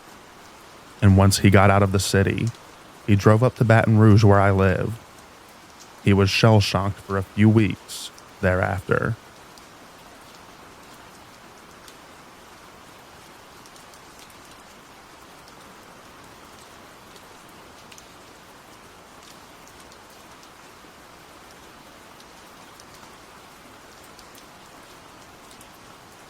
I was a new kid in the USA for the first time, and we settled in New Orleans from the jungles of Borneo about 3 years prior to the hurricane. As there aren't many natural disasters in Borneo, we were pretty freaked out by hurricanes, so moved away every time something came close. When the hurricane hit, I was around 10 years old enough to know what it is and how serious everything was, yet not yet old enough to really understand. Basically, I saw the whole thing as a big adventure, where I got a week off school. I only really grasped the loss and devastation to the whole community years later, upon reflection. Anyways, about a week prior to the hurricane, my dad was thinking, oh no, not another one, because we have been there for a few years. The only difference was that the projected path for Katrina was headed straight for us, but usually it turns last minute. 3 or 4 days prior was when people started worrying, and I remember Dad said to me that this one was going to be a bit more serious than the rest. Mom was not in the US at the time, so just me and Dad. When the city ordered a mandatory evacuation, Dad was like, "Yep, pack your things, let's go." I remember putting all of my favorite toys on the top shelves and leaving the old ones closer to the bottom, just in case of flooding. I put most other things on my bed and took a collection of 20 stuffed animals, which I insisted I need with me in the car. I don't know what Dad was thinking, but he kept telling me this was serious, but ended up leaving really important documents, such as the passport, his master's diploma, etc., in the house. Anyways, with my treasure secured, I loaded everything into the car and prepared for the 6-hour drive to Houston. We had a family friend in Houston, which we could go and live with. At the time, we also knew several other families in the area from the church we went to, so we called them up and were going to leave for Houston together. Everywhere we went, everyone would have their TVs set to the news or the weather station. There would be constant updates on the wind speeds of Katrina and path projections, etc. So there was supposed to be 5 families, which left together, but when 3 of us grouped, the other 2 called and said they needed more time packing. At this time, we hear that the freeways are getting pretty packed, so our three families decide to leave first. Cue long and boring drive, lots of traffic and endless road. What usually takes 6 hours to drive took us 8. Luckily, we had enough gas, food, and water and everything, and made it to Houston after a long day drive. We were one of the first among our friends to make it there. After we arrived in Houston, the family friends showed us where we would stay, and the adults congregated downstairs to watch more news weather. Us kids actually set up board games upstairs. There were around 7 to 8 of us then, and had lots of fun, so time passed pretty quickly. After almost half a day, we see another family arrive. They left an hour after we did, and apparently took 10+ hours to drive from New Orleans due to the traffic buildup. The last family arrived middle of next day. Turns out the roads were closed and they had to detour north. Their overall journey took 20+ hours, and they left around 2 or 3 hours after we did. In total, there were between 30 to 50 people living in the same house, including children. So for the next week, we kids sort of enjoyed an extended sleepover where we would actually do lots of fun things in Houston City. We went ice skating, went to a park, and also I remember jumping on this huge trampoline. I think this was necessary for the adults to de-stress, because otherwise they were all just downstairs watching the news. After a few days, Dad told me that the hurricane hit New Orleans, and then the atmosphere calmed a bit. I remember that we kept checking Google Maps satellite view because we wanted to know whether our house was still there or not. It looked the same for a few days, but after about a week, we saw that the huge tree in our backyard fell onto a part of the house, so there would be some damage, but otherwise it was still there. After 1 week, we heard that New Orleans was struck pretty bad, and were told that we could not go back. Even just to take our stuff, we'd have to wait until the area is secure. Dad and most of the other families decide to move out and find apartments in Houston and enroll me in a school. After 1 month, Dad leaves for a few days with all his friends to New Orleans. By this time, Mom flies back to the US to take care of me. Dad did not want me to go, because it was still pretty dangerous due to the looting, and I did not want to get an injection anyways, so I stayed home. He left for the day and came home later with lots of stuff, including his documents. He told me that our house was pretty alright. We had 4 inches of flooding, but there was moss and mold everywhere. I learned that while our house was good, one of the families we lived with had lost their whole house with more than 9 feet of flooding. While all the other families came back with stuff, their car was empty. Other than that, another family which just moved to the US was also having a bad time, because they did not have time to buy insurance before the hurricane. While they had minimal flooding, because they were so inexperienced with hurricanes, they actually thought it would be like a day trip and went to stock up their fridge before, and when they went back, the house stank. Anyways, we got along for the next few months in Houston. Parents sorted out all the insurance and everything, while I just focused on school. I remember being quite amazed at how friendly all the adults were to me. I got free meals, some senior citizens club knitted blankets for us, and there was just lots of support. After a few months of school, we had a break where we went back to New Orleans to stay at a friend's place for a week. They were away, and we helped them look after the house. We visited all the places we used to go, and saw basically the aftermath of the hurricane. My old school was completely flooded over, and many of the house's restaurants were destroyed and/or closed. While lots of repairs had already started, you can still see parts of the city which were like ghost towns. About a week into staying at the house, we came back to the house to find a tank blocking the street. We were confused, and some police officers just told us we had to turn back and find someplace else to stay that night. We went to live within another friend's house and kept looking at the news wondering what happened. Only the next morning did we hear that the direct neighbor was a veteran who had mental issues and apparently holed himself in his house and started shooting randomly. We heard that he had run out of medication and just went crazy. When we went back the following morning, we saw blast marks around the outer walls of his house and broken windows, etc. The door to our friend's house was opened, and some of the furniture had been rearranged, so we guessed that the police/military used it in some way. Mostly it was the furniture near the windows facing the neighbor. This specific incident for me highlighted how different New Orleans was now, and also the difference between it and Houston straight after the hurricane. After 1 year, we left the United States because Dad was posted elsewhere. Only late last year did we visit New Orleans again. We met many of the neighbors which we did not see for 8 years, and saw that the city was doing really well in terms of rebuilding. The parts which we visited were as they were before the hurricane, and I got to visit my old school and the library which I used to hang out. Overall, even though I did not really understand the hurricane, it did really show me how impermanent life can be. While I believe we were very fortunate compared to most, it did force me to grow up a bit. At the same time, the experience showed me how amazing some people can be, and how even very simple things such as a blanket during the ordeal could make it all seem much better. I still have that blanket with me, and am using it while I type. That's my story. Hope I didn't bore y'all too much. Thanks for reading.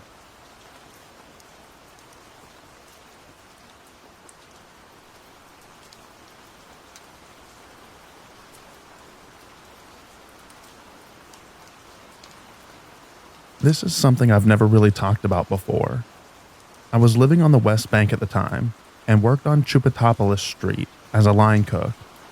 I was sent home that morning and remember thinking this is just another hurricane scare. No big deal. My mother was a nurse on the West Bank. We decided it would be best to stay at the hospital to weather out Katrina. I don't remember much from the hurricane, but the week that followed was one of the most formative experiences for myself, and certainly made me more appreciative of the relative normality that I enjoy day to day. Help was extremely slow coming. I was volunteering around the hospital as the staff dwindled to a skeleton crew. Nurses, medical doctors, aides all left to be with their families and check on their homes, but none of them returned. No police presence whatsoever. At night, I would go up to the roof and watch the fires burning out of control across the river. We were the only functional medical facility in New Orleans proper. Some patients requiring life support made their way to us early on. Our hospital was the last one with electricity. People were walking across the bridge from the devastated East Bank, attracted to the light of our building. I remember staff turning people away, back into the pitch black city because we couldn't take anyone else in. They looked like the real Walking Dead. We heard reports of savage R-wording and murders happening in the Superdome and Convention Center. It sounded like the bowels of hell to me. The manager of a Walmart gave one of the hospital admins the key to the store so that we could freely loot it. I remember really respecting him and wondered if it was Walmart policy or if he was just being a good human. I helped put a man in a body bag. A friend of mine drove in Rambo style from Baton Rouge to get me out. Jacked up truck, AR-15, tactical this and that. The whole prepper package. I stayed with him for a few days before getting a ticket to Philly. I left Louisiana to never return. But overall, I had it pretty easy compared to the other hellish stories that I hear.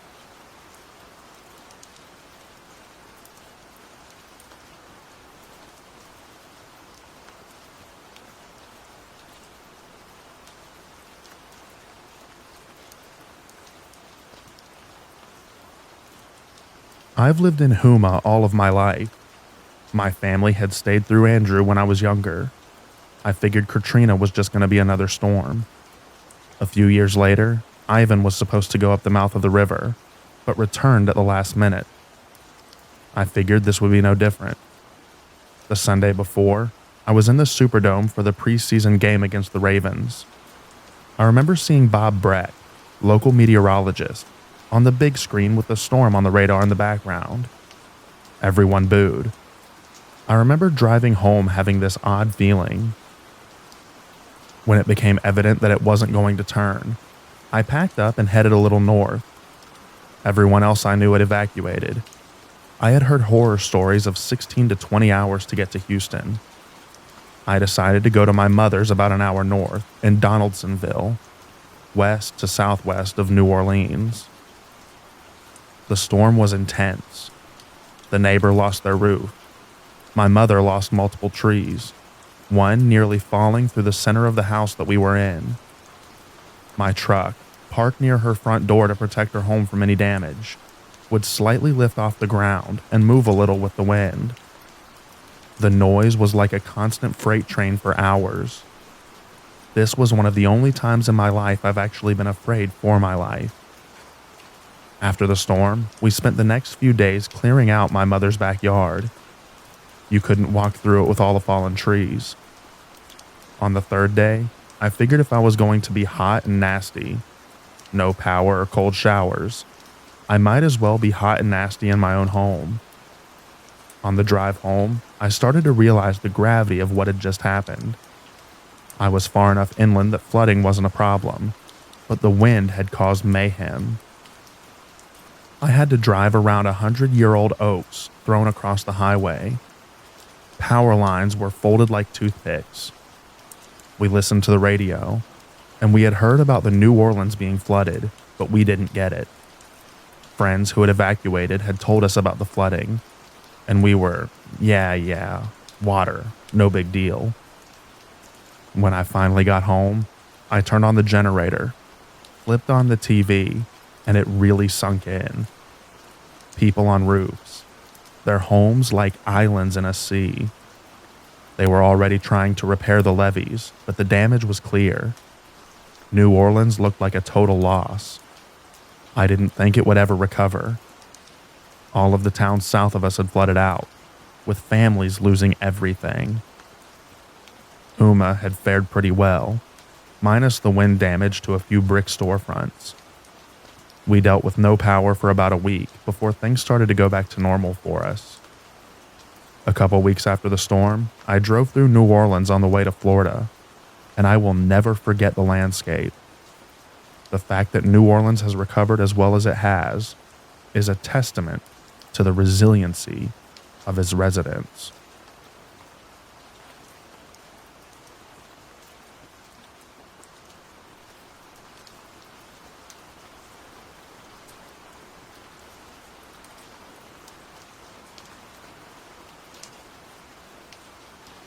My story happened on my 50th birthday. My wife and sons asked what I wanted to do for my birthday. My expected answer was a weekend on Long Beach Island, New Jersey. The town of Beach Haven is where my favorite hotel is. It was June 7th, 2012. It was a beautiful beach day, so the four of us walked to the beach to set up our things for the day. As the day goes on the west side of the island, we could all see a dark gray weather front approaching the area. We've seen this kind of weather many times over the years. As the front approached, we could see far west to the mainland on New Jersey, which was clear and beautifully blue. So we figured the front would be around 15 minutes as it passes. As the front was over us, it started to lightly rain. My wife and I tucked in under an umbrella, and my sons continued playing catch. The rain continued, and then it started to get windy, so I brought the umbrella down to block the wind. My wife and I were dry and blocked from the wind. We were happy knowing this will be over in minutes. Well, no warning, no area thunder. A bolt of lightning blinded us like a flashbulb, hitting the umbrella I was holding, and sizzle boom I call it. I felt the lightning travel through my left arm into my chest, and then out of my feet into the sand. I yelled some choice words. My wife and I were talking and moving my arms and legs, so I looked okay. About 15 seconds went by, and again, boom, another bolt hit down the beach about 100 feet away from us. Panic set in, so we all ran off the beach, left everything behind except for car keys, jumped in the van and drove back to the hotel. I had a very large glass of vodka and couldn't believe what had happened. When I finished my drink, we all went back to our beach spot and our phones and my wallet were still there. The sun came back out. I was sore for a few days, and now I have a new respect for thunderstorms. Happy birthday to me.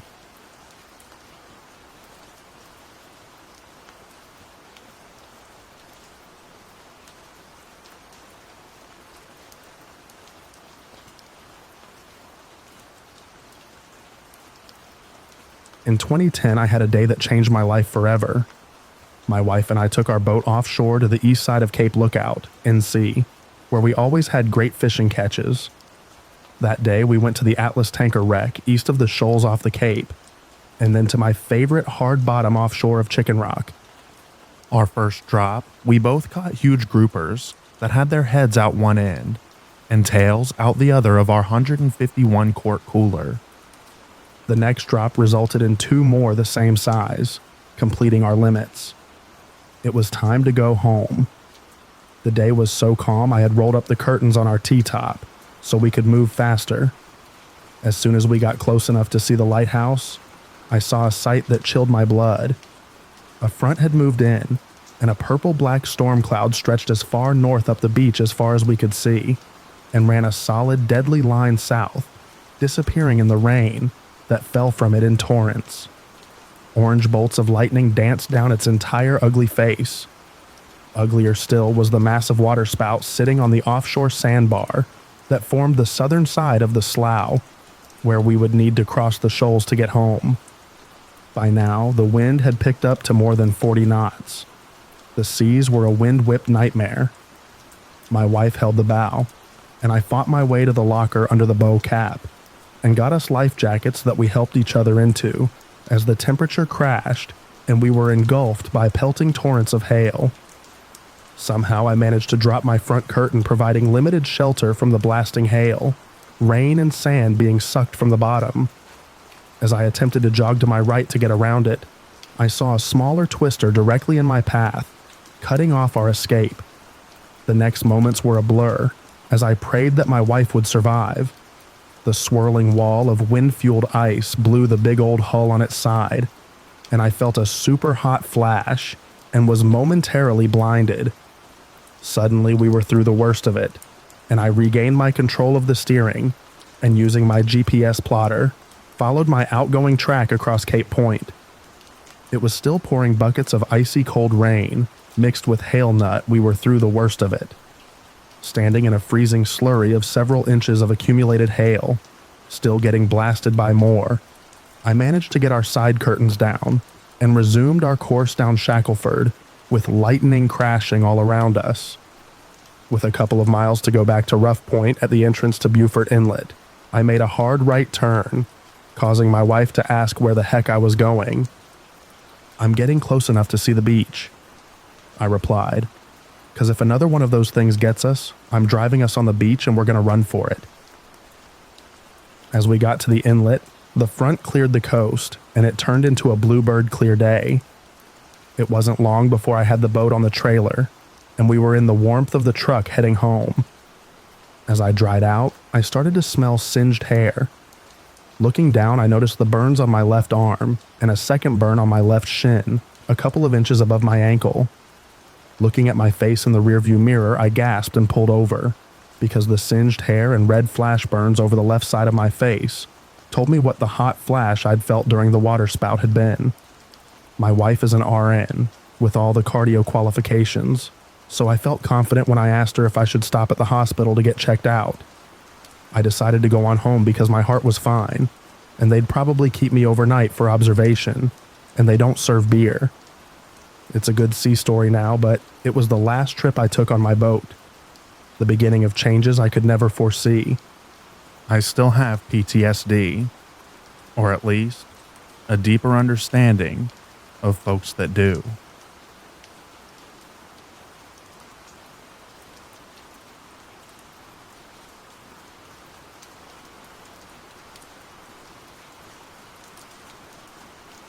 I was trying to seek shelter in the shark encounter outside viewing area at a theme park because it had a large cover, but was denied.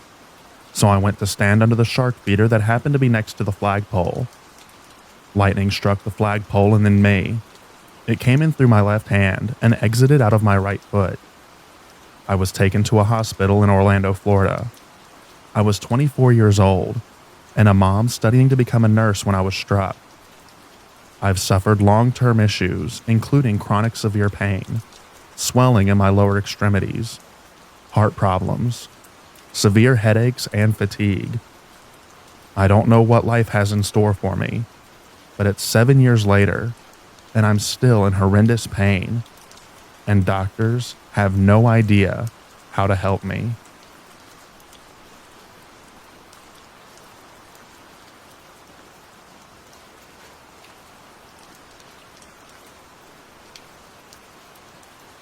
I was on my way back from volunteering at a festival in Denmark when the weather turned wild. My friend, who's frightened of thunderstorms with reason, apparently experienced my ignorance. You never get struck by lightning. I got off the train in the middle of Copenhagen and considered myself quite safe considering that taller buildings were surrounding me and that it's a rare phenomenon to get in a large city. So I went to unlock my bike to start my journey home, not knowing that the second I stood up against the pylon my bike was locked against, the lightning would strike into the pylon. I experienced conduction, with the lightning traveling through the pylon, my bike, and then me. The seconds seemed like forever, and all I remember clearly is myself screaming very loudly, a power going through me, and being surrounded by intense white and purple colors, as if you were traveling in a spaceship faster that light. That's how crazy the colors looked. I didn't faint. Luckily, otherwise, my heart most likely would have stopped, or I would have experienced heart problems. The shock you experience when something so unreal happens to you is indescribable, and you're overwhelmed with sadness, ridiculousness, confusion, laughter, and luck. I called the ambulance myself when my arm started to tingle, spasm, and tense up in unreal ways, also seeing as I thought it would be safer to get checked by medical experts. A fast trip to the hospital turned into an overnight stay with long needles and company consisting of elderly folk being positive about their heart problems. They did not expect a 19-year-old girl as a roommate for the night. That was sure. I was released with the comment that nothing is wrong, but you might experience some psychological trauma. I experienced way more than that. It may have been because of the psychological trauma, but no doctors in Denmark had knowledge of what exactly the symptoms are from getting struck by lightning. No one really knows how to deal with it. This was the biggest realization for me.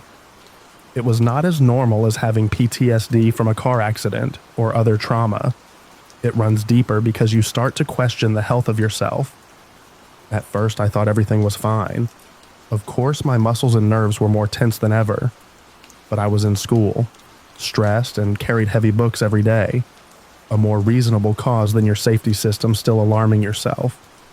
I went to physical therapists, acupuncture, psychologists, chiropractor, and spoke up about my feelings and symptoms, yet nothing seemed to help permanently. Thinking back, I realized I've been way more affected than I thought so. I've experienced what I realize may have been a slight depression, had a personality change from extroverted to closing myself off from others. I've struggled sleeping and felt like I was fainting, fatigue not being uncommon by now.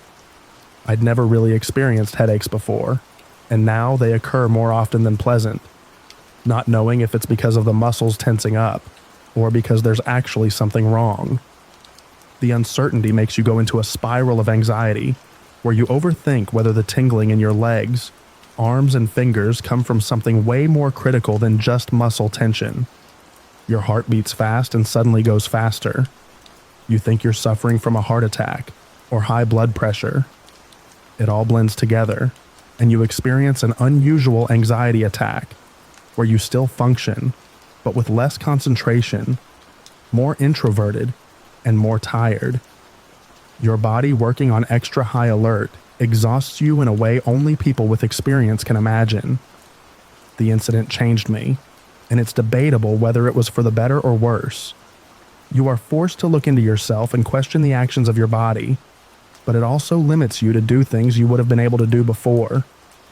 Getting struck by lightning is such a rare incident that no one really knows how to act around you when you experience changes, and medical experts have such little knowledge about the symptoms that they have a hard time guiding you.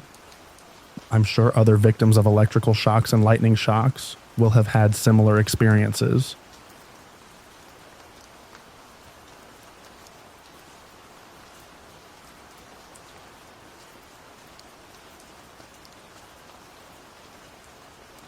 A few months ago here in Houston, Texas, I was indirectly hit by lightning. I was standing at my back door, inside. The door was closed, but my hand was on the metal door frame when I was hit. I went to the emergency room via ambulance and didn't have burns, just bruises and chest pain, and weakness on the right side of my body, which the jolt went through. I was released after being admitted for about 13 hours and was told that I might have some late side effects, but never told what that would be. I've noticed the past few weeks that I get random brain fog and memory loss. Like yesterday, I forgot the name of a song that I had just learned how to play and how to actually play it.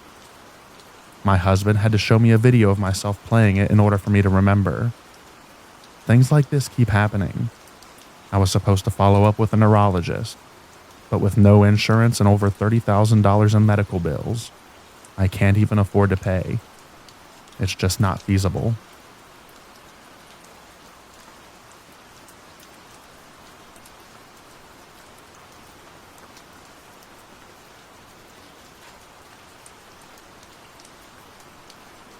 I was hit by lightning while playing in my backyard with bow and arrows shooting targets. I was holding arrows in my hand with metal tips near my ear, bending over to pick up more arrows when lightning hit me. I still have some hearing loss and ringing in my ears.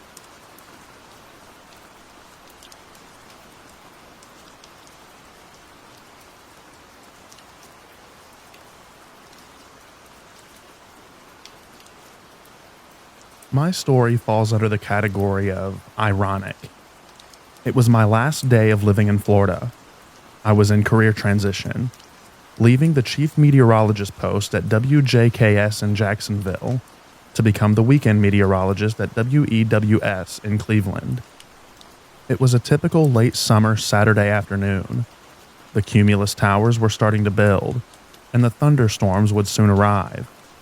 The moving vans had just departed, and we were putting the final touches on cleaning the house. My job? Vacuuming the living room. I heard the first clap of thunder, and then the downpour began. For those of you that have never experienced an afternoon thunderstorm in Florida, here's how they typically work. There's lightning and thunder, torrential rain, and occasional gusty winds, all which lasts about 5 to 10 minutes. Then the sun comes out. It's not really a cooling rain, it just makes things more humid. This particular thunderstorm would have been of no concern, but we had a screened-in back porch, and I had left one of the windows open. So the torrential downpour was now soaking the porch's indoor/outdoor carpet. So I shut off the vacuum, opened the sliding glass door, walked across, reached over and grabbed firmly onto the metal window frame to shut it. It was at that point that I looked and saw all the little hairs were standing up on my wrist. I thought to myself, now would be a good time to get out of here. The next thing I know, I'm on my back in the living room. My oldest son, who was about 2.5 at the time, was standing over my face. He said, "Daddy, that was funny. Do it again." Normally I'd laugh, but I couldn't talk. In fact, I was, in the immortal words of Led Zeppelin, dazed and confused. Just then the door flew open, and my next door neighbor ran in and asked if everyone was okay. He saw me on the floor and started to assess. He was a sheriff's officer. He started asking me a bunch of questions, and when I finally spoke, I asked, "What happened?" He said, "You must have been struck by lightning. I saw your house get hit. That's why I came over." I sat there for a few moments and finally declared, There's no way that I just got struck by lightning. I'm a meteorologist. Yes, I really said that. Luckily, I survived. No major damage except for a burn on my back, where we surmised the lightning went up and out of me. The real irony? I was on the Duval County Board of Lightning Safety. I was lucky enough to pass along this story, and act it out, to a couple of thousand school classrooms over my 20-plus years on television. Every so often, I'll run into one of those students who is now all grown up. To a person, they all remember the lightning story and my lightning safety lessons. When you hear thunder, go inside. When you're inside, no baths or showers. Stay off of any cellular phones. And don't hang on to any metal window frames.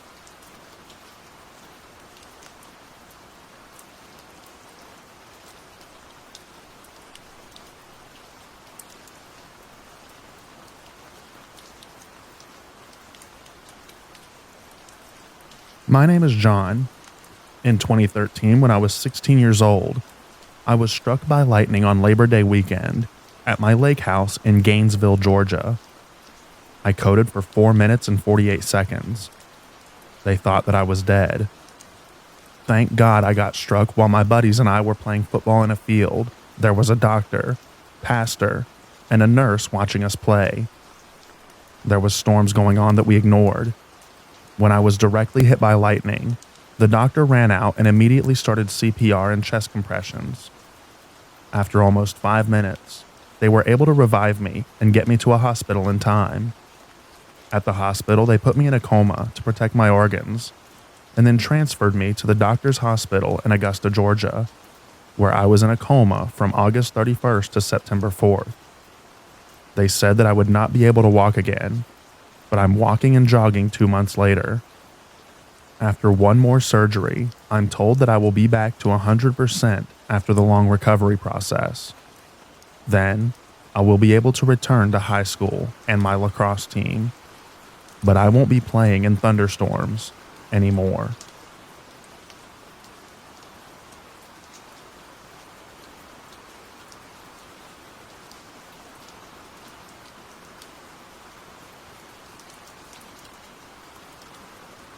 I have an apartment in Puerto Vallarta, Mexico, on top of a 5-story building.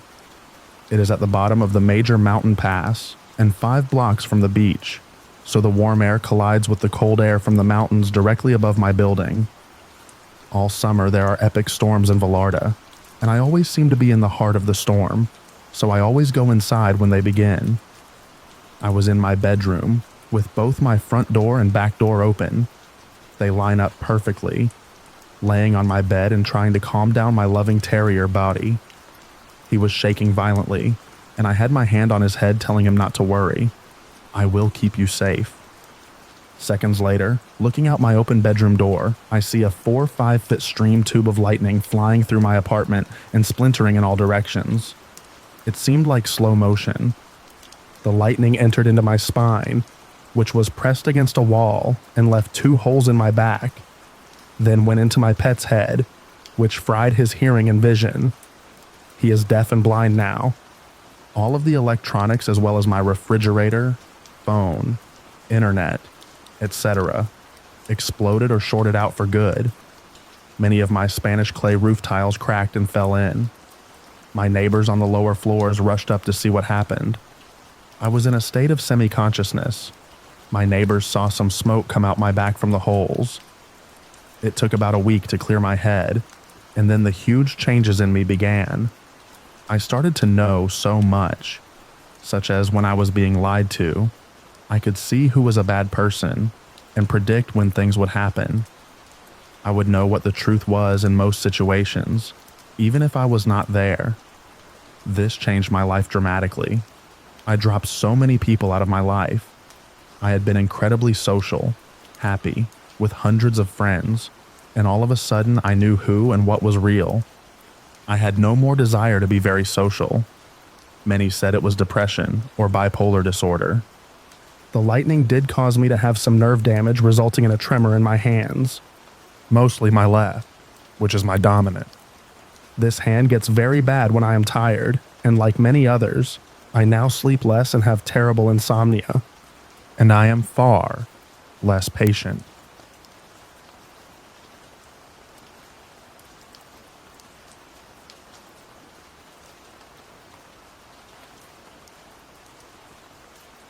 I was struck by lightning outside while working as a game warden in Millville, New Jersey. I was in the middle of a tree and my work truck that had a 6-foot aluminum ladder in the back. We were all hit.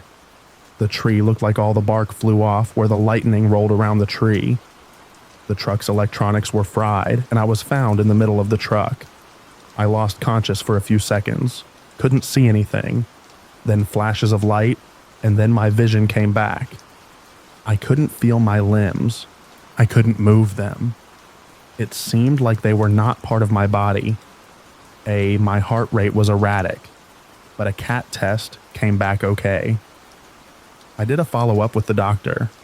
After complaining about my head still hurting, they found a golf ball-sized wound in the back of my head. I lost my career doing what I loved because I can no longer carry a gun. My whole life changed in an instant and will never be the same. I still suffer from the barometric pressure. My head gets heavy, and I don't have the ability to concentrate when there is a storm coming. I don't even watch the news because it just stresses me out, knowing I won't be able to get things done that I need to because of the storm. Resting my head helps, but nothing takes the annoying vibration sensation that goes on in my head. For the first 2 years, it was a long, slow recovery. I'm still not fully recovered. I lost my ability to talk right and walk without swaying or falling.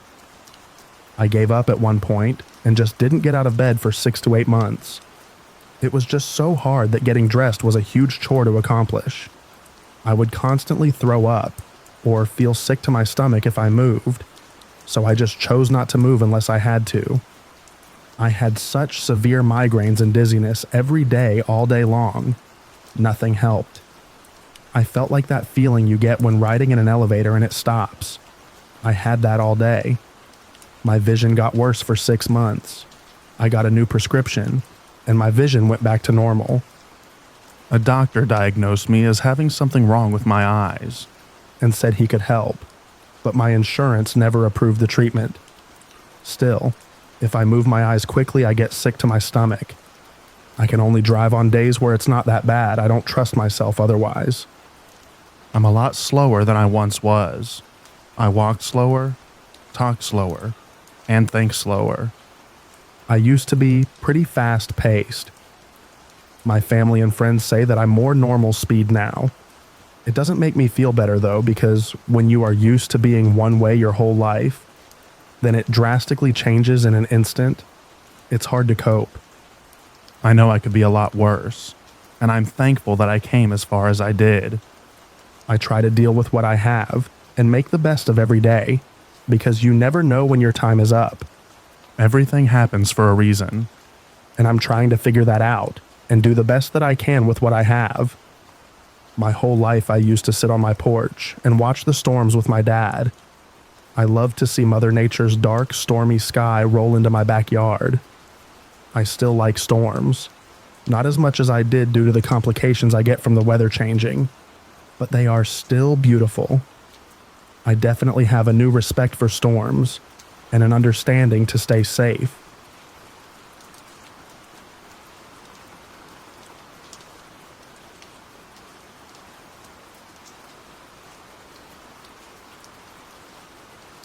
On Saturday, July 14th, 2012, in Belfair, Washington, I was in an open field setting up the sound system for an outdoor event. There was a lightning storm in the hills around us, but I didn't think anything about it. I don't remember the lightning strike or the loud thunder that soon followed, but I was later told that a lightning bolt struck 2 trees behind the facility, debarking one in a spiral pattern and split the other in half. It appears it then traveled through the ground to the transformer box, where the PA system I was working was hooked up. I was holding my iPod in my left hand, which was attached through a cord in the power amp. All of a sudden, I felt a horrendous shock go through the tips of my fingers and up my arm, Then my chest muscles felt like they were pulled out and snapped back like giant rubber bands, launching me out of my chair. When I came to, my left arm was burning like hot pins and needles, and my chest muscles were in spasms. My heart was beating fast and erratic. At first, I thought I was having a heart attack. When I came to, people were screaming, "We got hit." I only remember bits and pieces of the event afterwards. I remember holding my arm to my chest in pain and looking down at my right shoe and wondered why there was a hole in it.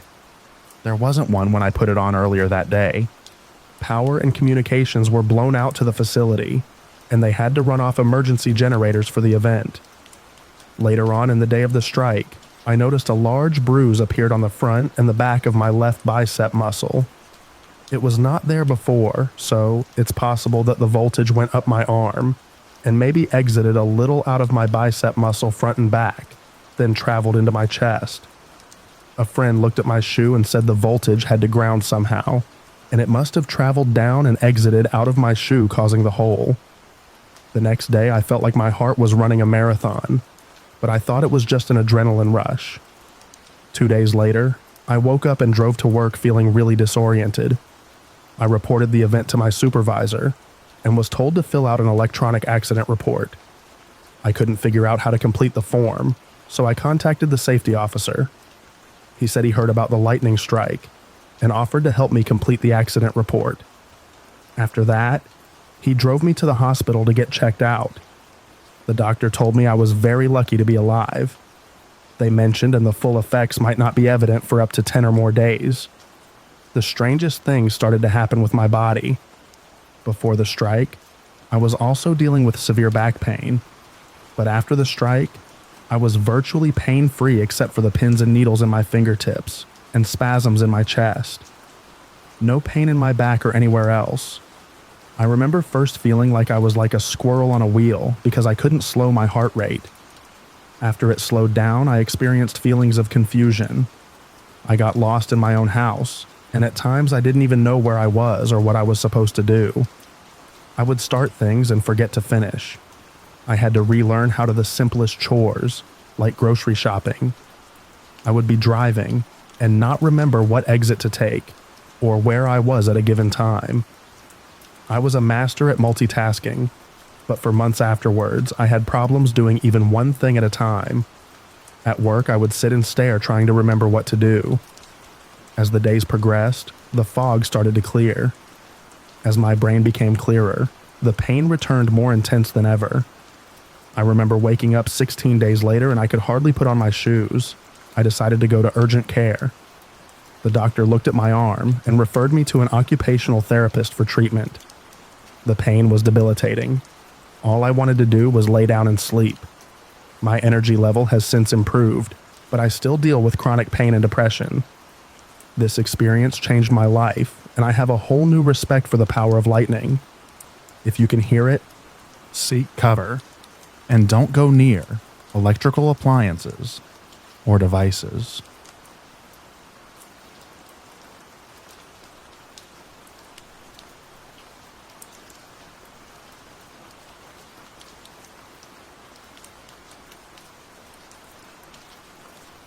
I live in the deadliest state for lightning, Florida. Unfortunately, I let a friend talk me out of using my better judgment one day. We were in Naples, Florida, enjoying a day at the beach. I saw the storm coming from the glades and told him several times that we needed to leave. Being from the northwest, he didn't believe me. Finally, the thunder was very close and we started to leave. A bolt struck in the grassy area beside us, and I was struck by a secondary finger. It ran through my body and out of my toe without leaving damage. 2 days later, I began feeling lethargy and a growing headache. A trip to the ER revealed a concussion. I definitely learned my lesson.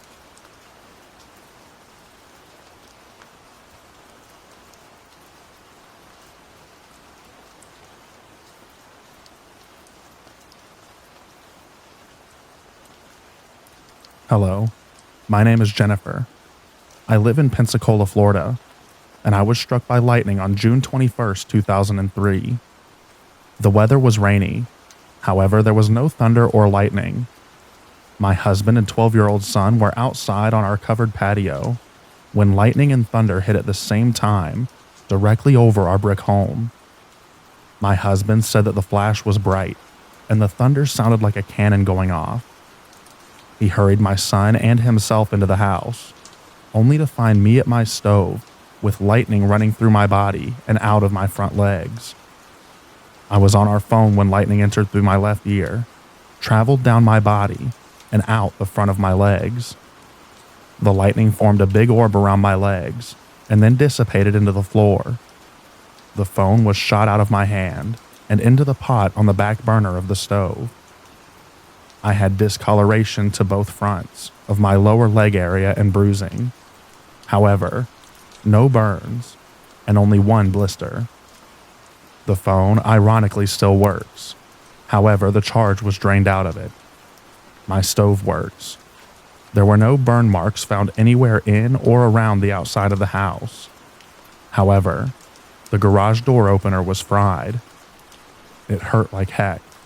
My joints were brittle and were going to break if I moved. However, I was able to communicate and move my body. My husband took me to the hospital, and on the way to the hospital I started twitching slightly and feeling cold from the inside out. I went into seizures approximately 30 minutes after the strike, and they lasted about 3 hours. I spent a couple of days in the hospital. I was left unable to walk on my own, but could move all of my muscles. My vision was blurry for weeks. Now I'm able to focus better. However, my eyes feel strained continually. Headaches and tremors are frequent, and thankfully decreasing in the intensity and frequency. Everything in my body was shaking for weeks, and I was cold continually. It took 6 weeks to feel warmth again in my body. I'm able to walk now and am in physical therapy 3 days a week. I have memory loss, vision problems, hypersensitive hearing, numbness, and all-over weakness. I'm so thankful to be alive and know that I am blessed to still be here.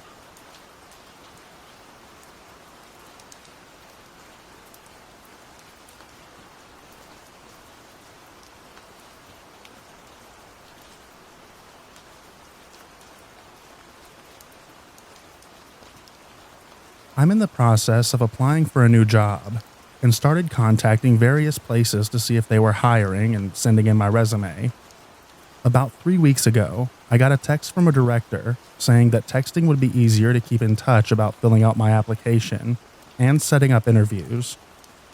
I ended up meeting with him twice, 1 to see the facility and 2 for an interview, about 2 weeks ago. Since then, he's passively said things such as how pretty I am, that I would be a perfect fit, etc., but no actual updates on the job. He's also tried asking me out multiple times, but he tries to make it seem like we would be talking about the job. I've tried not to reply as much as possible, and have been ignoring him because I don't want to work with someone like that.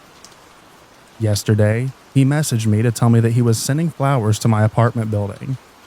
I never gave him my address directly, but it was on my application. I said thanks, and then ignored him because I was freaked out. Today, he asks if we could meet up for coffee because he's in my neighborhood. I didn't respond. About 2 hours later, I took my dog for a walk, passed by a coffee shop that is 2 streets over from my apartment building, and he was sitting in a booth right next to the window. We didn't make direct eye contact, and I honestly couldn't tell exactly if it was him. I kept walking, and he almost immediately texted me, asking if that was me that he's just saw. / did I want to come back to the coffee shop? I didn't reply. I live in a huge city, so what are the chances that he was at a coffee shop in my neighborhood, that close to my apartment just by chance? Was he just waiting for my response that whole time? Am I being paranoid about being stalked? Sorry if this is all over the place, and I'm posting from a burner because you can tell what city I live in from my regular account.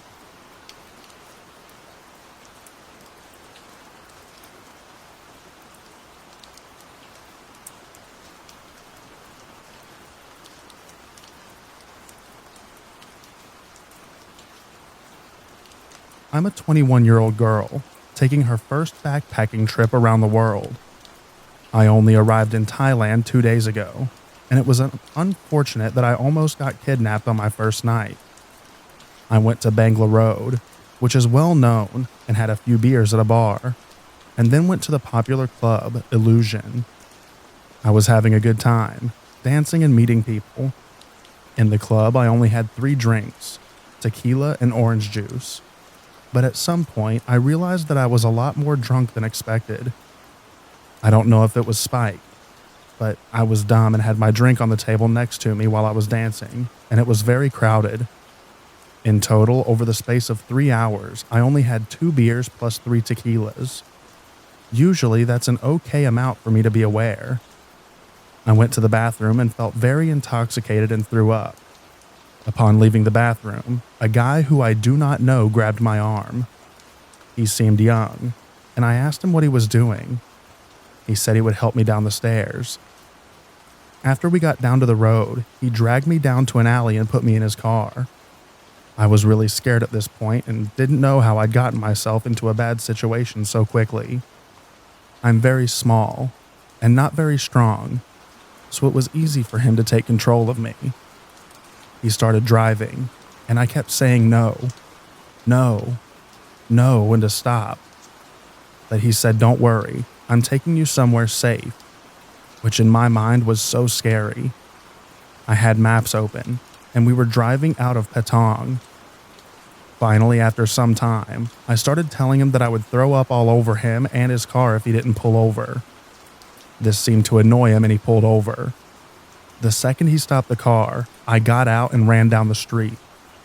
Luckily, there was a motorbike taxi who asked if I needed a lift, and I jumped on and told him where my hotel was. I could see the guy walking down the road after me as we sped away. I made it back to my hotel safely. Honestly, after that, I'm not going to any bars or clubs alone. I don't trust anyone, and I'm feeling very vulnerable. At least it was a lesson that I need to be a lot more careful. I'm just glad that I made it out okay.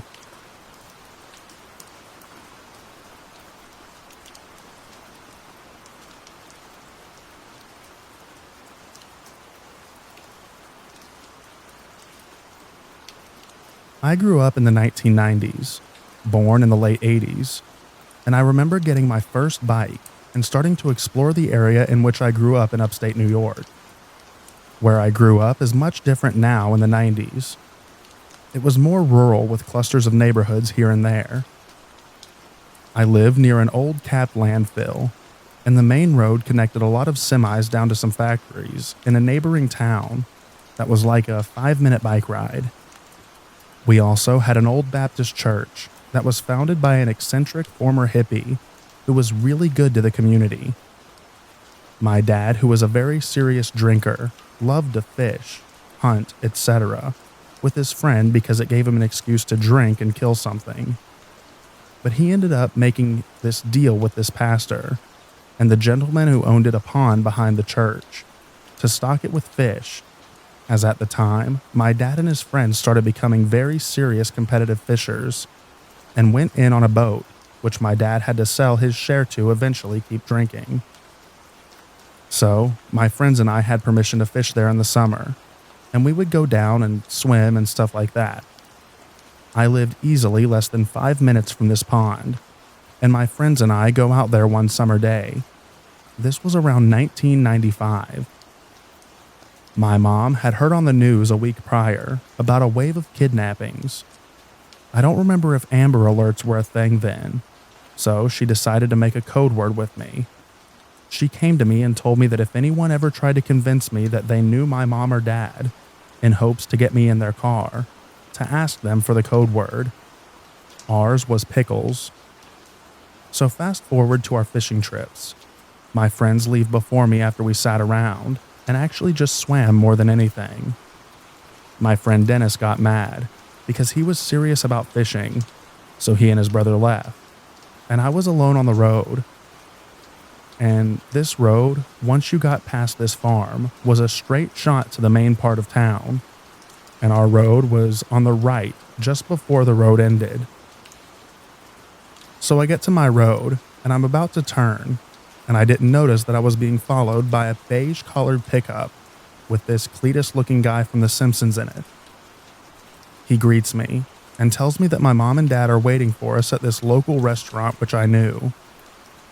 He tells me that they asked him to come to get me and to meet them there so that we can all have dinner.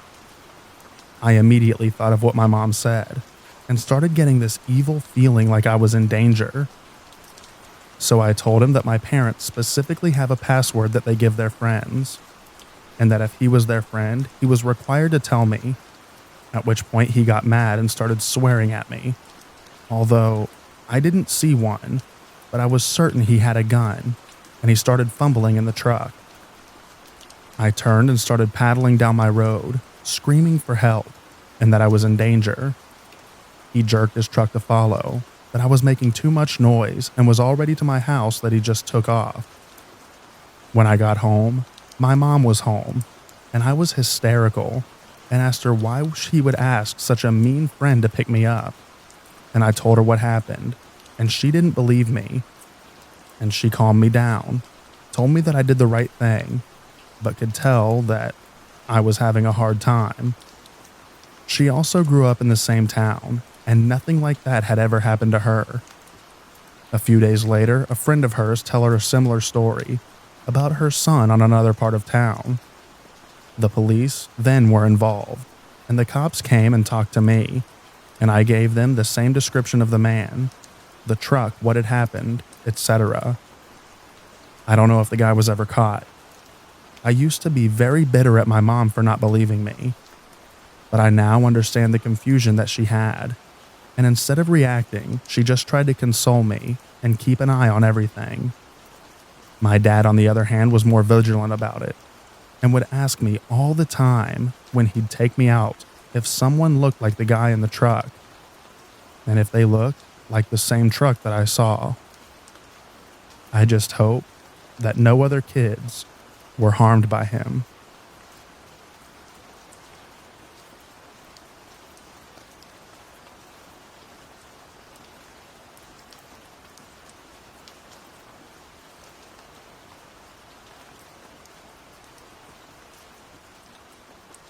I'm a 30-year-old female, and I used to live in a small neighborhood from ages 13 to 18. This took place when I was around 15. I spent most of my time just walking around the neighborhood, listening to my MP3 player. Wow, I feel old just typing that. There was a guy around the same age as me that lived maybe 5 or so houses down from me. From neighborhood gossip, I learned that he was homeschooled and had been in and out of juvie due to his anger issues. He was almost always outside, and sometimes when I passed his house, he would start following me. I was smart enough to always have my own music down low enough to be able to hear and be aware of my surroundings. At first, I just passed it off, as he ended up walking the same time of day I did. Looking back, I was truly dumb. As time passed, he got closer and closer to me when following, until he eventually decided to come up right behind me. He said some truly heinous things that I will not repeat here. I mean, he was right in my ear when he was talking. I ran home and told my sister. She was basically who raised me. She told me I was lying and to stop making up stories. For a while, I stopped going out walking, until I needed the fresh air and exercise, and tried again after maybe 2 months. Sure enough, there he was, and came right up behind me and started to say things again. I turned my music up and ignored him. This is what I continued to do every day until he got tired of me ignoring him, I guess. Because one day, he grabbed my arm. I couldn't get away, and then he grabbed the back of my neck and told me that I should know better than to ignore him. Again, I told my sister. She didn't believe me, and I stopped going out again. 2 weeks later, I woke up to loud bangs on my bedroom wall. There was a garage on both sides of the house, and the wall of my bedroom shared a wall with one of the garages. This garage was unfinished.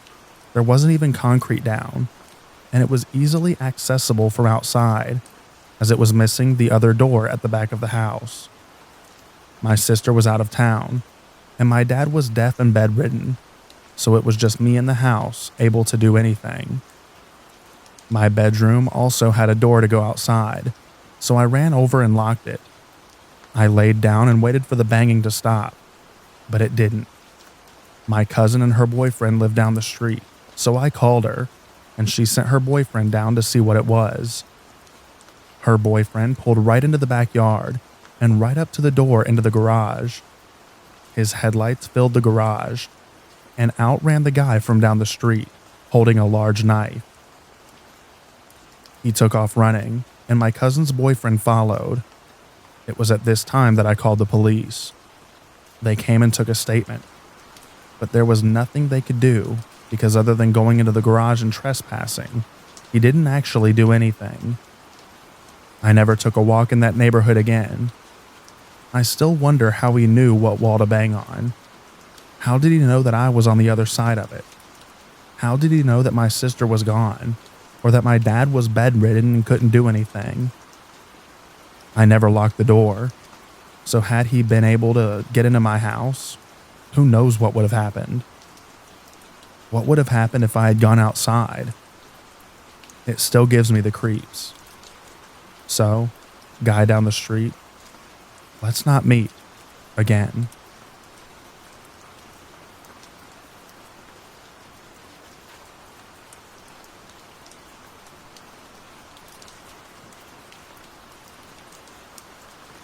This incident took place in the summer of 2023. Last year, I transferred with my company to take a new position in a major Midwestern city. My spouse was still working and living back in California for the next few months. So, I rented a studio apartment for myself in a newly renovated apartment building in a popular downtown neighborhood until we could look for a place together. The apartment was small but nice. It was in a secure building with interior hallways and a nice downstairs lobby. I was one of the first tenants to move into this newly renovated building, and other new residents soon started moving in. A major advantage of this move was that I'd only be a couple of hours' drive from my hometown and my parents. I started my new job, and everything was going great.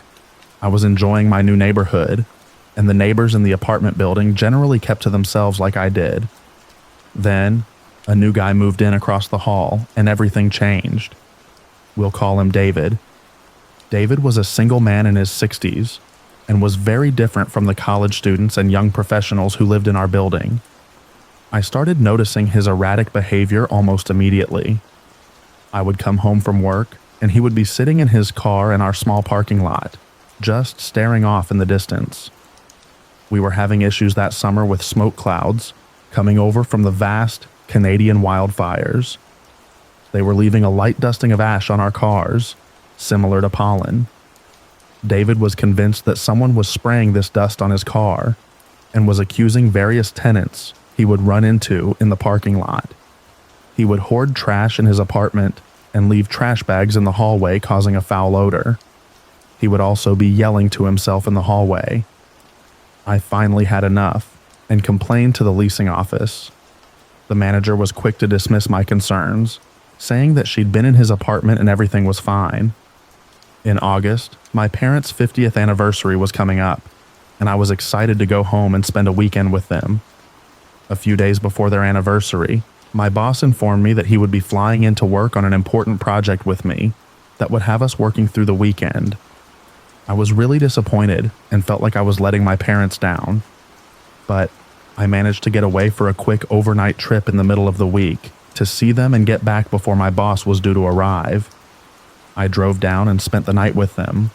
The next morning, I checked my email as I was getting ready to head back. There was an email from my apartment manager in regard to the incident the night before. The email was very vague, but it stated that a resident was dead, and there would be further details coming later. My heart sank and I immediately went pale. My mind instinctively went to my strange neighbor David. I opened up a local news app for my city, and the top story was about an active shooter in my apartment building who was killed during a SWAT team standoff the night before. Apparently, David approached my next-door neighbor in the hallway with a gun and threatened to shoot him. The neighbor ran into his apartment and called 911. David also called 911 and told the dispatcher that his neighbors were hacking his phone, and if the police didn't come, he was going to start shooting people. The police came and tried to talk to David, but he had barricaded himself in his apartment and claimed to be heavily armed. The state police and the SWAT team soon arrived, and David began firing a rifle out his window at anyone he saw in the parking lot below. All of the neighbors on my floor were trapped in their apartments with no way of escape. They had to get down and barricade themselves from the gunfire. There was another building across the street with a direct line of sight into our apartment building. A police sniper took a position in the building across the street and shot David through his window. Then they flew a drone into his open window and confirmed that he was dead with a gun still in his hand. Luckily, no one else was injured.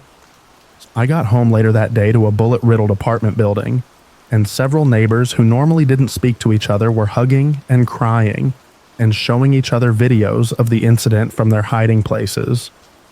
I've never been so lucky to have been out of town. If my boss hadn't messed up my plans, I would have been home that night.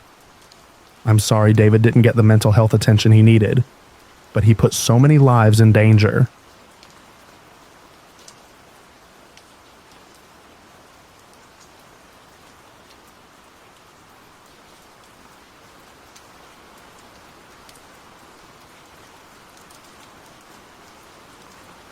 So this started about 2 to 3 years back.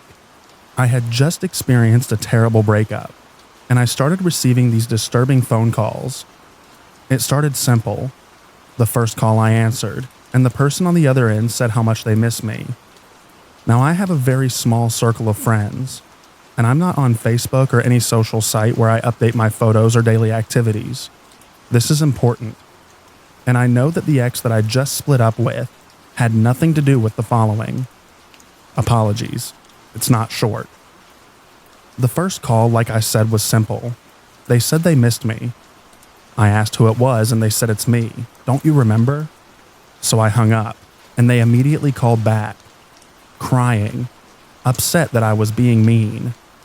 The caller was clearly an adult male, but they were talking as though they were a very young child, around 6 years old. I hung up again, and they didn't call back. Looking back, I should have blocked the number, but as I mentioned, I just got blindsided by a breakup, and I wasn't thinking very well. Then they kept calling. They would call, and if I didn't answer, they left messages, saying how pretty I looked with my blue sweater that day, or that they knew how I took my coffee now, and said that they would remember it for when we finally went out for a drink together. I blocked the numbers. They would call from another. I answered one day, yelling at them to leave me alone, and hung up again. When they called back, it wasn't the boy, but his mother. She was very upset, said that I was hurting her boy by not wanting to play, and you could very clearly hear the boy crying and screaming in the background. At this point, it dawned on me that this wasn't a joke or a prank or something like that. There was something seriously wrong with these people, and they were obviously watching me. For a few weeks following my breakup, I had to live in my car. The entire time, I hardly slept. I was terrified, thinking that I would wake up one day and see them standing outside of one of my windows. When I finally got a place, he called me to congratulate me, and he couldn't wait to come play. I haven't heard from these people for about a year now, but I checked my phone after a very busy workday and noticed 10 missed calls, and I'm terrified to check my voicemail. I've reached out to cops, but they won't do anything since I haven't been explicitly threatened, and I've been advised to just block calls. I'm going to change my number, but I'm terrified that the calls will continue even after that, and that it will upset them even further. I posted this on the advice subreddit, and people have been kind to reach out with advice and tips. But I feel like I'm living in a horror movie.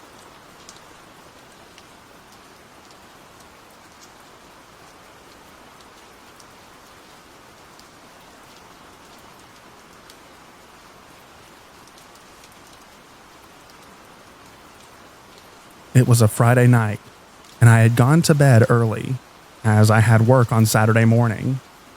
After reading in bed for a bit, I drifted off at around 10:30 p.m., only to wake up about an hour later to loud screams and people yelling profanities. I thought that my girlfriend was watching a movie with the volume way up, and I went out into the lounge room to ask her to turn it down a little. Instead, the TV was off, and my girlfriend was staring at the front door with her eyes wide. Our apartment is on the ground floor of the building, so our front door opens directly out into the lobby of the building. The voices in question were coming directly from the lobby. I couldn't make out specifics. In my defense, I was half asleep, and the language of the country that I live in is not my first language. But there was a lot of swearing involved. My first thought was that it was some kind of domestic dispute. But after listening, I realized that it was a group of men that sounded extremely aggressive. I looked at the WhatsApp group chat for my apartment building, and to my horror, I saw a message from one of the people in it that there were armed men in the building and that we should not leave our flats. The country that I live in is experiencing a marked uptick in crime, and I had heard stories of armed groups of men robbing entire apartment blocks, but these had seemed fairly apocryphal to me. However, that was my first thought, that these men would kick down our door and rob us. One of my dogs started to growl at the commotion outside. I shushed him, and thankfully he obeyed. I heard a commotion in the apartment above me and went out to my patio to see what was happening. I heard what sounded like a large piece of furniture being knocked over, and women and children screaming in terror. At this point, I had no idea what was going on, but I knew that by now they would have robbed us already, if that is what they had planned to do. My girlfriend and I decided to hide in a small shed at the end of our patio, monitoring the group chat on our phones. Our bigger dog silently stood watch outside of the door of the shed, his eyes locked on the sliding door at the end of the patio. I would find my smaller dog later, cowering between the washing machine and the dryer. After 10 extremely tense minutes, I heard the screeching of tires, signaling what I hoped was the perpetrators fleeing the scene. Eventually, someone in the group chat said that the police had arrived, and breathing a huge sigh of relief, I came out of hiding and opened the front door. Alarmingly, on the floor of the lobby, there were zip ties that had been cut, and the security guard was talking to one of the tenants. The man was bleeding from a large gash on his face and looked extremely shaken. Over the next few hours, the story would unfold. The man that I saw with the gash on his face was the tenant in the upstairs apartment, the one that I had heard the commotion coming from. He was the owner of an import/export business, and for whatever reason had a sizable sum of money in cash hidden in his apartment. Someone had obviously found out about it and planned out the robbery that woke me from my sleep on Friday night. A group of 8 men had followed him into his apartment building's garage and ambushed him as he got out of his car, and judging from the gash on his face, roughed him up a little bit. Some of the group of 8 had gone to the lobby, surprised the security guard and zip-tied him. The remainder of the group had gone up to the apartment, robbed it, and then fled the scene. It's fairly chilling to think that armed men were meters from my front door. So, to the armed men that stormed my apartment building to steal my neighbor's cash, let's not meet.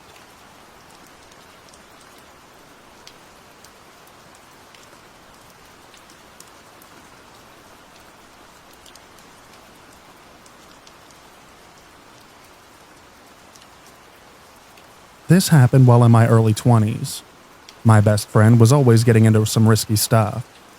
While she did various drugs, I was always more of a pothead. When they said that pot was a gateway drug, I believe it's true to a certain extent with those who have addicted personalities. She definitely developed an addiction issue later on. My friend, her name was Kay, was always down to meet new people. She used to friend random people on Facebook or Instagram. She would ask me to hang out so that when they left, she met people and I was the buffer, just in case they didn't like each other. One day, she came over to my house unannounced and was like, "Hey, let's go to my uncle's house, because her aunt was there, and her aunt had some goods. Her aunts happened to be down the road. Her aunt and her uncle were known as dealers in the area, so we went. When we got there, she was like, "Hey, I met this guy online. He goes by Joey Crack." Then she shows her aunts his pictures, and a wide-set man with a red goofy face, cornrow braids, face tattoos, and a gold grill. I laughed and said, "Wow, Kay, you really know how to pick 'em." She had already invited him over, so upon his arrival, he then comes out of nowhere, just walks right up to Kay, gives her a hug, and everyone else there a kiss on the cheek. This part of town, there was nothing around, just houses, a school, and woods. The closest store was about 20 minutes away, so it struck me as odd that he walked there. So it was me, Kay, her aunt, and the aunt's friend. We sit and get 3 joints in a rotation. By this time, both aunts are high as a kite on coke, and they take a few puffs, then go inside the house, leaving me, Kay, and Joey Crack outside.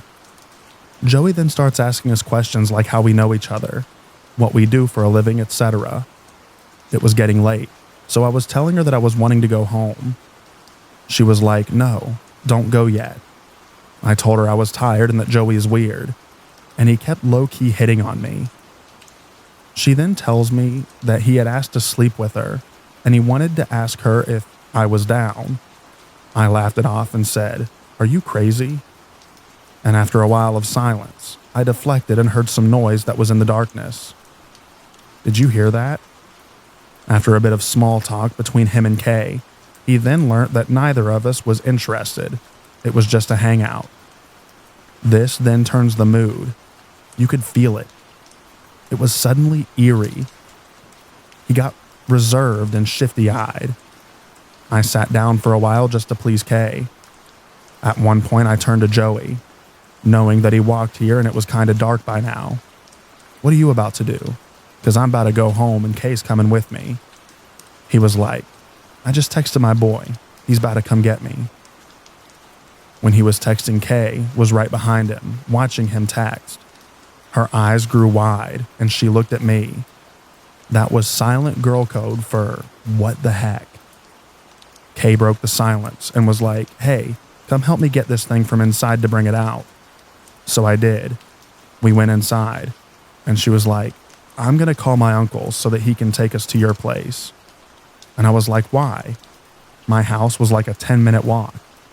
She said, because when she was looking at Joey's text, he sent to whoever was coming to pick him up the information of all of us here. He noted that our aunts were high on coke, as us along with our age. He was telling his boy to come over to basically rob and R-word us, and called dibs on the blonde one. I was the blonde one. Every hair stood up on my body with the thought of some gross goon trying to have his way with me. I was mad, because she got me into this. We came back out and continued our conversation with him so that he wouldn't get suspicious of us. She mentions out loud that her uncle was on his way home. As he pulls in, a sigh of relief comes over me. They speak briefly, and Joey then departs into the darkness before his ride even shows up. Kay and I get a ride from her uncle to my house. On the ride, we noted how weird Joey was. Later that night, as I was going back to bed, I checked my Facebook, and I have a friend request from Joey and a message. "You're so pretty. I would love to have some alone time with you without your friend." The message ended with his number. I never blocked someone so fast. And after this, Kay didn't learn a lesson, but that's another story for another time. A week later, Joey was in the news. He was wanted for SA, robbery, and drug possession. A bullet well missed on my part. Joey Crack, let's never meet again.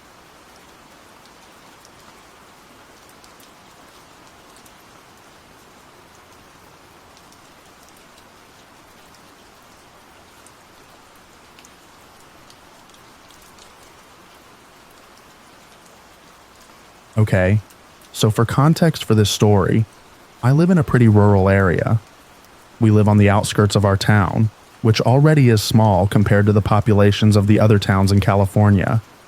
We're about 15 minutes from the small town and 40 minutes from the main city. We live down a dirt road with some neighbors. Our house has no other fences attached to ours, and on two sides of the house is only fields and dirt roads, one side having a single house in the field.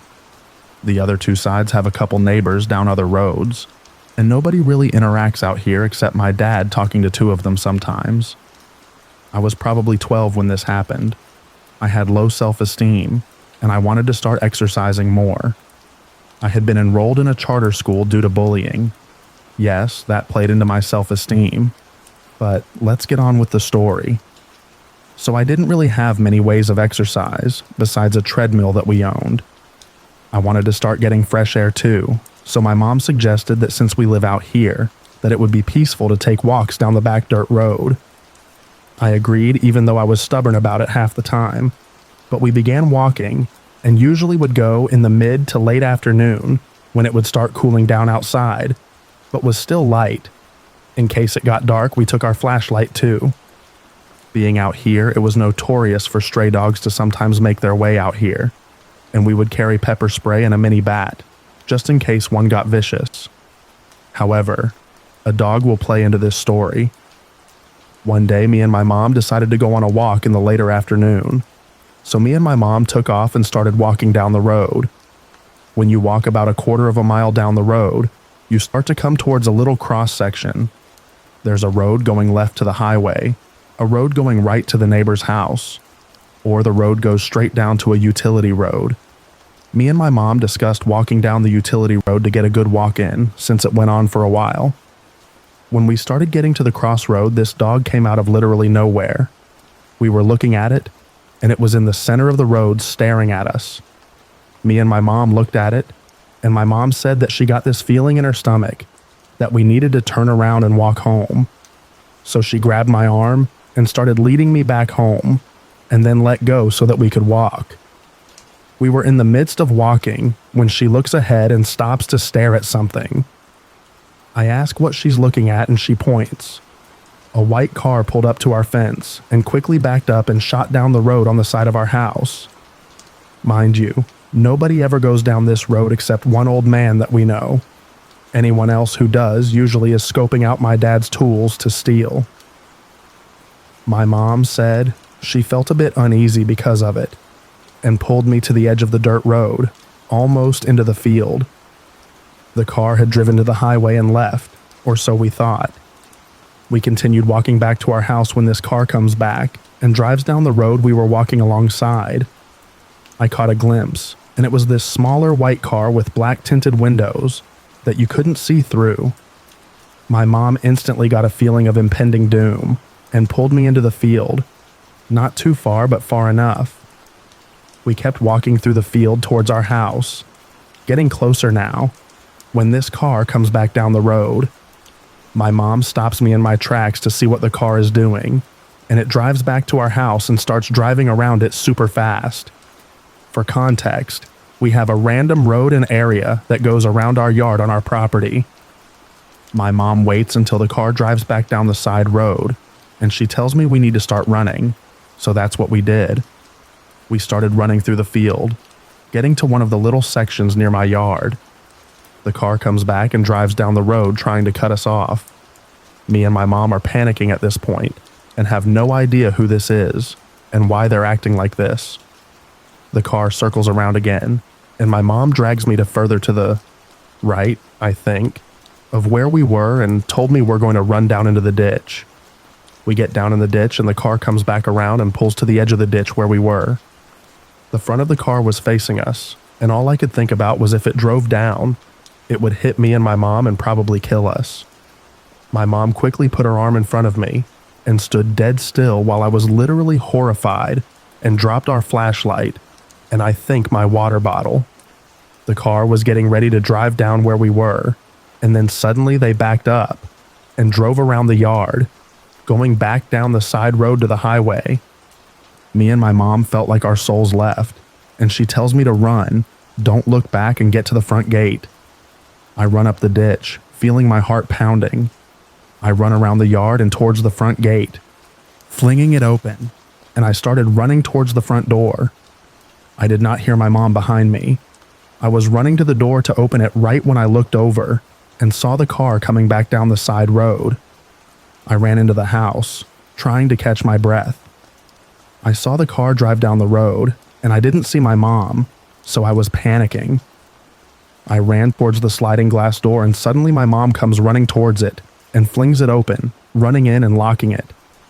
She tells me to go lock the front door while I try to catch my breath and tell her I was scared because I had no idea where she was. She went to chug some water from the fridge and told me that when I was running, she was trying to shut the front gate when she noticed the car coming back down the road. She said she knew she wouldn't have time to follow me to the door, so she ran behind my sister's car to stay out of view of the car, and when it drove back down the road, she took the opportunity to run to the back door since it was closer to my sister's car. It's crazy to think that if we hadn't seen that dog standing there in the road and decided to turn back, that we may have been run down. Fortunately, we haven't seen the car again and think it may have just been some crazy person or druggie who just so happened to come down our road that day.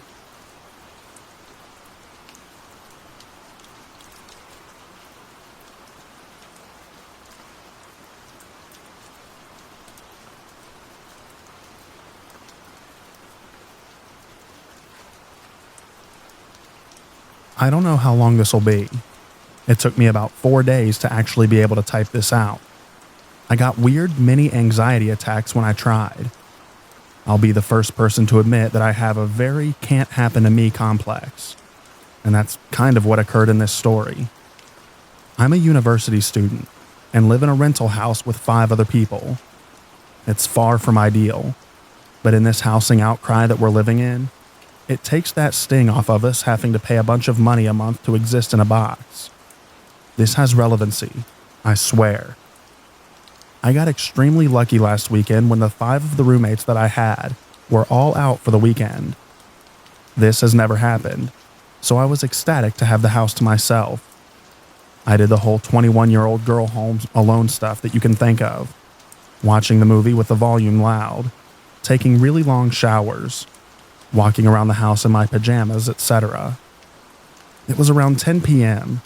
I had finished some homework and was relaxing with a glass of wine and watching some streaming services. It sounded briefly like there was something moving on the porch. We've had a fox in our yard before, and the thing used to make a lot of noise on our porch, so I assumed that to be the case.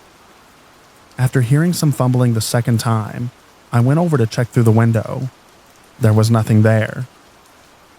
As I'm turning to head back to the living room, a piece of cement flies through our kitchen window. I didn't know it was cement at the time, but not important. I think I peed myself a little when it happened, but I definitely screamed like a little girl. My moronic self started unlocking the door to go outside, but common sense seized control of me yet again and locked the door back. I also ran to the back door to make sure that it was still locked, even though it's glass and wouldn't make a difference. Oddly enough, at this time, my grandma's words came into my head about something her own mother had told her. If someone tries to break into your house, turn the lights off. You know the inside of your house better than they do. I shut the lights off in the living room and managed to turn the TV off, which was hard because my hands were shaking. My dad used to give me and my siblings advice on protection measures, which were not resonating at this time. I secured myself in my upstairs bedroom, roast me if you want to, and had turned all the lights out in the house as I passed them. While walking up the stairs, I could hear the doorknob shaking furiously from the front door. I don't know if there was more than one person, or if they realized that they couldn't jump the fence to get into the backyard. While calling for emergency services on speaker, I secured my hunting knife to the end of my hockey stick with hot pink duct tape. I know that's probably one of the most Canadian things that I could say. If I was going to have to use it, at least it would look fabulous. I stayed in the dark holding my makeshift spear for what was probably about 15 minutes. I'm really glad that I wasn't being murdered in that amount of time. The operator told me that police were coming, which they eventually did. took a very unsettling amount of time. The only reason I left the bedroom in the first place was because I heard knocking on the door downstairs, and I saw the police lights were flashing through the window. Otherwise, someone would have had to have come in and physically pull me out of the room. A statement was given, but that's all they did. Literally all they did. Nothing else. Just that. A very nice female officer stayed with me in the house and helped me clean up the glass until my brother showed up to bring me to his place for the rest of the weekend. So, shout out to Officer Cutie with her tattoos. I made an appointment with a doctor to get out on anxiety medication, as well as medicine for nightmares. I know that I wasn't in any physical danger at that point, but I've had some very charming dreams about similar scenarios, and I was just finding it easier to stay awake. Maybe that's juvenile of me, but I'm human. The meds are working fine, and I'm back at my house with wall-to-wall people again. And honestly, I don't hate that so much anymore. Please, have a fun and safe weekend.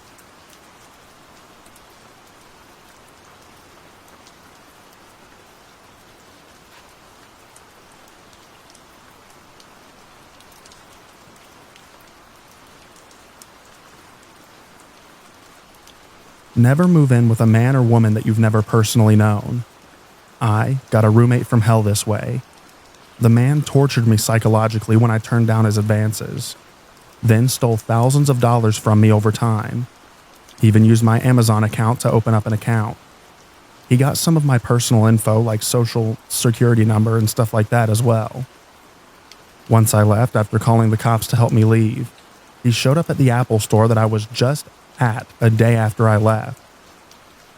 Even though I left to go live on the streets, no family or friends as I was severely abused as a kid. I've been on my own since 14 actually, so I'm accustomed to surviving on the streets for periods of time. I was a million times happier than I ever was in his nice apartment, surrounded by nice things and a fancy car. I felt so relieved even just living in a concrete garage.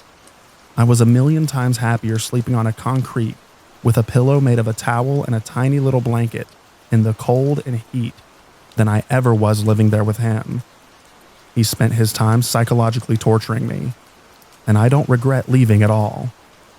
He would bang on the wall across from mine every morning and late at night to startle me awake. He'd throw pebbles or tap on my window in the middle of the night to scare me and keep me on edge. He'd give me weird little candies and teddy bears as if we were dating. Even ordered stalkerish love items from my own Amazon account. Who the heck spends this much on a Christmas ornament that says, "I'll always love and follow you," or something along those lines?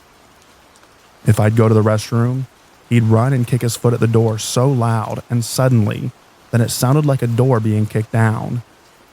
He'd steal my items if I left them alone for even a second, so I'd have no way to go out if I had plans. Then he'd put them back once I mentioned them, or when it was too late for me to leave for my plans. He kept me home this way. If I got any mail or a package, he'd interrogate me. "What did you order? I need to know." Like he owned me or something. Towards the end, I was leaning doors and furniture up against the door because he picked my bedroom lock before I was gone. And when I'd wake up, sometimes there was stuff missing or moved in odd ways, so I knew that he was creeping around while he was asleep. He was an absolute freak. I wouldn't put anything past him since he showed me how psychotic he was. If I was happy or in a good mood, he'd start criticizing and nitpicking at my body, hair, face, behavior, voice, anything that he thought that I was insecure about.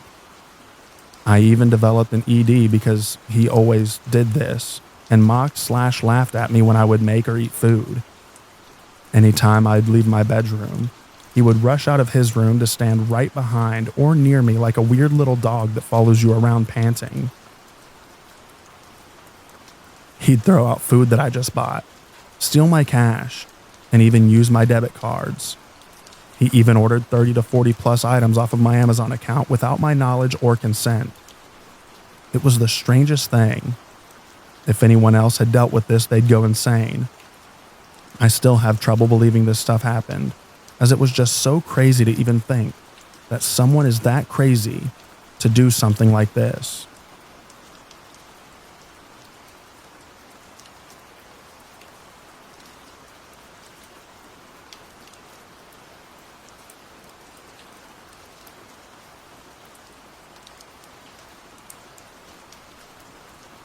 So I've never posted on this subreddit, though I have other stories that I've buried deep until recently. But this is happening in the present. I've had people stalk and follow me before, and because of that and my true crime addiction, I've become supremely paranoid and a solid curtain twitcher. I'm a 31-year-old female, and I reside in an upstairs room that was my first room to myself as a child. I had to leave a bad situation and therefore ended up back at my childhood home. For reference, when our house was built, we were told that the field to our left, with horses and a barn at the time, would one day soon be a development. It was 2000 when we were told that, and it wasn't until 2022 that roads were being formed and foundations laid. I had already had someone follow me home before when I was young. I posted about it, but I don't know how to link it. But I was in a different bedroom next door. My parents put in a free library that's right below my window, and nighttime security lights that are very bright and turn on and you're within like 20 foot of the side of my house my room is on. I'll admit, having an open field next to me so long made me accustomed to not closing the curtains when I change, because there was never anyone to watch. But now there is. For the past 2 weeks, the burglar lights next to the free library have been going off late at night. Because my one side of the curtain is open, so I can use my vape. That's the only reason I noticed it at all. I didn't think too much at first. We lock all the doors and windows every night, and I'm on the second floor. I also always looked out to see if it was a car, someone walking their dog or a deer, only to see nothing. To add, they put in a crap ton of streetlights around this area, so visibility is great. But it just kept happening. So last night I did my usual, and I saw the lights come on out of my peripherals. I acted natural, giving full view out the window that I was going to bed. It was about 3 a.m., turning the TV off, closing the window and curtains, turning the light out, etc.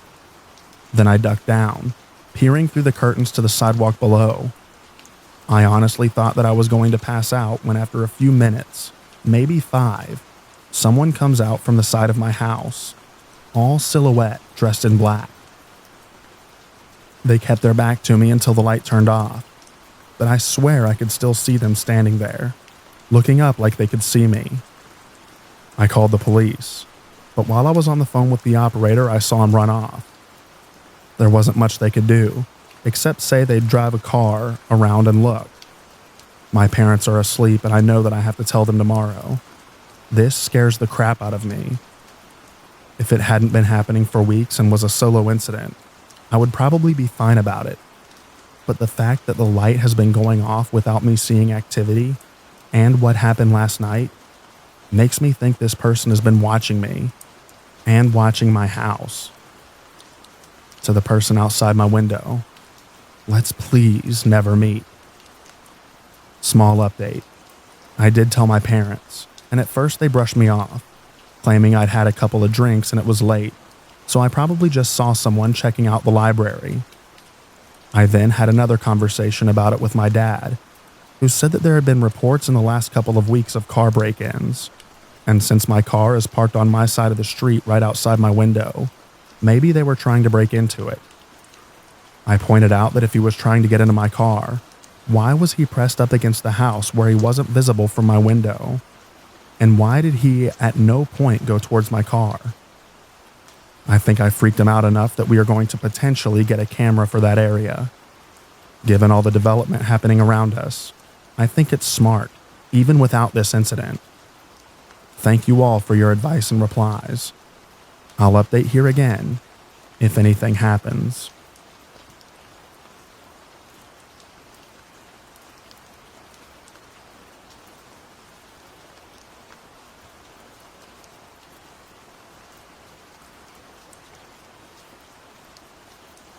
This story takes place in the Balearic Islands of Spain around 2007.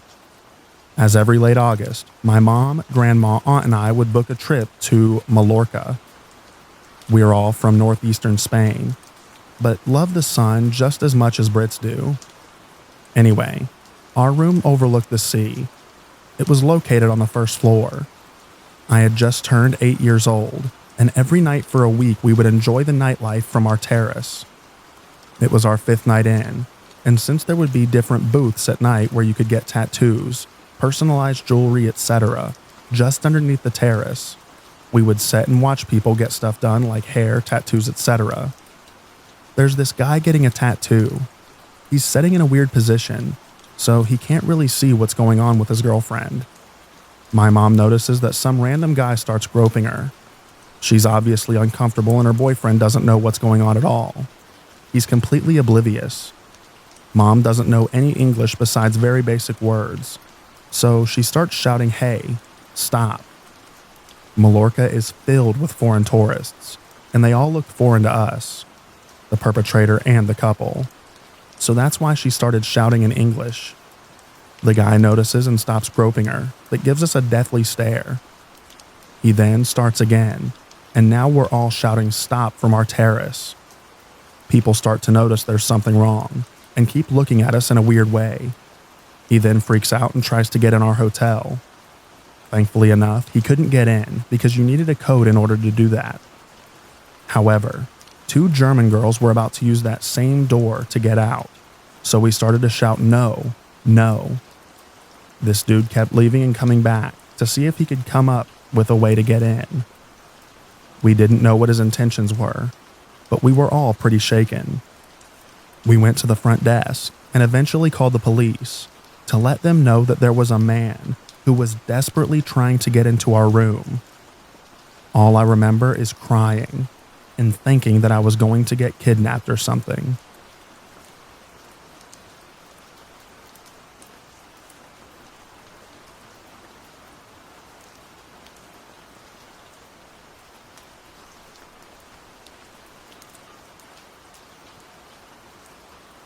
My high school girlfriend called late one night after I was home and in bed. She said that something had happened and asked if I could come over. She was clearly shaken and not full of details, so I told my parents and drove over towards her house. At the top of her subdivision, I was met by a cop with lights on. He asked where I was going, and I told him about the call from my girlfriend. He lets me go by, and I come over the hill to the cul-de-sac where she lives, and I see multiple cop cars around the circle. They watch me pull up and get out of my car. My girlfriend comes running out of her house and meets me in the street. She explains that someone had broken into her neighbor's house and started beating her with something heavy. The neighbor managed to get out of the house and headed to my girlfriend's house where she started banging furiously on the front door. My girlfriend's dad was out of town, so her mom answered the door, and the neighbor just fell into the foyer bleeding profusely from the head. Her mom looks up to see the attacker headed up the walkway towards the front door. She pulls the neighbor into the house and closes the door, hitting the attacker with it before it fully closed. He then took the heavy tool that he had used to beat the neighbor and smashed the little window at the top of the door. Her mom started screaming, and the attacker just turned around and walked up the street into the darkness. I spent the night there that night, along with 2 or 3 cops outside in their cars.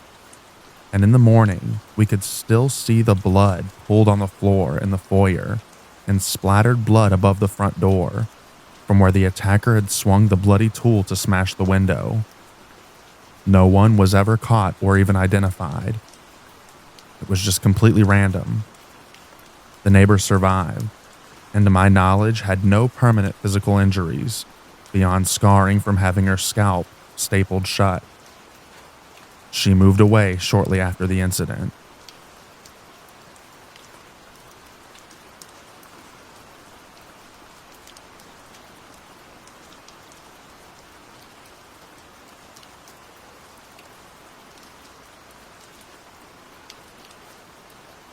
This story kinda creeps me out even to this day, but I have a pretty good one. I lived in Mesa, Arizona when I was 10 years old. We lived in a rough area. that I was just a kid, completely ignorant to the dangers of the world. I was walking back home from my friend's house, and my mother wanted me home by 9, and I'd always start walking back at around 8:40 to make sure that I wasn't late. And it's only a couple of blocks from my house, so it wasn't a super long distance. It was around the time of the year when the sun would set at 5:30, and it would be dark well before 7 p.m. So it was very much nighttime. As I'm walking, I hear a woman calling my name. I turn to look and see that it was one of my mom's friends, but she didn't know her too well.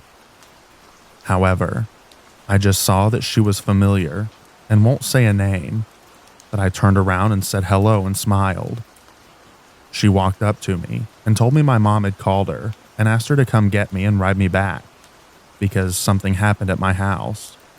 She said that it was an emergency and that I needed to go with her and her husband, whom my family was also familiar with. I was only about 5 minutes from my house, but I was told that it was an emergency and I agreed to go with her. As I'm walking, I get this weird feeling in my gut and this shaking in my legs that I now today realize was my instincts being on high alert. I stopped for a minute and asked if we could call my mom, and she said that my mother was in the hospital right now and that I needed to hurry. Right as we were opening the door to her car, I hear my mother shout my name as loud as she can, and I turn on a dime quickly and I walk towards my mom. My mom asked what was going on, and the woman replies and says that she was giving me a ride home because she saw me. That was not the story that she gave me, so I told my mother what she told me and asked what was going on. My mom just looked at me, and she could always tell when I'm lying versus when I was telling the truth. The woman then goes to interrupt me, likely to lie, and my mom cuts her off and just stared back at her with the most shocked look ever, and these words still send shivers down my spine. She says in the most shocked voice ever, "You were trying to take my son." And the husband looks out the window, hurrying his wife in the car. And as I look back towards them, I can see a syringe on the dashboard leaning against the windshield that he grabs right as I see it. She gets in the car because at that point my mom was ready to kill her and reached into her purse because she keeps a pocket knife. But they drove away, and right after they did, my mom looked at me and just burst into tears saying, "I almost lost you." My mom knew full well what was happening, and I was still too shaken to even say anything, and just hugged her back and we went home. I was still in denial, and to cope, I would convince myself that maybe I wasn't in any danger. My family, of course, never kept in contact with any of them, but my stepdad at the time submitted a tip to the police of the incident. When they caught up with him about 3 months later, we had found out that he was arrested for having CP on his computer and found restraints in his closet, as well as some containers of propofol. They found pictures of me from my mom's Facebook downloaded on his computer as well, leading them to believe that I was actually being watched for a good bit. I never liked talking about it because to this day, if I hadn't stopped for those 10 seconds to ask the woman to call my mom, I don't know where I'd be or if I'd even be alive right now making this comment. And while it may seem like something that would have been easily forgotten, it was never the case for me. I haven't even told my closest friends this story, but I might sometime soon. I asked my mom what happened that night, why she came looking for me. She described the same feeling that I remembered feeling moments before I was almost abducted, just a lot sooner than I did, and just had the instinct that I was in danger. I'm not usually a lucky person. It seems the odds are always against me, but I always remember how lucky I was that night, that my mom decided to listen to her instincts when I didn't. I've never ignored my instincts since. And every night after that, when I finally did decide to leave my house, my mom would walk with me all the way up until I turned 13 to come back to live with my dad. And that, to date, is the scariest thing I think I've ever experienced.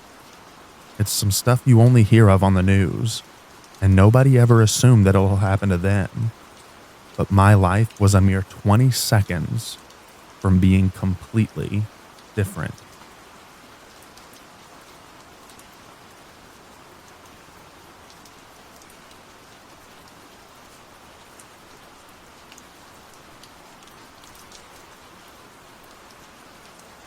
Up to this day, I'm still looking for a logical explanation to this. This happened in 2003. So I and an ex were checked in a coastal resort where the cottages were far apart, like 200 meters away. At around 11 or 11:30 p.m., while we're both drinking beer with the lights turned off and only the TV on, the doorknob suddenly rattled violently, like someone was forcibly trying to get it open. There was no double lock on the door, so my first reaction was to jump from the bed and block the door with my weight. The force of my landing must have been heard from the other side, but the twisting of the doorknob continued. By this time, I was already pressing my face to the floor, trying to look and estimate how many people were outside the door via the small gap between the floor and the bottom of the door. There was nothing, not one pair of feet or anything, but the doorknob just kept rattling. I should point out that the gap between the floor and the door was enough for me to see the outside, or at the very least notice any change in shadow or light caused by movement. But there was nothing. The turning of the doorknob then stopped, but I never heard any footsteps or any other noise. I waited a few minutes and then opened the door. Everything was quiet. No footprints outside or on the sand surrounding the cottage. We just noped out of there immediately.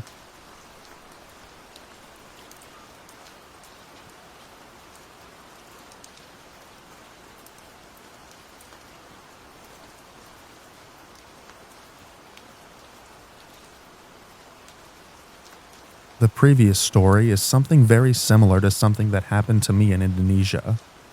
Only it was a glass sliding door every side bungalow. Outside sunken bath, a couple of meters of clearance around it and a path. I'd got up really early, 3 a.m., to see the sunrise at the volcano some distance away through jungle and road. I had got back early, maybe 10 a.m. I was so tired I lay on the bed in my shorts, curtains open on every side, and just fell asleep.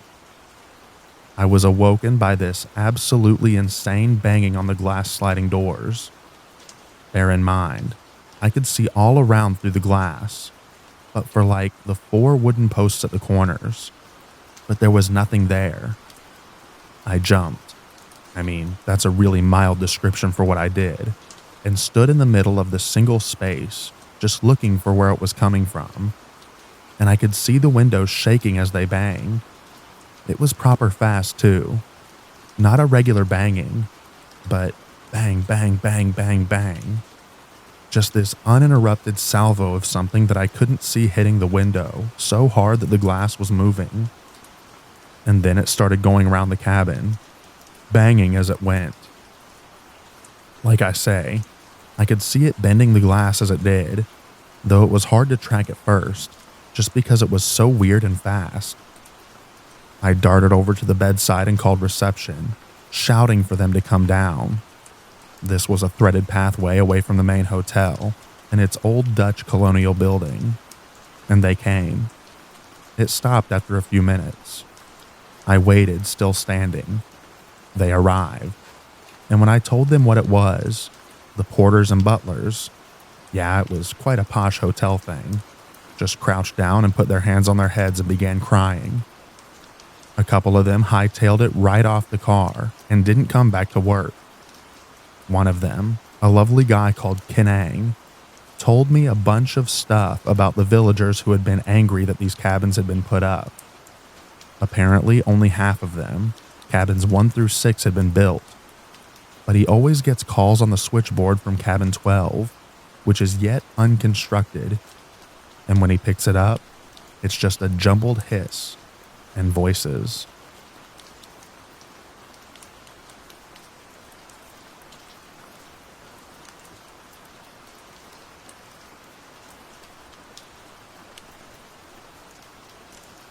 When I was 17, I was hanging out with two friends and they wanted to go smoke weed in the woods. I didn't feel like it, so I drove them and waited in the car. After a while, I was getting bored and decided to go meet them, but there were 4 paths going off in different directions, so I just took the biggest one. After walking for a few minutes in the pitch black forest, before flashlights on phones, I come across this dip in the trail, and on the other side is a bench lightly visible due to the moonlight. On the bench is sitting a man, and another one is standing in front of him, but I can only make out their silhouettes. Being sure these are my friends, I yell out to them before walking over. If you ever walk the woods at night, it's just an uneasy feeling all around, so I was cautious to begin with. Well, it turns out, just after yelling out to my quote-unquote friends, both silhouettes turn around towards me. Not a word, not a sound. The guy sitting down starts sprinting at full speed towards me in complete silence. I got the absolute crap out of there, sprinting also the other way, and tripping over stuff because I couldn't see anything. I finally get out and lock myself in my car, but I was really worried for my friends. Maybe a minute later, I see them both coming out of a completely different path. They also confirmed that they never saw me or anyone else. My heart still sinks, thinking about that dude sprinting in silence. Like, what was he going to do?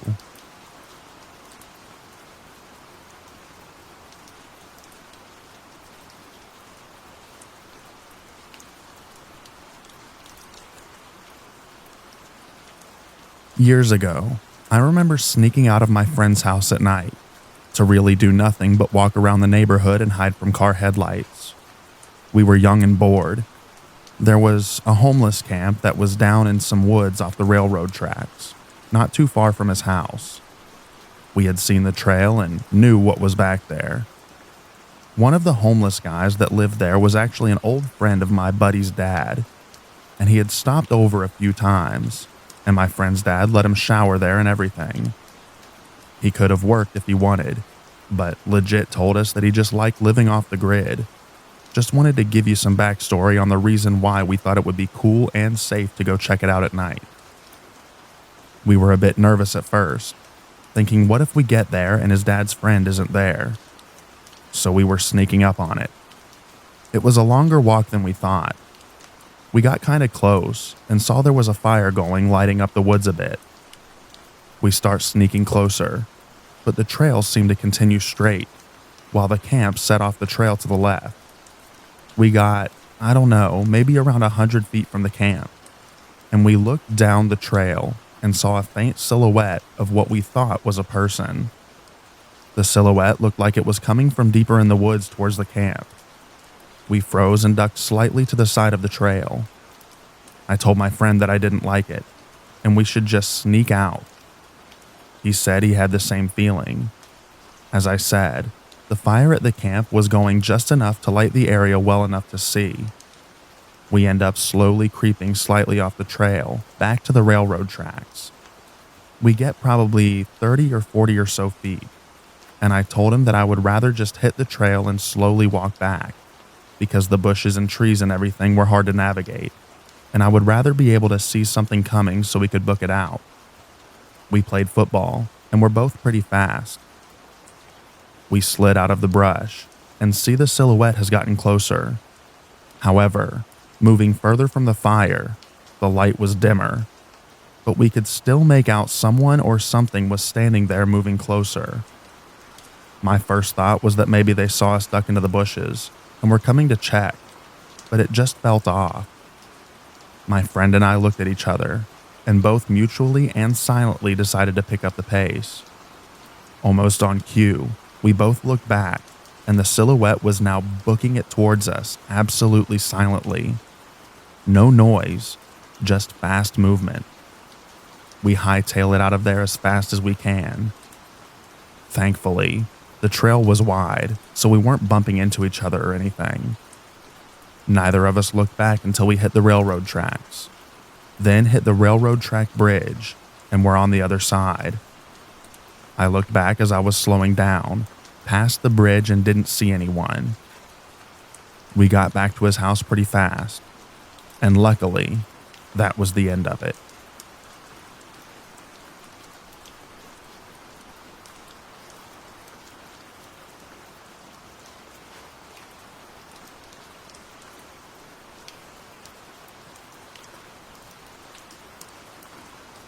I think I suppressed this story until now, and I can't remember exactly where it happened, but an ex and I went for a romantic weekend out of Jakarta somewhere, a mountain resort surrounded by rice paddies and tea plantations, if I remember correctly. It was beautiful and expensive. I was woken up at probably 3 a.m. in the pitch black in our room by some banging on an internal door, and then I heard it slide open. In that split second, I thought it was my ex who couldn't see anything, trying to go to the bathroom. Then she sat up and screamed beside me. I crapped myself. I got up, turned all the lights on. The sliding door that we had locked was unlocked and wide open. I thought initially that someone had broken in and we'd startled them, but the outside door was still locked. We noped out immediately as well. We managed to find some other weird reports online, but there wasn't much, and this was back in 2008. We never got an explanation. Only thing I can think of is that someone may have gotten in via a manhole or something, though I never waited around to bother and look. I refuse to believe in supernatural stuff, so it's the only logical thing that I could consider. As I say, I've clearly suppressed it until now.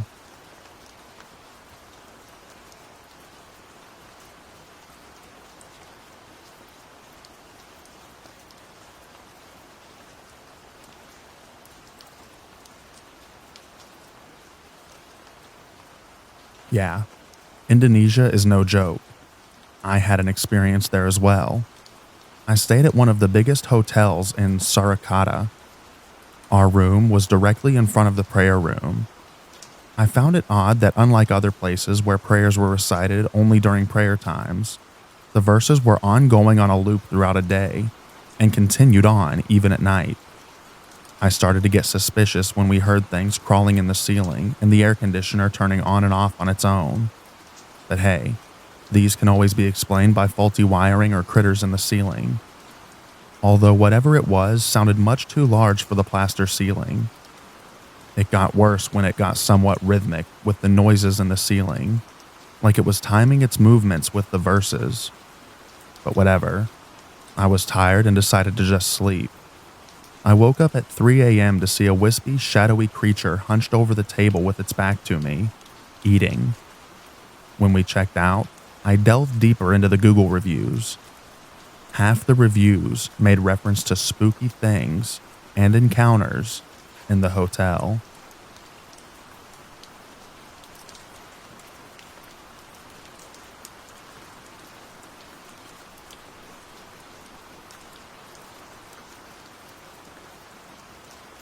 I was out in California with my wife and daughter. She was about 10 months old at the time, visiting my father-in-law. We drove into the city to hang out. He had to handle a traffic ticket, so we drove to the courthouse. As we drive in, this car is driving into the lot. There was a gate with a guard. Not driving super fast, but too fast for a parking lot. The attendant seemed to be running after the car. We were super confused. The car proceeds to drive into the lot, pick up even more speed. Then the passenger, a woman, opens the door and falls out of the car. We stop our car. We're not in the lot yet, and we were all wondering what the heck is going on. The car stops. The driver hops out and starts chasing the woman. Then all heck breaks loose. She's screaming. He's chasing her. The lot attendant is close behind him. And then I notice the driver chasing her has a knife. The woman passenger runs towards the courthouse, up the steps, and the driver chasing her catches up. Courthouse police are running towards them now. 3 of them, guns drawn, yelling at them to stop. The driver tackles the woman. Remember, he has a knife. and as they tussle on the ground, we hear 4 to 5 gunshots. I could have sworn they just killed both of them, but the woman jumps up and is quickly ushered into the courthouse by one of the cops. The other two approach the man, guns still drawn, and he writhes around a bit and then goes still.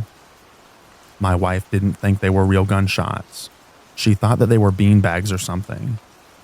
Thankfully, my daughter was in a rear-facing car seat and had no idea what was going on. We turned around and left. The news later reported the woman was being physically abused by the man, but she convinced him to take her to the courthouse to deal with a speeding ticket or something. She took her chance to get away. He chased her with a knife, and the courthouse cops shot and killed him. I was crazy impressed that they fired into this tangle of 2 people, and the woman wasn't injured. Still doesn't feel totally real that I watched those cops shoot and kill that guy.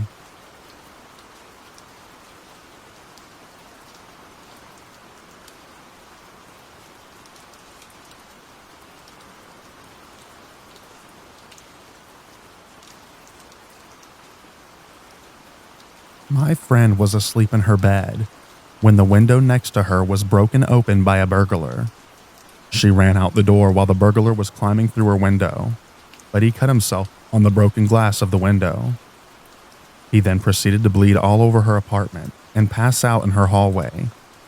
He died from blood loss in her doorway because the glass cut his femoral artery. The ambulance came and took him away, but he was already deceased by that point. She sent me pictures of her walls and bedroom, and there's just blood everywhere. So basically, my friend had someone die in her apartment in the middle of the night, randomly, and cover her place in blood. She then had to call hazmat cleanup to clean the place, and she moved to Canada shortly thereafter.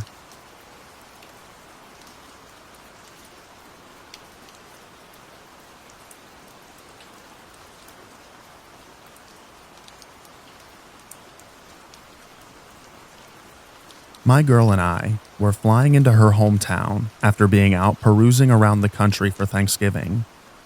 It was a few days earlier than scheduled, so we didn't tell any of her family or mine, who also flew in, because we had been spending Thanksgiving together for the last few years.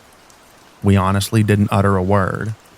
This was back in 1992, so there were no cell phones and no tracking abilities or any of that. Anyways, we got into town late at night, around 11 p.m. or 12 a.m. We had decided that we were going to stay in a hotel, since the plan was to surprise the family, and while showing up at their doorstep late at night would have certainly surprised them, that wasn't really the kind that we were going for. We get into our room. It's got a kitchenette, a couch, a TV, a king-size bed. It's all around probably one of the nicer places that we've stayed in. I pass out immediately. She takes a shower.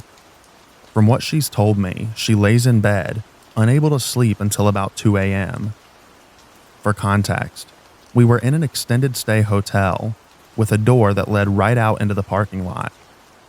There was a sliding glass door to the left of the bed. Straight ahead was the couch, the door, a desk, and a smaller window. Blinds were shut on the sliding glass door, but on the smaller window, I guess they were open a crack. But when she realized she was too tired, she didn't care all that much. Our room was completely dark, so it wasn't really like anybody could see in any kind of mentality. As she turns over to go to sleep at 2 a.m., through the slightly open blinds at the smaller window, she sees a flash, like a camera flash. But because the parking lot is 50 steps away, she just simply assumes that it's a street light and doesn't think anything of it and falls asleep. 5 a.m. rolls around, and I'm woken up to loud knocking on the sliding glass door. She wakes up only a few seconds after I do, and is just as confused and disoriented as I am. Continuous, persistent knocking. I had half a mind to just assume that it was some drunkard. It was the holidays after all, who had come back from a night out and made a wrong turn somewhere while trying to get back to his room, but was sure that he was where he was supposed to be. Knocking stops briefly, then starts on the front door. I want to further emphasize how this knocking was. Not quite a police knock, but someone was sure that they wanted into this room and wasn't going to stop until they got in. I go over to the door to look through the peephole, and I don't see anybody. The knocking starts again on the sliding glass door. If it was someone trying to wake up whoever they were with because they got locked out of their room, wouldn't they be announcing themselves? Wouldn't they be calling out the name of the person that they were trying so desperately to wake up? Like I said, the knock wasn't quite police, so I know that it wasn't them. They would have made sure that everyone knew they were there had it been. I go back to the sliding glass door and stand there. The knocking persists. Once it stops, I peel the curtain back just enough that I can see out the window. I'm pretty blind without contacts and didn't have my glasses on, so I'm practically pressing my face up to the glass to see who I can see. And I see nobody. The second that I shut the blinds, the knocking starts again. At this point, I'm freaked out. I was trying to keep my composure as to not make my girl unsettled, but we're both already past that point. Nobody knows that we're here. Nobody that would want to pull a prank on us. None of our family, our friends, nobody. The only person that knows we're here was the older man who checked us in. And why the heck would he care where we are? I'm borderline a little worried for our safety. If whoever was out there managed to get in and had cruel intentions upon entering, I'm a small guy. I'm 5'8" and 125 pounds soaking wet. I can talk a lot of crap and can throw a punch, but if somebody bigger than I really wants to kick my butt, they'll be able to do it no problem. I call up to the front desk as the knocking doesn't stop, and on the second ring, the man who checked us in answers and seemed concerned as to why I'm calling at this hour. I explain the situation. The knocking is still happening as I'm on the phone, and he tells me that he's going to send a security guard over to check it out. The knocking continues on for about another minute. Not even probably 2 or 3 minutes after the knocking stops, I get a call back from the front desk who says that security didn't see anybody, didn't see any signs of anybody, but that he apologizes for whatever happened. Super comforting. Neither one of us fell back asleep until it was light out, and when we went out later in the day, there was a singular footprint leading away from the sliding glass door. Weird, because we were in a nice part of town. It was a place that she grew up in and therefore felt safe in, knowing the area as well as she did. That's one of the reasons we chose to stay at this place. It was horrible. We are both still stumped as to what the situation was. I don't know. I still get uncomfortable just thinking about it. Really.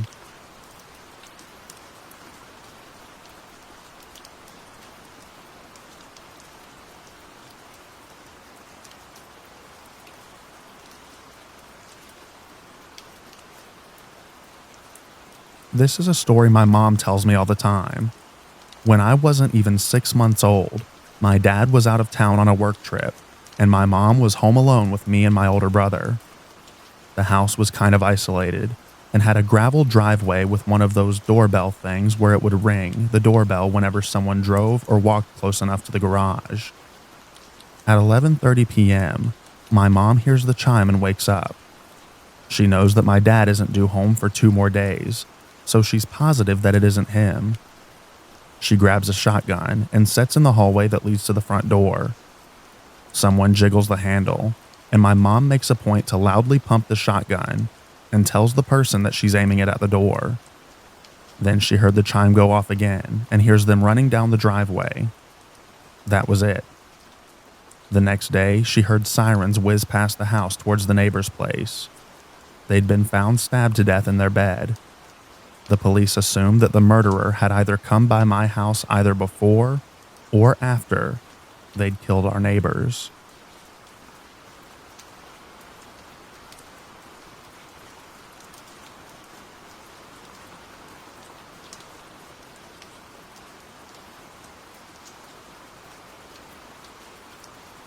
My mom's friend's friend went on a Tinder date with a dude and they met at a lunch place, and things were going great.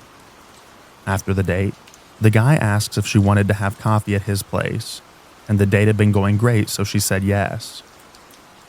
They go to his place, and as soon as they are inside his apartment, he closes the door and locks it, and turns to her and says, "You're not leaving this apartment alive." She freaks out and quickly ran to the closest door. She got lucky, and it's the toilet. As soon as she had locked the door, she sends her location to all of her contacts and tells them to call the emergency number for our country. Then she calls the police. The police arrive, and the dude has almost completely hacked the bathroom door to pieces with an axe. She is still inside, completely terrified and panicked. Once the police get the dude under control, they sent in an EMT to calm her down and get her out. When they take her out from the bathroom, the police tell her not to look to her left, but of course she had to look. The whole apartment, from ceiling to floor and walls, were covered in thick plastic, and there were a bunch of tools on the floor. He had it planned meticulously, and she got incredibly lucky to be leaving alive.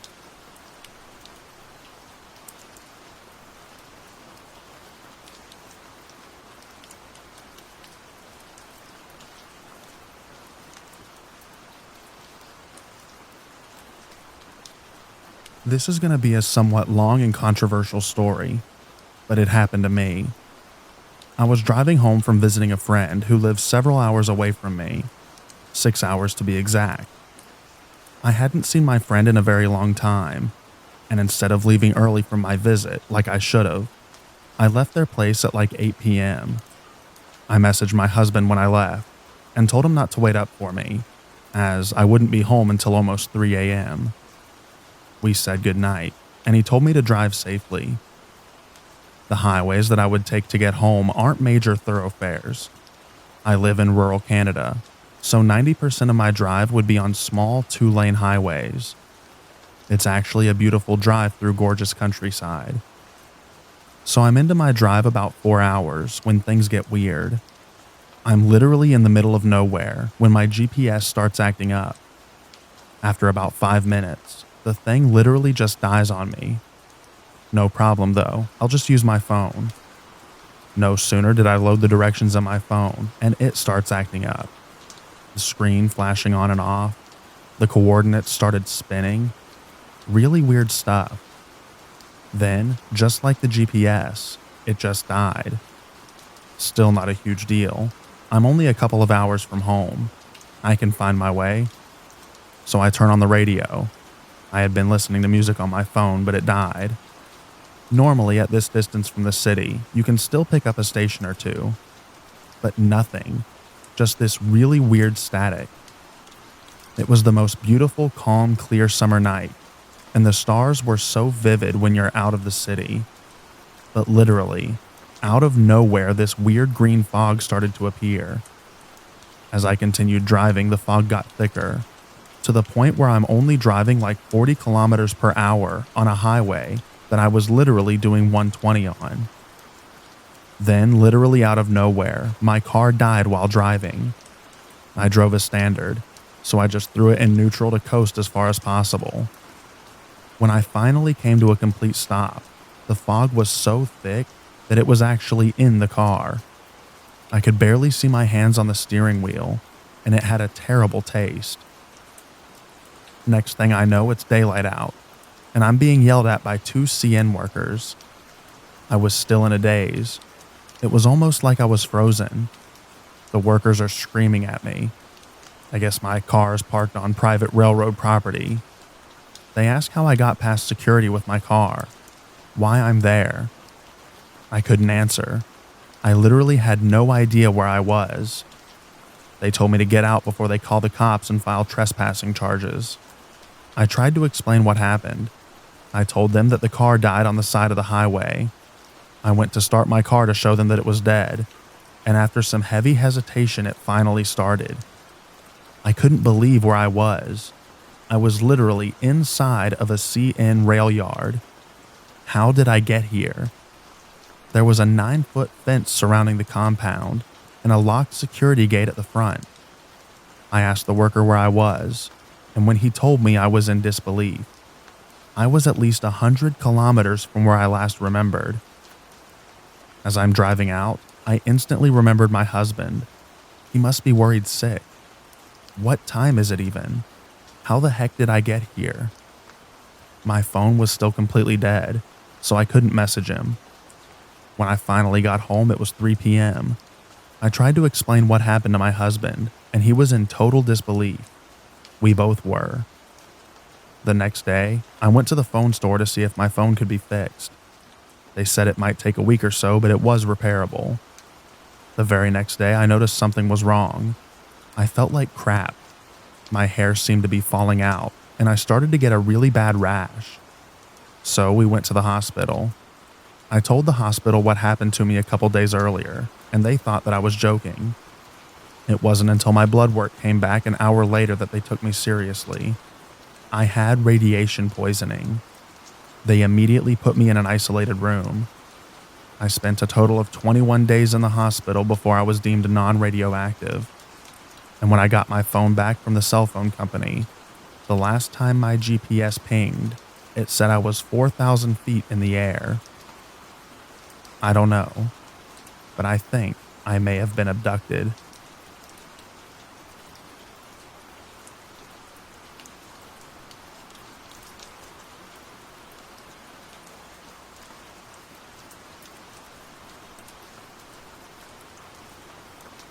I was 17, taking the metro from the suburbs to Chicago at 8 p.m. alone.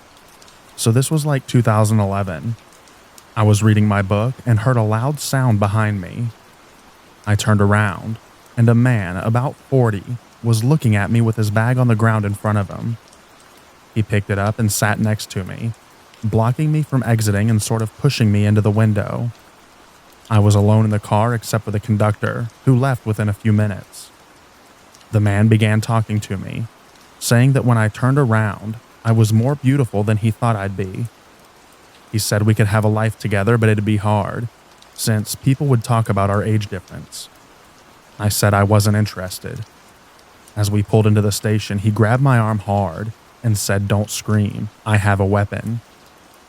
He was walking me off the train into the crowd, holding my arm. Behind me, I heard the conductor shout after me, "Miss, you forgot your book." And the man let go of me and ran away. I ran to the conductor and was crying. He said he thought the man was my father and had no idea. I was on my way to catch another bus, so I just sort of numbly ran off, looking in every direction until I was on my next bus. I never told my parents, because I didn't want them to not let me travel to see my boyfriend at the time, now my husband. Anyways, don't sit in the empty train car.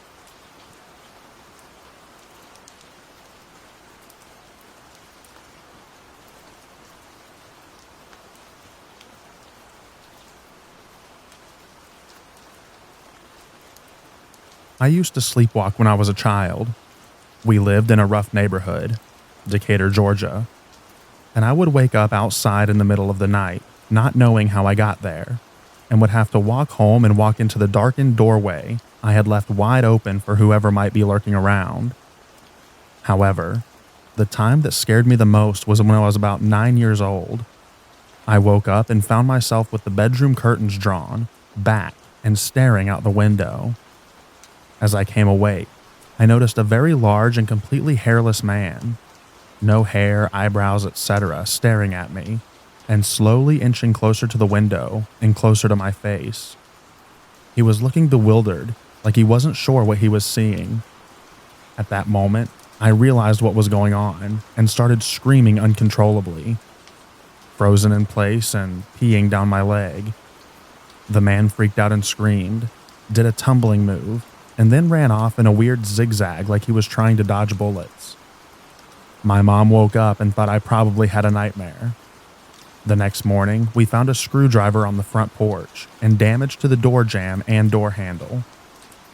I still just about pee my pants when I tell that story, but now it's usually from laughing.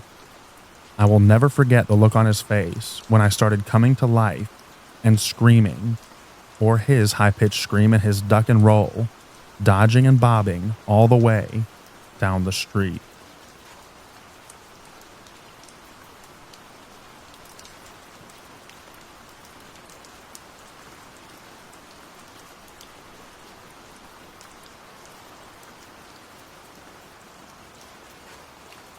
I was active duty in the Navy, served aboard a submarine.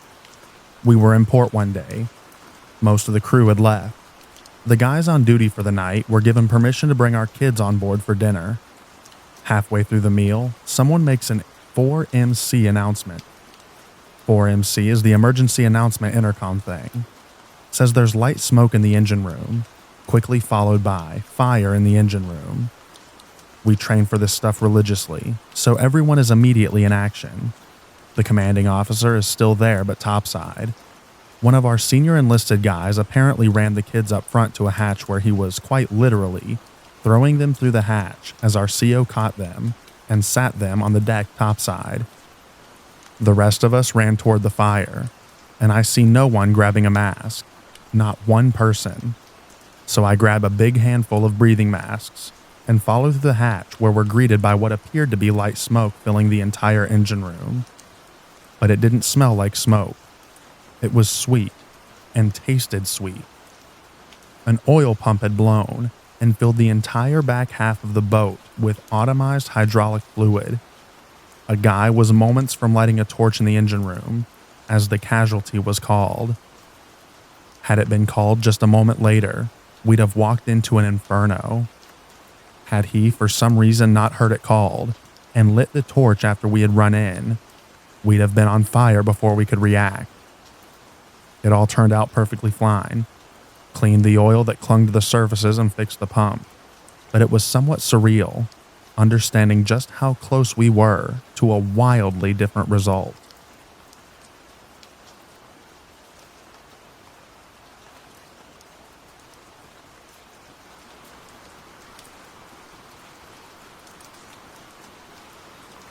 I was with a guy for a couple of years when I realized that he'd taken up smoking meth as a hobby after work. We had numerous problems already, and I had 3 small kids, so I finally kicked him out. A few days later, maybe a week, he makes a fake Facebook page and sends me a friend request. The only posts on the page were talking about killing me and my children, his self-unaliving, and how he planned to do it that day. The most recent post was accompanied by a selfie of him in my backyard. A recent selfie, so he had been there. I was on my way home with the kids late in the evening when I got the request. I had stopped by my parents' home the day before and gotten my dad's 9mm handgun because he was sending messages through mutual friends about burning my house down. I called the police as soon as I got home, and they didn't seem to think it was a big deal and didn't have an officer available to come check my house before we walked into it. I live in the middle of the woods, and we have a rinky-dink police force. Anyway, I made the kids stay in the car. I gave my oldest instructions on what to do if anything happened, and I had to sweep my own home, in the dark, with a 9mm, just in case he was in there waiting for me and my children. And it was terrifying. I had to check my entire house every time we came home for a while, and I was always worried that I'd eventually find him there.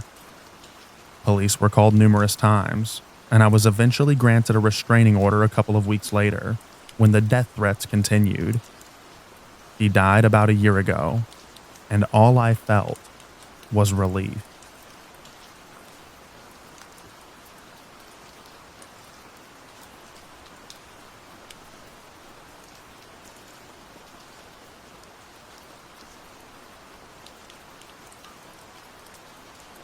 In the early to mid-90s in Northern Ireland, I was a kid of around 8 or 9. The sun was shining and it was sometime in the early afternoon.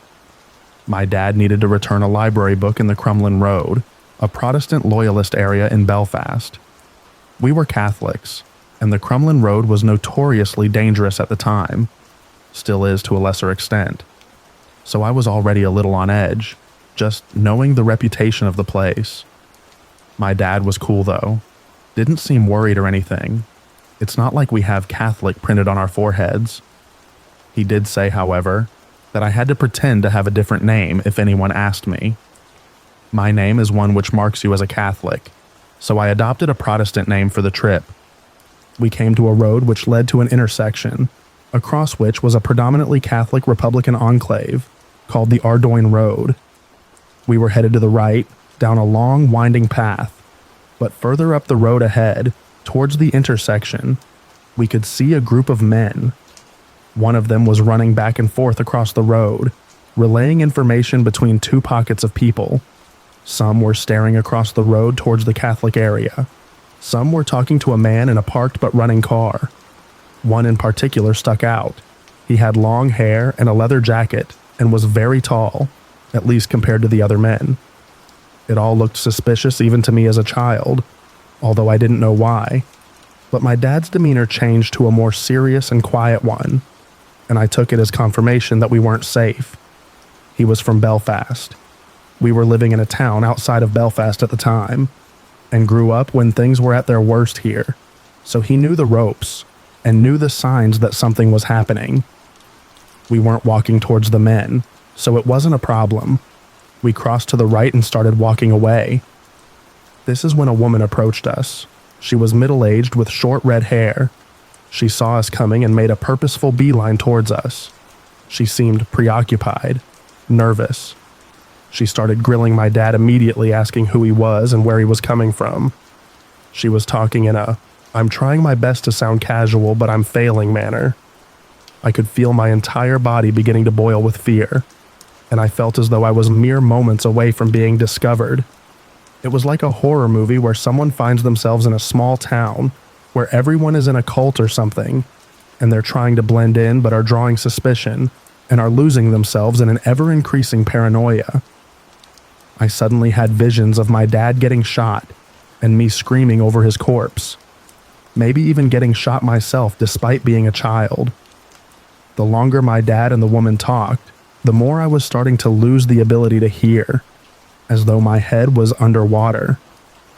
I was holding my dad's hand, and I was struggling to keep a grip because of the sweat pumping out of my palm. I didn't know how or why, but something primal in me recognized that we were in serious danger. It was clear that she was a part of whatever was going on around the corner, and was trying to manage and analyze the flow of foot traffic, especially that of strangers like us. Given that she and us were the only people on the street, she had been doing a good job. She was fishing hard for information about us. My dad played it cool and responded to her questions without really revealing much, doing a much better job of being casual than she was. The area we were from, he explained, was mixed, i.e. Protestant and Catholic, and he feigned displeasure at that fact, trying to signal that he hated Catholics and was somewhat miffed to have to live amongst them, without ever actually using those words. It was subtle, and I was terrified that I might need to participate in the conversation, because there's no way I could dance around the truth, as well as my dad was doing.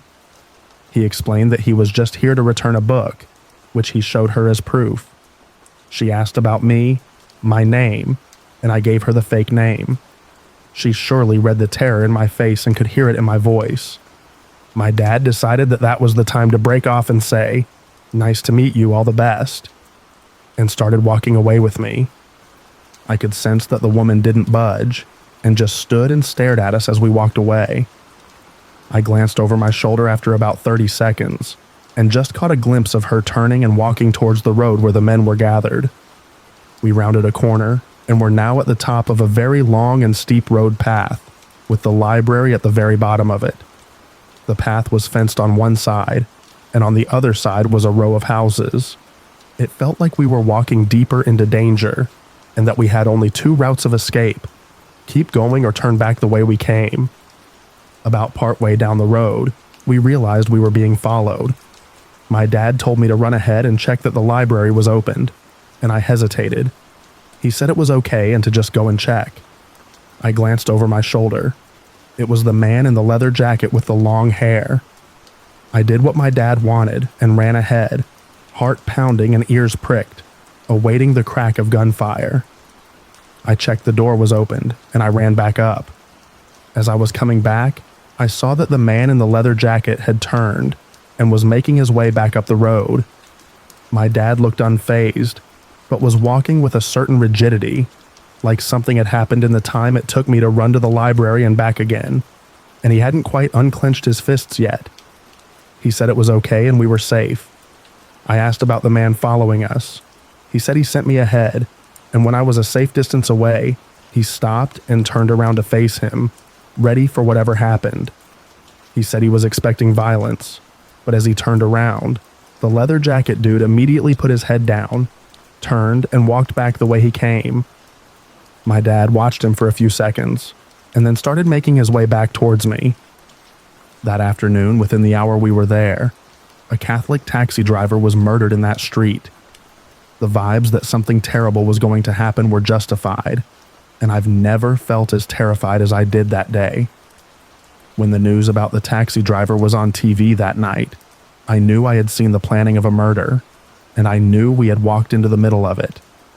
I could probably have identified both the woman and the leather jacket man had I been asked about them by the police, but that was never going to happen. No way my dad would have volunteered himself, and therefore me, to the cops, to be a witness against a terrorist cell.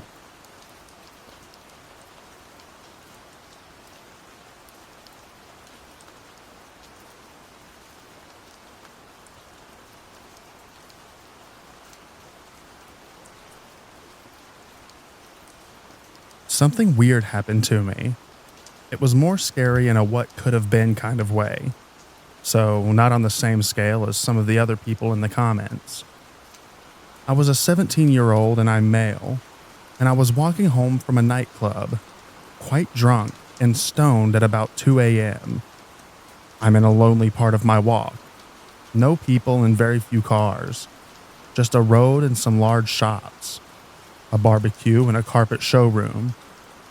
Out-of-town shopping complexes that have since become ubiquitous in the UK. Anyway, in a lay-by, about 15 feet away, is a car pulled up with lights on.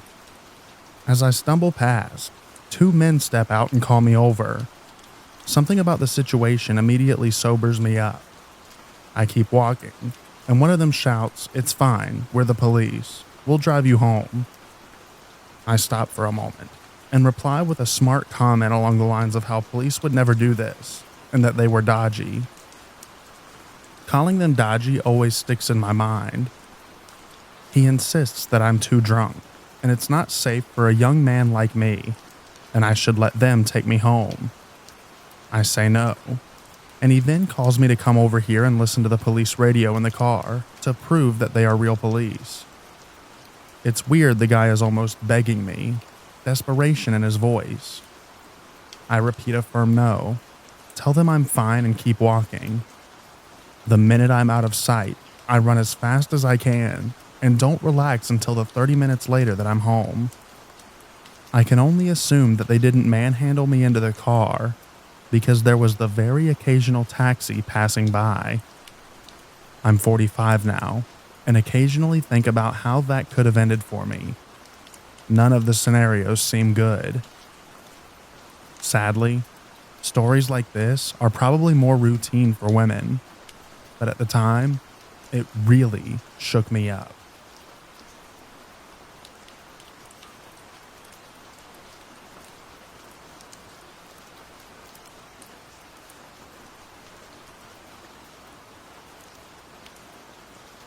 I was around 10 years old. I was at school, but my mom told me that she was thinking of taking me to the doctor's in the afternoon. I had a recurring eye issue. It was lunchtime, and I'm in the dining hall when the office woman told me there was a taxi outside for me and that I needed to go. I assumed that my mom booked it for me, as she can't drive. I cleared up my stuff and got my bag. I was just about to leave when I remembered my jacket in my classroom. I rush to get it and head out for the taxi. The office woman tells me that I'm too late and the taxi had gone without me.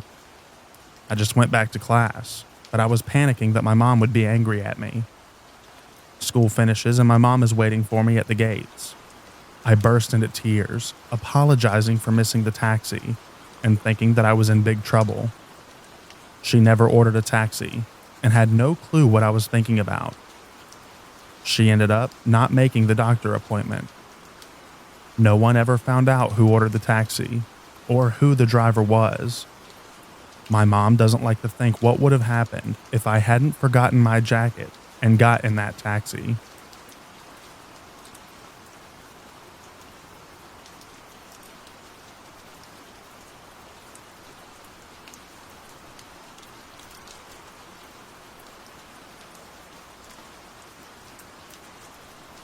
When I was about 18, my friend and I went to the movies and decided to walk home. It was a bit of a walk, but we didn't want to pay for a cab. I'm always pretty vigilant when walking, especially at night, so I noticed a guy with his hood up walking behind us. Every so often, I'd look over my shoulder and check on him. He started pretty far behind us, but was gaining ground weirdly quickly. The last time I turned my head, I caught him sprinting at us.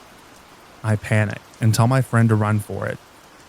She's in those Birkenstock slip-on sandals that were popular back then, and she's struggling to run, so I'm dragging her until we get to the gas station.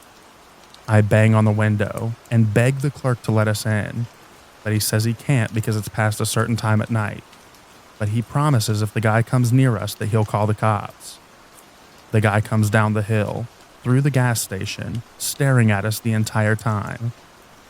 I swear, the only reason that he thought better of it was because the gas clerk had the phone visibly in his hand. Plus, he was a big guy. I completely broke down after he left. Just the thought that he was running at us while I had my back turned scares the heck out of me. What if I didn't turn? When I did, that last time.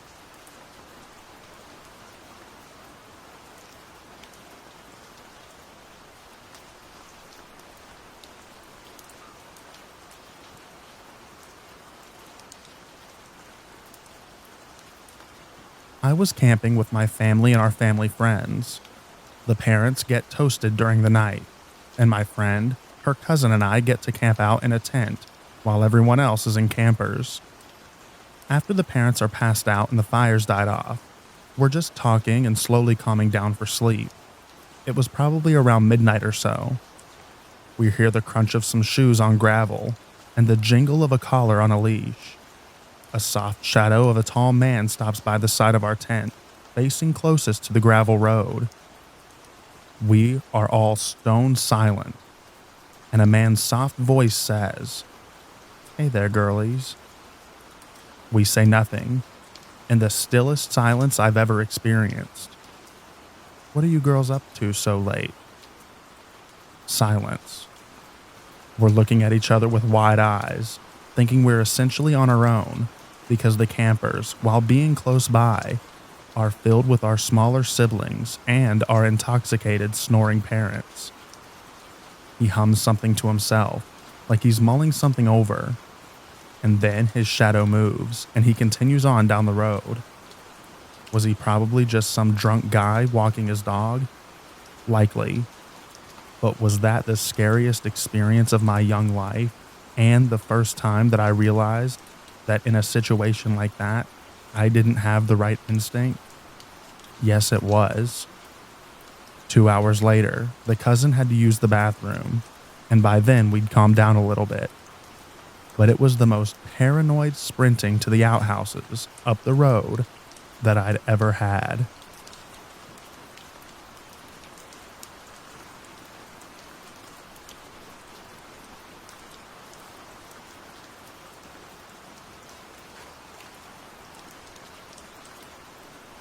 I'm a guy, and when I was 19, I was at a friend's apartment one night for a party.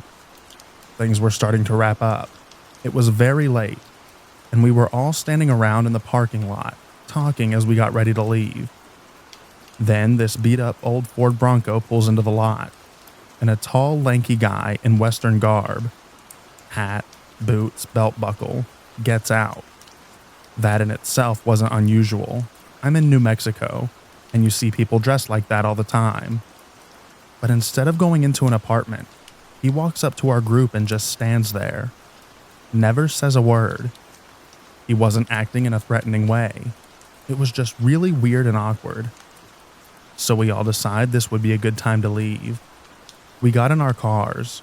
He got in his Bronco and we all drove off.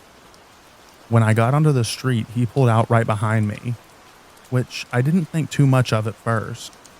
But then he revved his engine, pulled right up on my tail, and flipped on his high beams and a light bar. Now I knew something was up.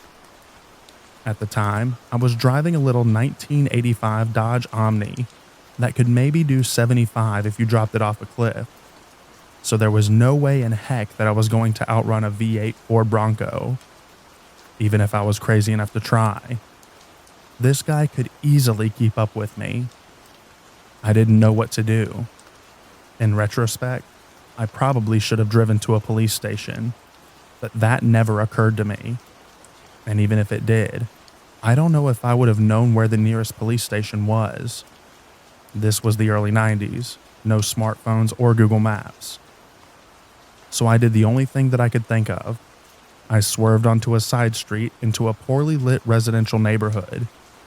He followed me, but I had a bit of a head start, so I gunned it and turned off my lights. I just sort of randomly drove around the neighborhood for a while, until even I couldn't remember what route I had taken, and I couldn't see him in the mirror anymore. When I was pretty confident that I had lost him, I found my way to a main road, turned my lights back on, and headed home. To this day, I don't know if I was the victim of a stupid drunken prank, or if I was nearly murdered.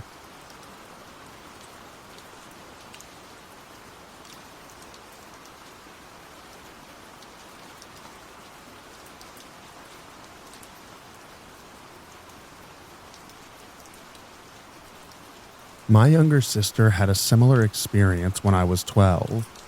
It was Halloween, and my mom had taken us trick-or-treating around our street.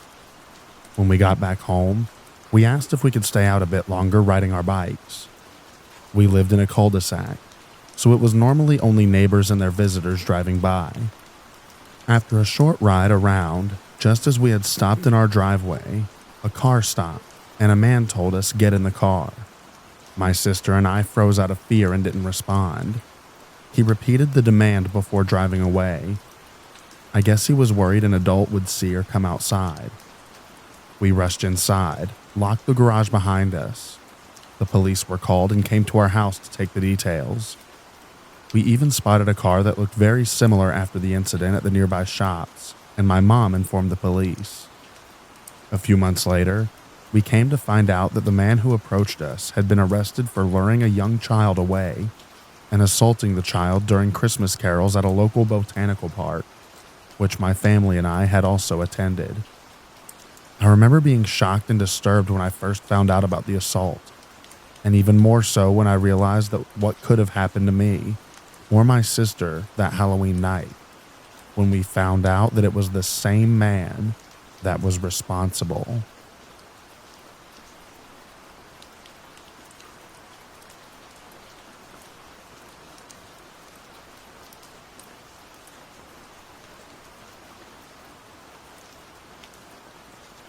My mom always told me to not approach or talk to strangers. One day when I was walking home from elementary school from the bus stop, which was around the corner and down a block, an older man drove up to me. I was on the right side of the road, and he was driving towards me and parked next to me. So he was on the wrong side of the road in a residential neighborhood. He had a map in his hand and asked me if I could tell him where this street was, as he pointed at the map. I took a couple of steps towards the car and remembered the lesson that my mom had taught me and stopped and asked, "What street is it?" He told me the name of the street, and I gave him verbal directions and started walking again. Something didn't seem right to me though, and I don't get why he needed a map to ask where a street was that was not difficult to find. I was literally a few miles down the main road, a block away. I just figured he wanted to kidnap me.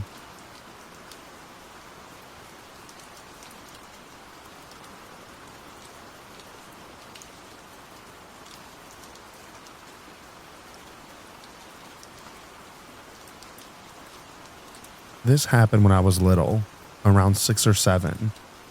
I was being watched by the neighbors across the street with her 4-year-old and newborn. The mom decided we should have a picnic on the driveway, but after a little while, she had to go inside to get something, maybe to use the bathroom.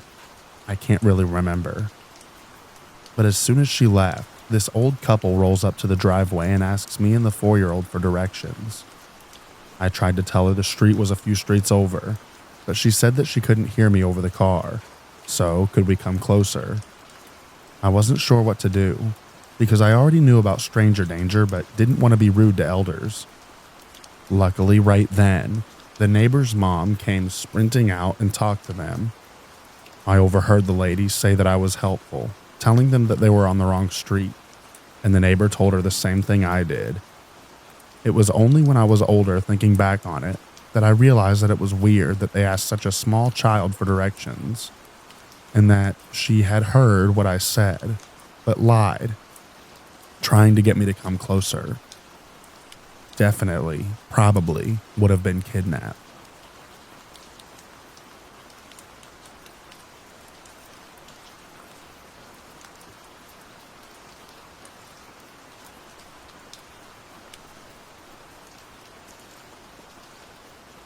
Back in Sweden, I was casually walking back from an after-school club, probably around 7 to 8 years old. I can't remember for certain. Autumn weather, rainy and dark. A car pulls up next to me, drives slowly. A relatively old man looks me dead in the eye. I look straight ahead. I start walking a bit faster and he speeds up. Instinctively, I turn around and frantically start running towards the main road. It's about a 30-minute walk from school to my house. Anyway, as I run along the main road, one of our neighbors sees my reflective dangly bit, stops and offers me a ride back home. It shook me up for weeks after, but my parents didn't care.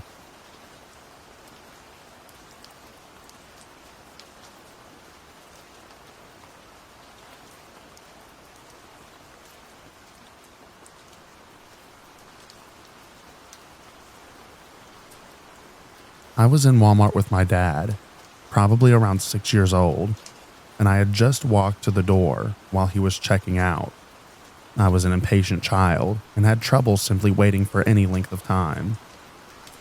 A young boy, I suspected maybe a year or two older than me, approached. I was too young to be terribly suspicious, so I went along with it when he struck up conversation. He eventually asked if I was here with someone, and I said that my dad was just over there. He then forcefully grabbed my wrist and told me to come with him, trying to ultimately pull me towards the door. I was thankfully able to free myself, and I ran away. Shortly thereafter, my dad came up and we left.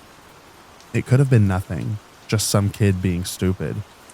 But with all the stories of kids being kidnapped and trafficked, it's terrifying to consider what could have happened.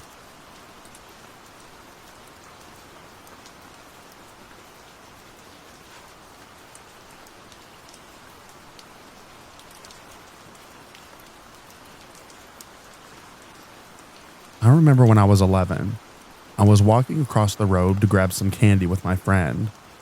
We lived in townhouses and were neighbors. So this happened right in front of our building. This pasty bald ginger dude comes up to us as we're waiting at the light and says to me, "You're my older sister's name, sister, right? Want to make $1,000? All you have to do is take a few pictures." I managed to choke out a no while turning to my friend, who's equally terrified, her eyes on the light waiting for it to change. As soon as the light switched, we bolted to the store and hung out there for a little bit. Broad daylight, busy arterial road for the city. 5 minutes later, it was like it never happened.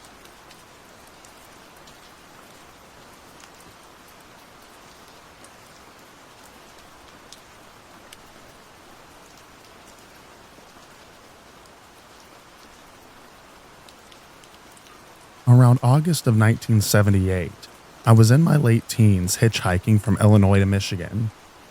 I caught a ride on Route 94 outside of Chicago with a middle-aged man in a pickup truck. He was a nice enough guy, friendly and talkative. A half hour or so into the ride, I happened to glance at his crotch and noticed that he had his zipper open with his junk on full display. Not good. I stayed calm and waited until we got near an exit and asked him nicely to pull off. I told him I was getting car sick. He ignored me and blew past the exit. Crap. There was another exit a few miles ahead. I told him I was nauseous and was going to vomit and to please take the next exit.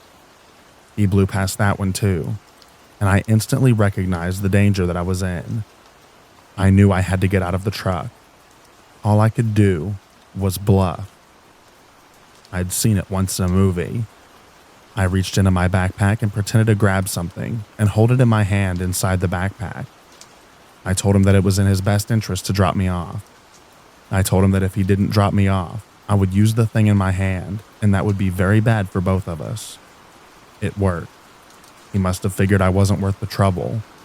He took the next exit and dropped me off at a gas station. Fast forward to several months later when I picked up a newspaper and saw a picture of the man who had picked me up hitchhiking on the front page. He had been arrested, suspected in the murders of multiple young men. That is the creepiest face I've ever seen, and I never hitchhike again.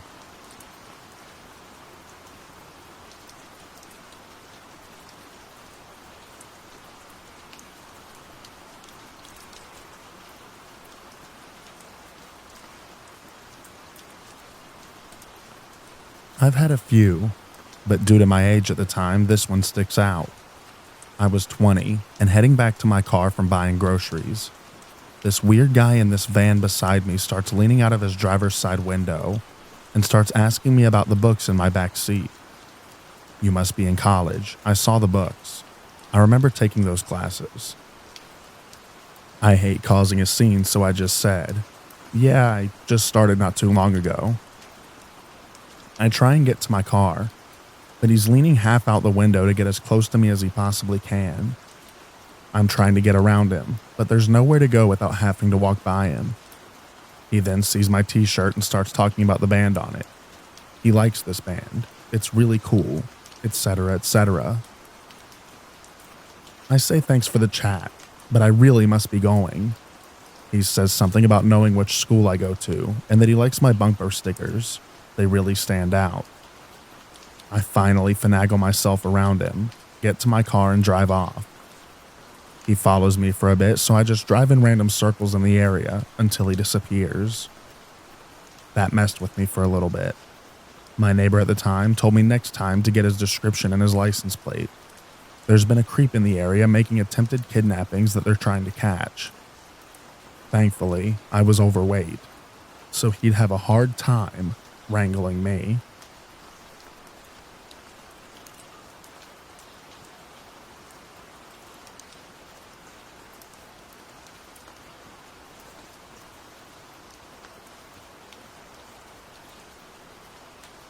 This could only happen to one of my friends, who is one of the sweetest people that I've ever met. Where we live, there's a suburb that has all the nightclubs and some tech businesses, but still has a large homeless presence. So over the years, it's developed a bad reputation. One night, my friend is heading towards a gig and takes a shortcut through a dark alley, where out of nowhere, an Aboriginal guy asks him for a cigarette. My friend, being the nice guy he is, rolls him one and just starts having a conversation with the bloke. An Aboriginal woman approaches my friend from behind and puts her hands on his shoulders, but doesn't say anything. The guy my friend is talking to nods like he's saying no, so the girl just leaves. My friend says he has to go, which the Aboriginal guy replies, "You know, I was actually going to R-word you, but you turned out to be a nice guy, so I decided I wouldn't." My mate just legged it.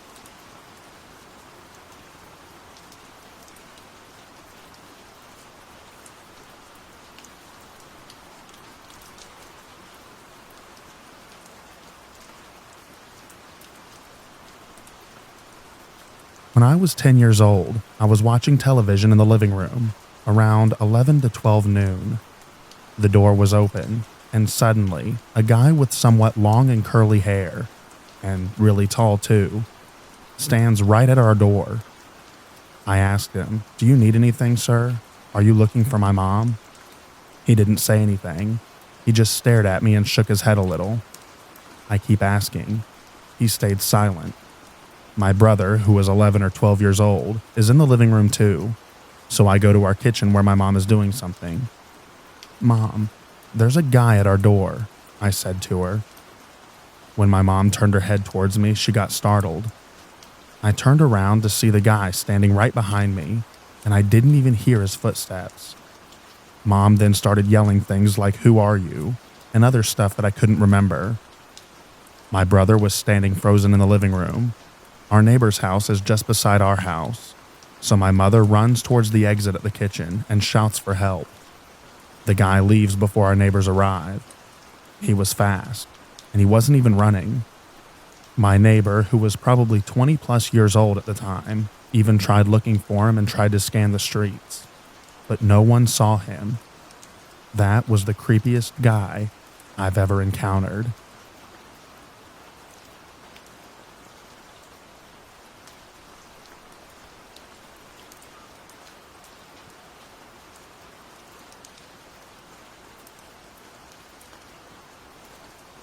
I was pumping gas while driving home after a round of golf with friends.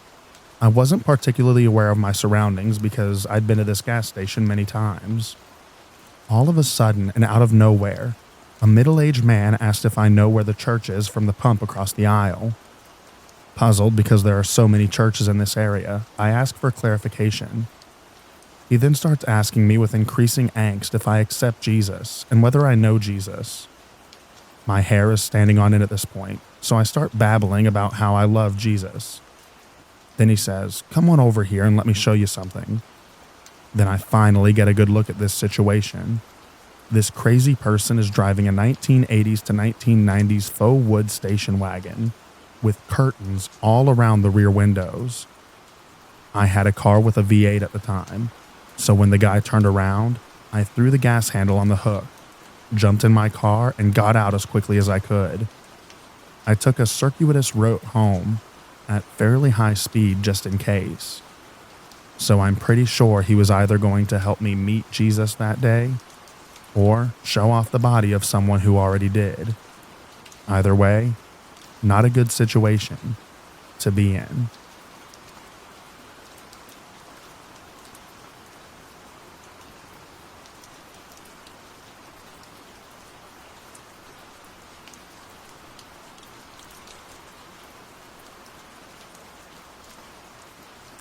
My sister and I were playing outside when we were younger, and an elderly couple was walking by our yard. Our yard had a cemetery in the back, so it was quite a common local attraction for tourists, as this house was built in the 1800s, and most of the graves were from children who died back then from the flu, etc. There were some creepy stories from that place, but nothing lives up to what happened all those years ago. As we were playing outside, this couple kept pestering my sister about what her name was. As they approached us and got closer, we were just little kids and got terribly scared and ran inside and told our mom what had happened. The following week, I heard a story on the news about an elderly couple approaching a teenage girl, kidnapping her and R-wording her. And it was the same couple that had approached my sister and I. I still get creeped out about that.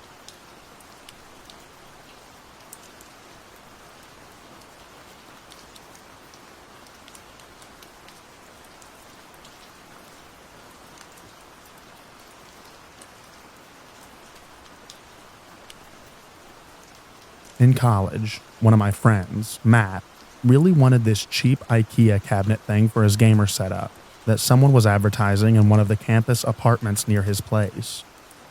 We were going somewhere with our other mutual friend, Chris, and he swung by to get the cabinet on the way there.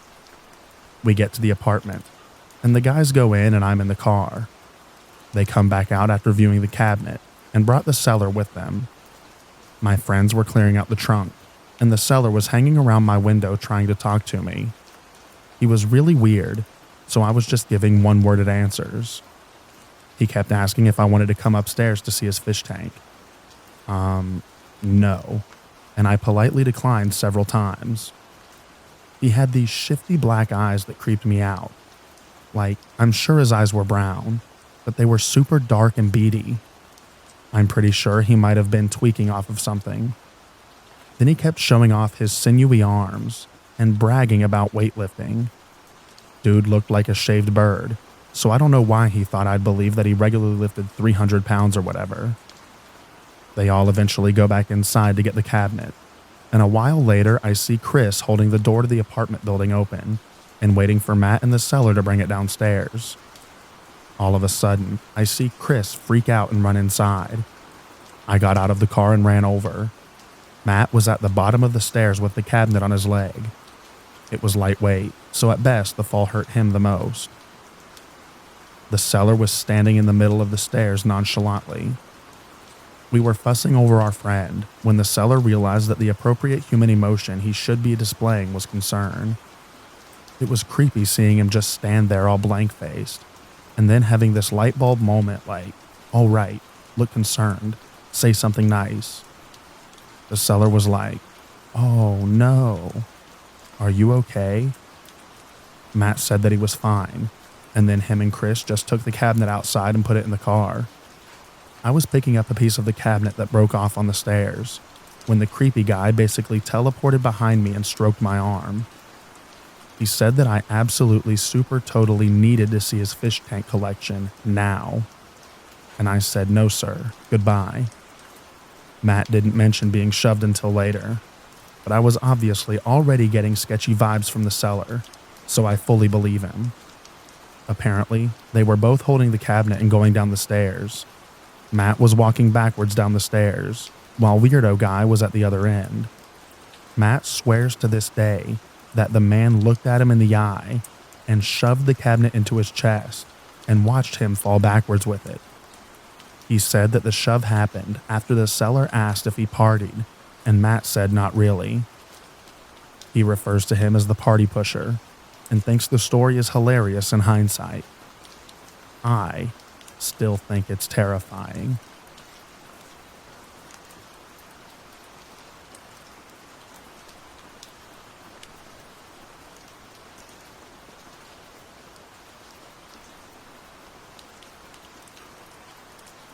When I was a kid, my dad owned a houseboat and a speedboat. My big brother and I would spend a good chunk of our summers with him. Anyways, this was in Southern California, and there were all these waterways with tiny islands in them. There was a party going on one, and my dad took us. It was more of an adult party and I was only 12, so I just wandered off and did my own thing, played in the water and whatever. There was a tiny peninsula next to the docks, which was serving as additional parking. I went to go get some ice cream from the guy selling it out of a cart, and was walking back when I heard someone calling out. I look over and see a dude in a boat, probably in his mid-30s, calling and waving to me. I kinda watched him for a second because I was often wrong about these things. I thought that maybe he meant it for someone else. But no, he was waving me over and trying to get me to come onto his boat. A 12-year-old girl who looked 12 at the most.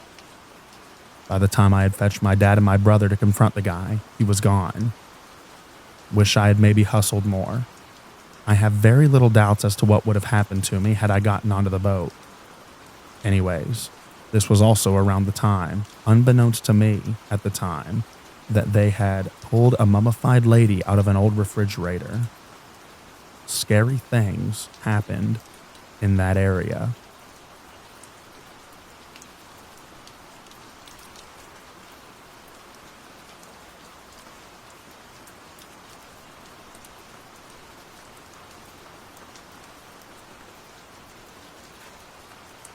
I was 8 or 9 years old, I think, and we had a little field, mostly just sand, on the opposite side of the street where I played a lot.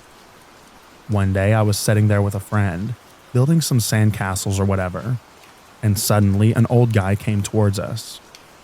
I have to say that this street was on a hill, and very quiet most of the time, since it was only used by our neighbors and other people that lived there, rarely some joggers or people with their dogs. He asked us if we would know the way to an old playground that he used to visit as a child somewhere in the area. There was no playground anywhere near my street, so we tried to explain to him that there's no playground here, but he insisted that it was there somewhere and asked us to join him so that we could find it together. I don't know why, but my friend was being very friendly to him, while I was thinking about running over to my mom as soon as I could tell her. And then she said yes. So he actually grabbed her hand and started walking with her towards another street that was also next to the field. I tried to stop her multiple times while she was getting up, and he was starting to get very sassy towards me, almost mocking me because I wouldn't get to see the great playground and that I'm a horrible friend. When they were starting to walk away, I immediately jumped up, ran over which he had seen, and told my mom, who then called the cops. We both ran out again trying to find my friend. After a short while, we saw her approaching us, alone, from the street that they both went to. She seemed very confused. She then told us that after a short distance, he said that he had to go in a bush for a few seconds, and then didn't come back. Me and my mom were crying and hugging her, while she still didn't really understand what the problem was there. The police came but didn't find anyone, so we described him and they wrote it down, that he never came back or was seen by any one of our neighbors. I still get goosebumps, thinking about what could have happened.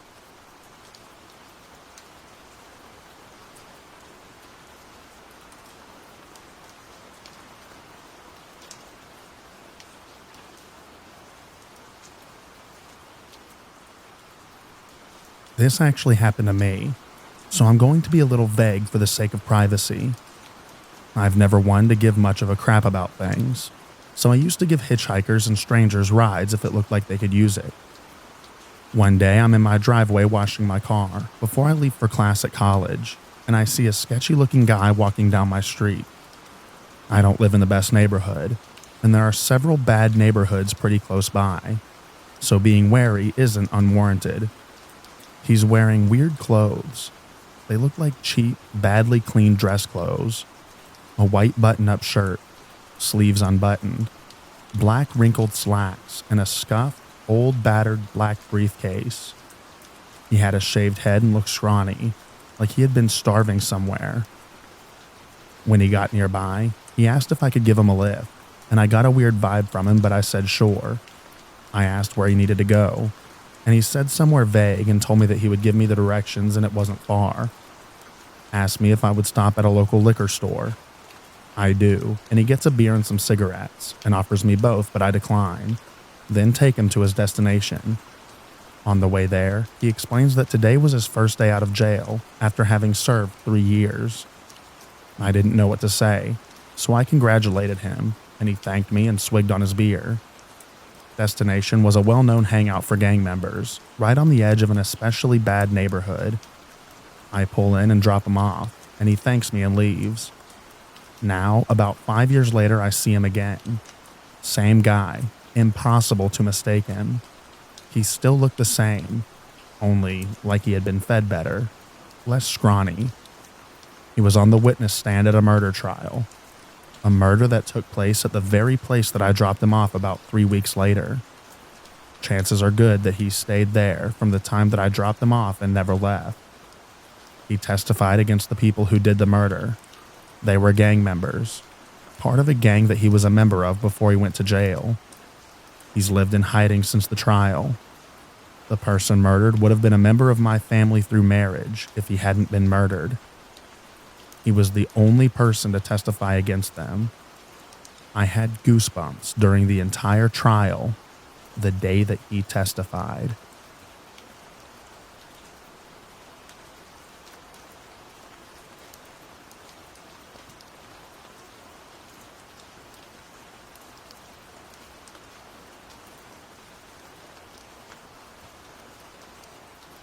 When I was around 18, one of my friends lived in a house about 3 miles outside of the village that my friends and I lived in. It was right next to a motorway/freeway. and had a large amount of land attached to it. His parents ran a horse stable in one of the attached fields. His parents had gone on holiday, and we were planning on having a small party at his house. About 20 to 30 people. A few of us met up at the village and walked through the country roads up to his house, which took about 30 minutes. When we got there, we found 2 police cars parked in the drive. We all thought that the party had started, and for whatever reason, the cops had gotten called.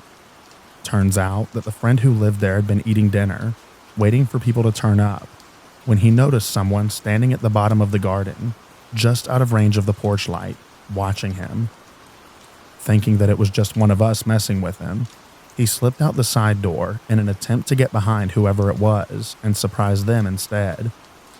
After sneaking around and not being able to find the person, he headed back expecting us to be there, waiting only to look through the kitchen window and see an unknown man sitting in his kitchen, finishing the dinner that he had been eating. Apparently he looked dirty, unkempt, and basically like a tramp. My friend noped out, ran a mile to his nearest neighbor and called the police. When they turned up, they searched the house and property with dogs, but couldn't find anyone. It seriously freaked him out. Several of us ended up staying at his for a week until his parents got back.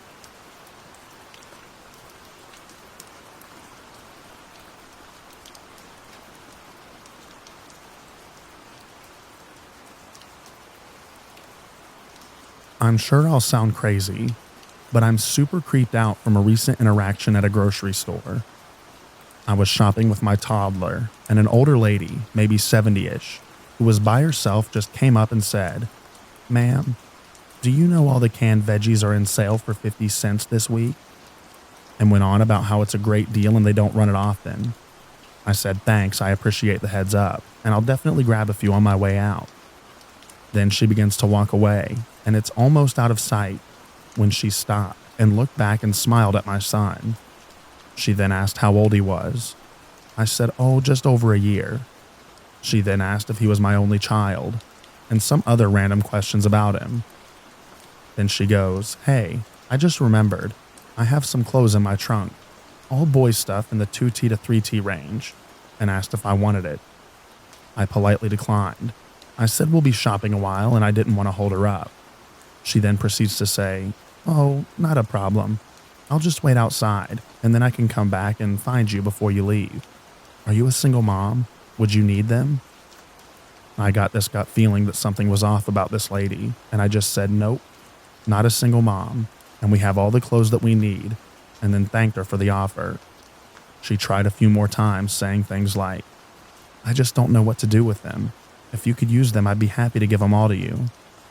At this point, it really felt like she was trying to lure me and my son to her car. I continued to decline the offer and then walked away. I did a few more laps around the store looking for things that I needed, and at one point I saw her standing in an aisle in the center of the store with a younger man just people watching. I could just be super paranoid, and she was just a sweet old lady trying to be nice.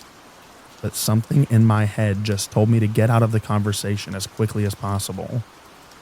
I feel like parents will know that having a small child makes strangers talk to you all the time and want to make small talk about your sweet kiddos. But this conversation did not feel the same as the others I've had while out with my son. Has anyone had a similar experience?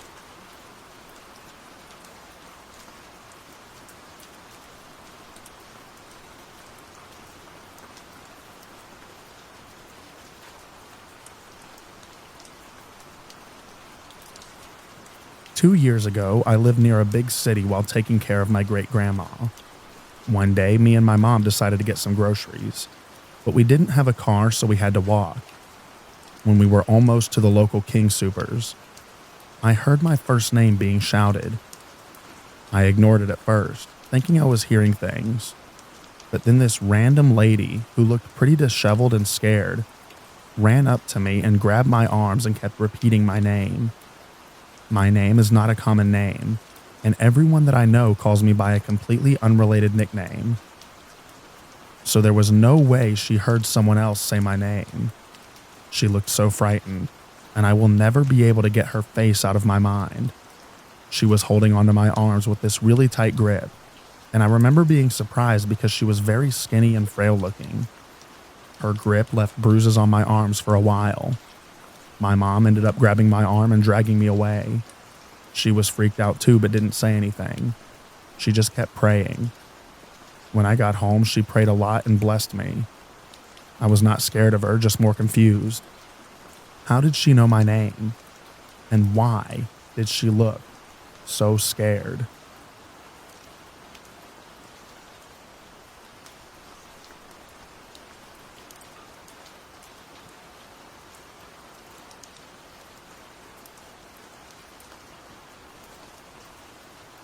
When I was 13, I was at the Goodwill with my mom. We went to pay for our items, and there was an older man at the cash register. He gave me a weird look that made me uncomfortable. Just as he's finished ringing up everything, and when my mom was momentarily distracted by paying, he looks at me and quietly says, "Smile." And even though I was confused and creeped out, I smiled, and in an instant he retrieved a Polaroid camera from under the register and took a photo. Then, just as quickly as he took it, he put it out back under the counter. My mom noticed the flash and the confused look on my face, but the cashier acted as if nothing happened. It happened so fast and was so weird, we just looked at him in shock and left. When we got to the car, my mom asked, did he just take a picture of you? And I just nodded my head. We didn't know what to think, so we just kind of tried to forget about it. Still creeps me out thinking that this man probably has my photo, and who knows how many other people's photos. So when some stranger says smile, just don't.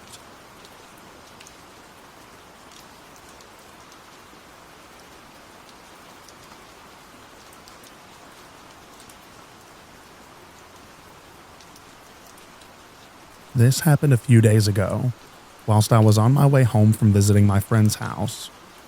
I was driving on a back road late at night in my Tesla Model 3 while it was on auto drive. I'll admit that I was not paying attention to the road, and I was on my phone while I had my music in the car playing. The ride was okay and chill for a while, but I'm not really sure because I was not paying attention at the time. Out of nowhere, my car immediately braked and made an alarming sound. I was scared and immediately took control of the wheel and looked through the windshield. When I looked, I saw a figure standing inches from my car, barely avoiding being hit. My heart was racing for the impact, and now seeing what I could only assume to be a person. They didn't even flinch from the sight of almost being hit. I looked at them for a good 10 seconds before I put my car in park and turned on the megaphone to ask them if they're okay. They didn't respond and proceeded to walk near my window. I locked my doors while they're approaching because I was terrified. They asked me if I could roll the window down to speak to them, but I refused and told them that I could hear them from the other side. I then asked why they're out here all alone in the cold, and they told me that their car had broken down and that they were hoping that someone would stop to help them. As they were talking, I got a good look at their face, and they appeared to be 25 to 30. They also asked me my name, and I told them that my name was Rebecca. They told me their name was Ashton. After that small talk they attempted, I told them that I would be calling someone to come assist them with their situation. They weren't happy with that, and instead asked that I drop them off to a friend's house who lived nearby. That's when I become really freaked out and suspicious. They had told me that they were waiting for someone, and now they need to be dropped off. I put my car back into drive and told them again, from the window since megaphone is not available in park, that I would call someone to come help them. They then tried to reach for the door handle, but I guess they forgot that Tesla handles are embedded into the car. When they did that, I immediately stepped on the pedal and went flying down the road. I didn't even look into my rearview mirror or put the car back into autopilot. The whole ride back I was scared. I got back onto a main road where I would hope to see cars and just floored at home. I couldn't get my mind off of it for the rest of the night. I have suspicions that the guy was not alone and that there was other people with them. I pray that they didn't get someone else who wasn't as lucky as me. I will never in my life stop to help some random person ever again.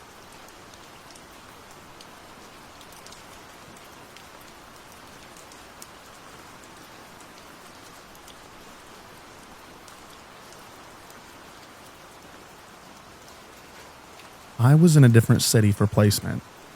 I was going inside Morrison's, and the security guy at the front was saying hi to everyone, and he was sometimes saying bonjour. The old man started speaking in French with him, and I said bonjour back to the security guy.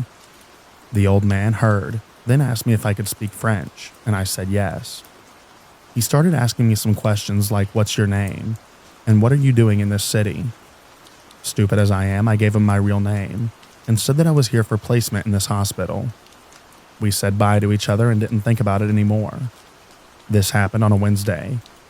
I went back to the hospital on Tuesday. My supervisor came and gave me a letter.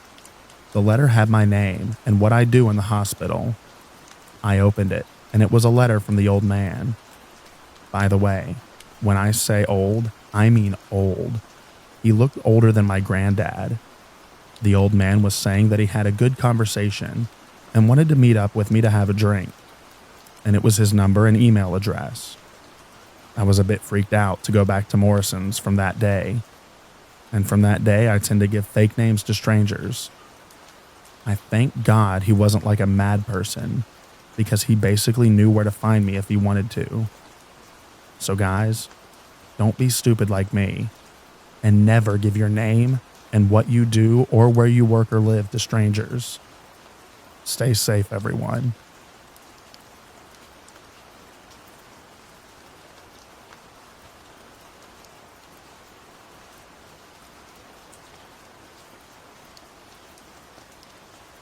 Just after 1 a.m., I was sitting in my living room watching Cloudy with a Chance of Meatballs, browsing Reddit. The most boring Saturday night ever. And then someone's knocking. I live with my brother, and there's a guy who visits him sometimes, so I assumed it was him and just opened the door. But there was this random man in his 40s, looking kinda sus, saying, "Sorry, I'm so sorry. I'm looking for a taxi place." So I said town center, and he keeps apologizing, asking if he woke the kids.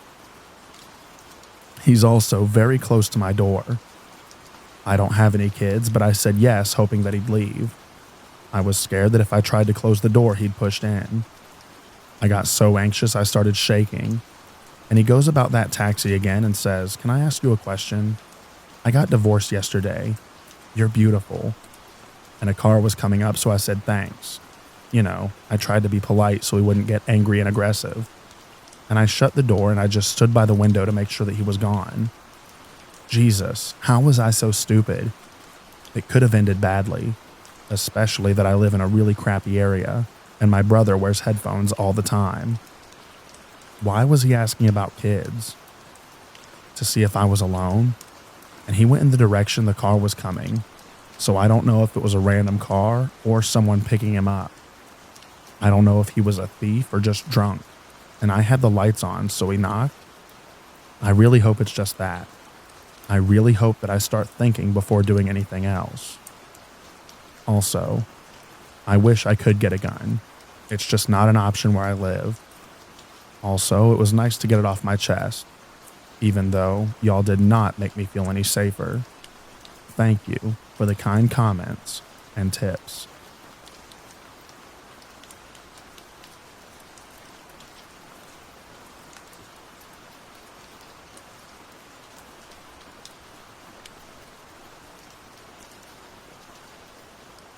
I'm a female, and this story took place when I was 12. It's more than half my lifespan ago, but I still get really uneasy when thinking back to it. I tried to block it from my mind and guess as to what could have happened if not for two kind strangers. I was walking home from school one day. It's a 4-kilometer walk along a busy road. I was walking alone, however. At one of the intersections I crossed, there was a tall, dirty-looking man that noticed me. I would guess his age was early 30s. Being a kid back then, I struggled telling the age of the adults. He started following me and trying to strike up a conversation. He kept telling me that I was beautiful and that he wants us to be friends. He asked me where I live and if my parents would be home. He asked me so many questions that I tried to just shrug him off and be polite. I didn't answer any of his questions, just increased the pace at which I walked. When we were nearing the block on which I lived, I started becoming really uneasy. He wanted to follow me home and I did not want him to. He gave off a weird vibe because adults did not usually speak to me that way. The only way I could get rid of him would be to give him my cell phone number and agree to answer when he calls. Because this situation made me uncomfortable, I gave him a fake number and hightailed it out of there. A few months passed without me running into that man again, so I completely put this out of my mind. He was probably just some random weirdo. However, as you can guess from here, things did not stay that way. One day, approximately 4 months later, I found myself walking home after school again. I will admit that I wasn't paying much attention to my surroundings. That was until I heard what sounded like footsteps running up behind me. I reflexively turned to look around, and it was that same creepy man that I had encountered before. He slowed his pace as he reached me, but was yelling the entire time. He figured out that I had given him the wrong number, and he was furious. He kept yelling and yelling that I think that I'm better than him. That is why I gave him a fake number. I was terrified in that moment, as he was very angry. I was afraid that he was going to hurt me, but couldn't grab the attention of any motorists. I speed walked to the closest petrol station, which was luckily not too far, with him following behind me, still yelling the entire time.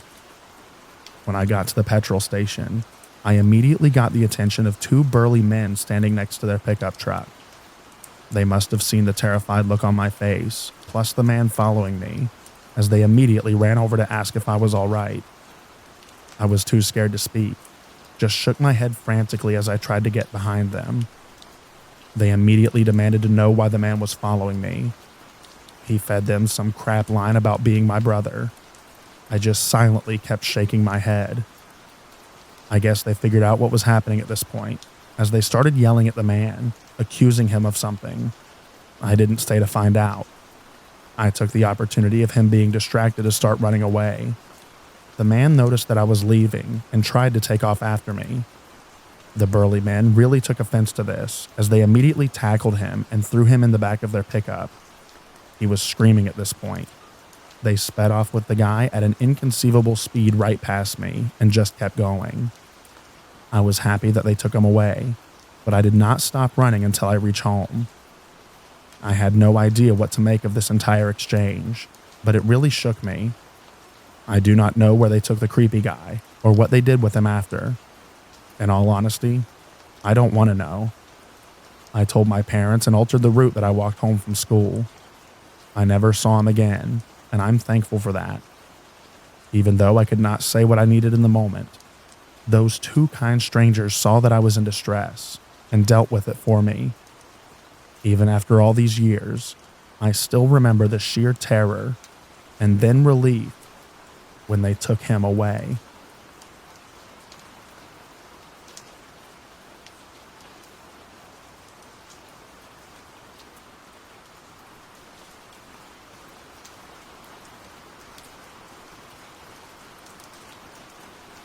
In the 1990s, a nurse in New Jersey killed hundreds of hospital patients.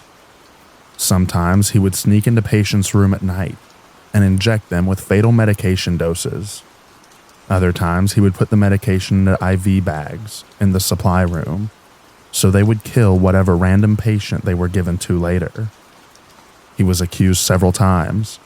Some patients pointed him out before they died. Some staff thought he was creepy and dangerous and refused to work with him.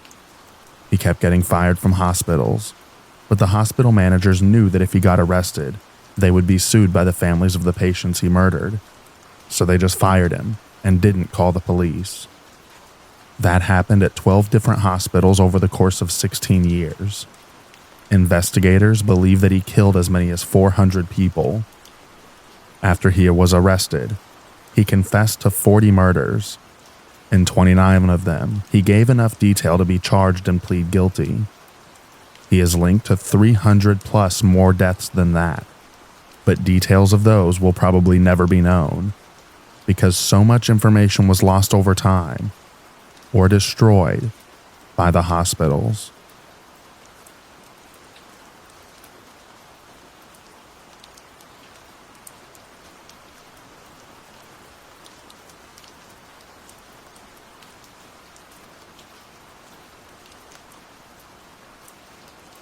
While I was on life support, there was this other girl on a ventilator just down the hall.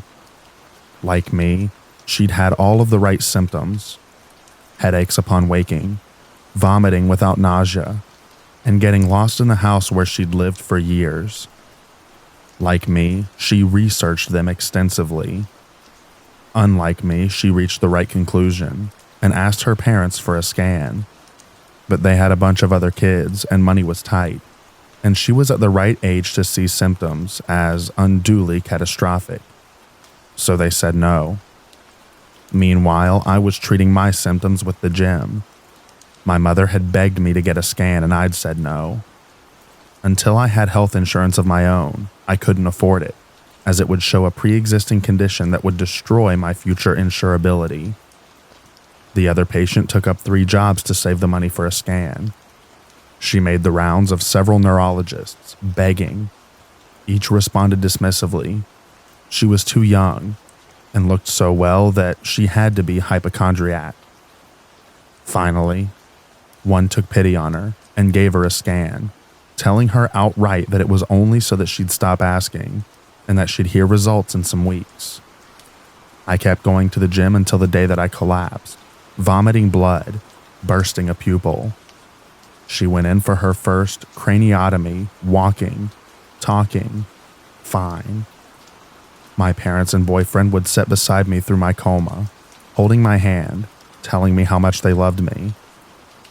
She'd have her own such trio doing the same. I'd awaken. I'd meet her parents, her boyfriend. I'd visit the ICU. I'd see them growing more gaunt, more desperate each time, until the trip when I learned that she'd gone into long-term coma care. I'd recover. She'd die. Brain cancer is that kind of a jerk. Since then, I've taken the survivor's guilt to do everything that I can with my life. But that so easily should have been her outcome instead. That's the outcome for so many. It's terrifying, because it demonstrates how we as a society often dismiss the health complaints of all but a narrow slice of the population, without even registering what we're doing. How many lives do we, unthinkingly, throw away?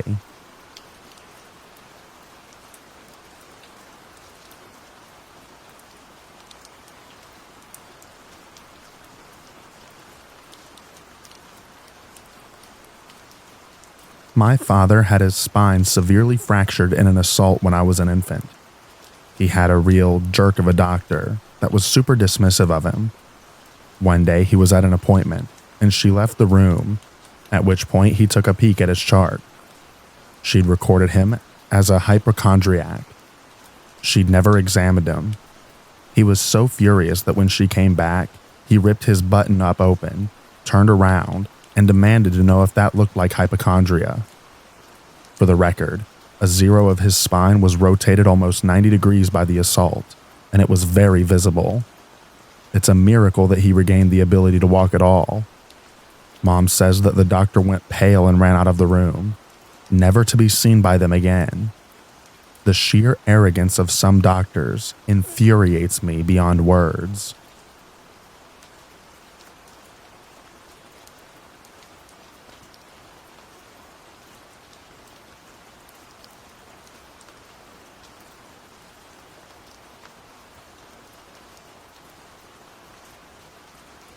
At work, we had a patient who was referred for a spinal scan just so he'd shut up.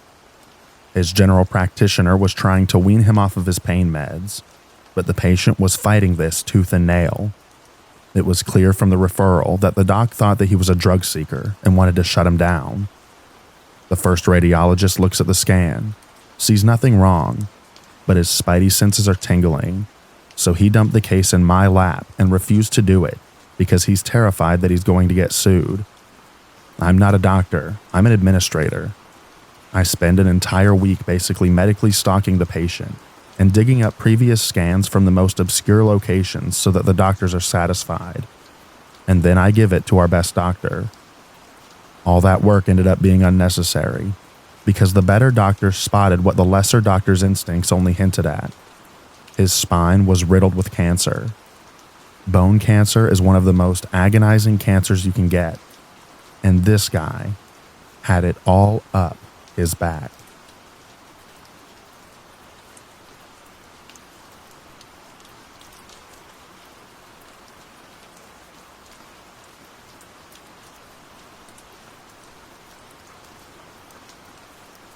My just under 2-year-old fell down in the kitchen.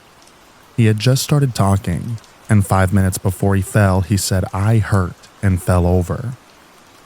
We thought he was being silly, but he said it 2 to 4 more times. Finally, my wife took him to the kitchen to have a popsicle. It was like 8 a.m., but whatever. She stood him up and he literally fell over. Then he tried to talk again, but it was just baby talk, gibberish. We rushed him to the pediatrician. As we were waiting, I noticed that one side of his face was dropping. I said, "Looks like a stroke." The pediatrician who showed up at some point said, "No way, highly unlikely for a 1-year-old." They ran tests for what felt like days, but was probably more like 10 minutes. I kept saying his left arm is dropping now, and his face is fully stroked out. Finally, my wife stood up with him in her arms and yells, "Screw this. I'm driving him to the children's hospital." The pediatrician kept telling us to go to a different hospital because he had admitting permission or whatever. They also tried to get us to take an ambulance, but said it would take about 15 minutes. We ran out, buckled him into his seat, and drove like a race car driver to the children's. They took him in, and there was immediately like 40 doctors in the room.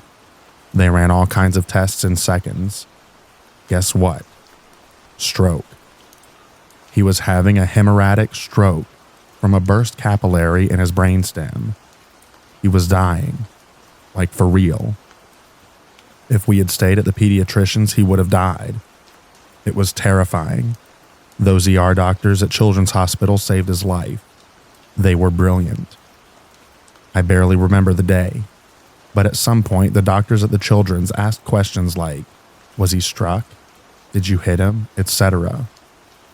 We realized later that they were attempting to discern if we caused it by hitting him in the head. The burst capillary was actually so deep, a hit on the head wouldn't have caused it, per his neurologist. We spent nearly 3 months inpatient, including a harrowing week in the NICU. He worked really hard at walking, mostly thanks to the musicians who got to the hospital to play for the kids. Every time they were there, he wanted to dance, and he did a ton of work every week just to be able to dance when they played live music. Fast forward, he is 8 and healthy as an ox.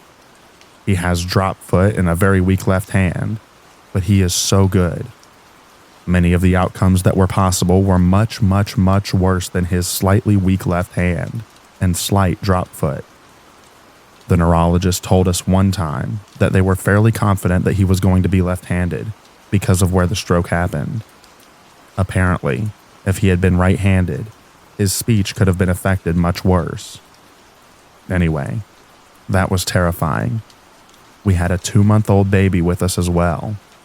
We spent years traveling to and from the Children's Hospital for therapy and appointments. We just had his last appointment with the neurologist last week. They said, "We don't need to see you guys again," which is a good thing. It's not coming back, and his scans all look amazing.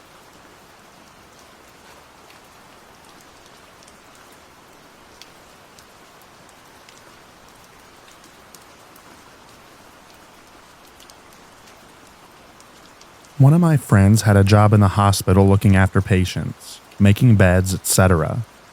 I heard he randomly quit his job, wouldn't talk to anyone about it. I bring some beers over to his house and try to see if I can get him talking.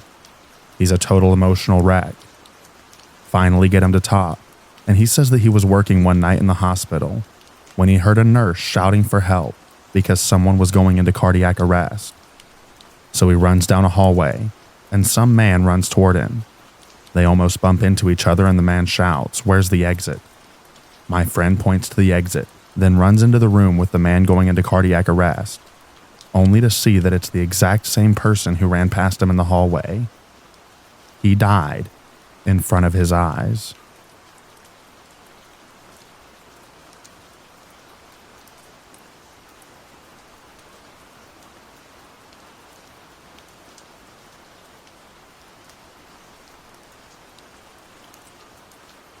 In the mid-90s, my mom and I lived in Malaysia while my dad was in the UK studying for his medical exams. I was a toddler, so I don't remember many details of our home, but photos tell me it was idyllic and backed onto a forest which proved a popular playground for the local kids. As it was just my mom and me, she often had to get my babysitter to look after me while she was working at the hospital. I recall rather liking my babysitter, and by all accounts, she was very fond of me. However, she was only a teenager at the time, so she also had other responsibilities. And at that point, I'd proved myself a bit of a scamp, as I was a woman about town, on my trike zooming around in the forest with the other kids. This is why my mom would sometimes ask the hospital creche to care for me, so she could pop in a few times a day. I believe this is where my mom met her friend. Mom's friend was a doctor at the same hospital. They had both emigrated from India at similar times, and they bonded over this experience. According to Mom, she seemed nice, if not a bit overzealous when venting about her ex. She took a shine to me as she had children back home of a similar age, so she'd often come over for a cup of tea chat and bounce me on her lap. A few months down the line, her demeanor started to change. The previously flippant but forgivable behavior began to deteriorate. She was beyond simply being tardy and eccentric. It was alarming. One afternoon, she came to chat with my mom over a cup of coffee, and everything seemed perfectly pleasant. After a while, she gazed at my mom with a beaming smile. She said she had something to show her, and that it meant a lot to her. It was deeply personal, but she felt like she could trust Mom, so she wanted to share it with her. She reached into her handbag and showed my mom a small box. When she opened the box, my mom couldn't quite understand what she was seeing, but then it dawned on her. It was a vertebra, a single human vertebra. The bone had belonged to her late mother, with whom she was very close. She went on to explain how her mother was the only person to have not betrayed her, and that she finds herself falling victim to despicable men. My mom could feel that she was becoming increasingly intense and agitated as the conversation progressed, and eventually it went south with her condemning her ex for abandoning her in a foreign country. She was spitting, her voice rash from screaming about him and how he deserves a slow death. It was at this point my mom decided that was enough and tried to calm her down and saying her goodbyes. Mom's friend didn't turn up for work the next day, or any day after that. According to the secretaries, she had just gone AWOL. It wasn't until a few years later that my mom had realized what happened. By 2001, we were back with my dad and settled in the UK. Mom often keeps in touch with the friends she made during her stints practicing medicine abroad. And on one such day 20 years ago, she received an email. One of the secretaries she had worked with in Malaysia sent an email containing a link to a newspaper article. It detailed the unfortunate news of a suspected suicide which had taken place locally. A woman fitting the description of Mom's friend had taken her own life from the top of a residential building. It had a picture that bore a striking resemblance, but it was the text that followed making her blood run cold. The article stated that the police in India had been on a manhunt for the woman who they suspect is the deceased. The reason being, she had flown to India 5 years before and lured her ex to a rendezvous. There, they believe she poisoned him before dismembering his body into small pieces over the course of 3 hours. The smallest parts were disposed of using a toilet, while the larger body parts were put into a suitcase. She spent the next few days hiring a taxi to visit remote locations, where she would dispose of various body parts. The alarm was only raised when the taxi driver, her final journey, detected the rancid smell of decay emanating from the suitcase. He tipped off the authorities and it resulted in her imprisonment. A few years into her incarceration, the woman jumped bail and fled. The police manhunt resumed, but the trail eventually went cold after it was suspected she fled back to Malaysia. With no further leads, the case went cold. That is, until 2001. For one reason or another, the police have yet to make a conclusive identification on the body of the self-unaliving victim. So, while there is every chance that she is the woman who fell, there is also a chance that she isn't. Info. This recollection is based on information provided by my mother and a newspaper article. I would be happy to provide proof if that is what is needed. Thanks for reading.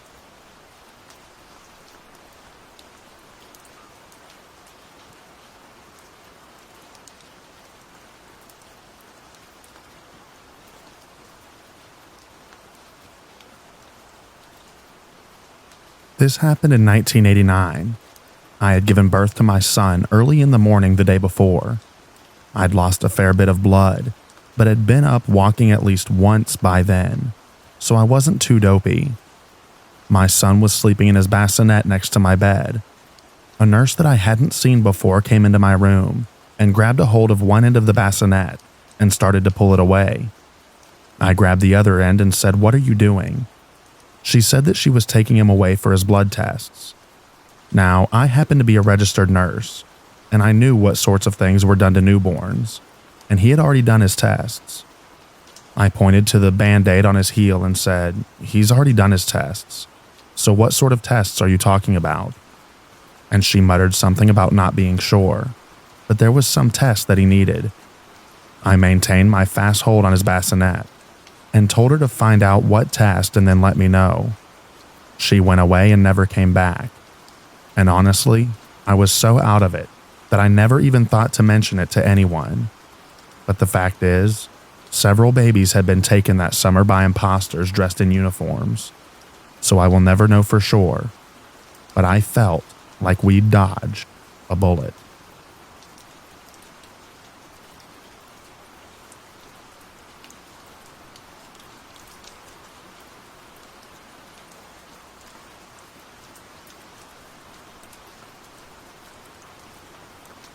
I'm a doctor in surgery, and one day I got a case of a man.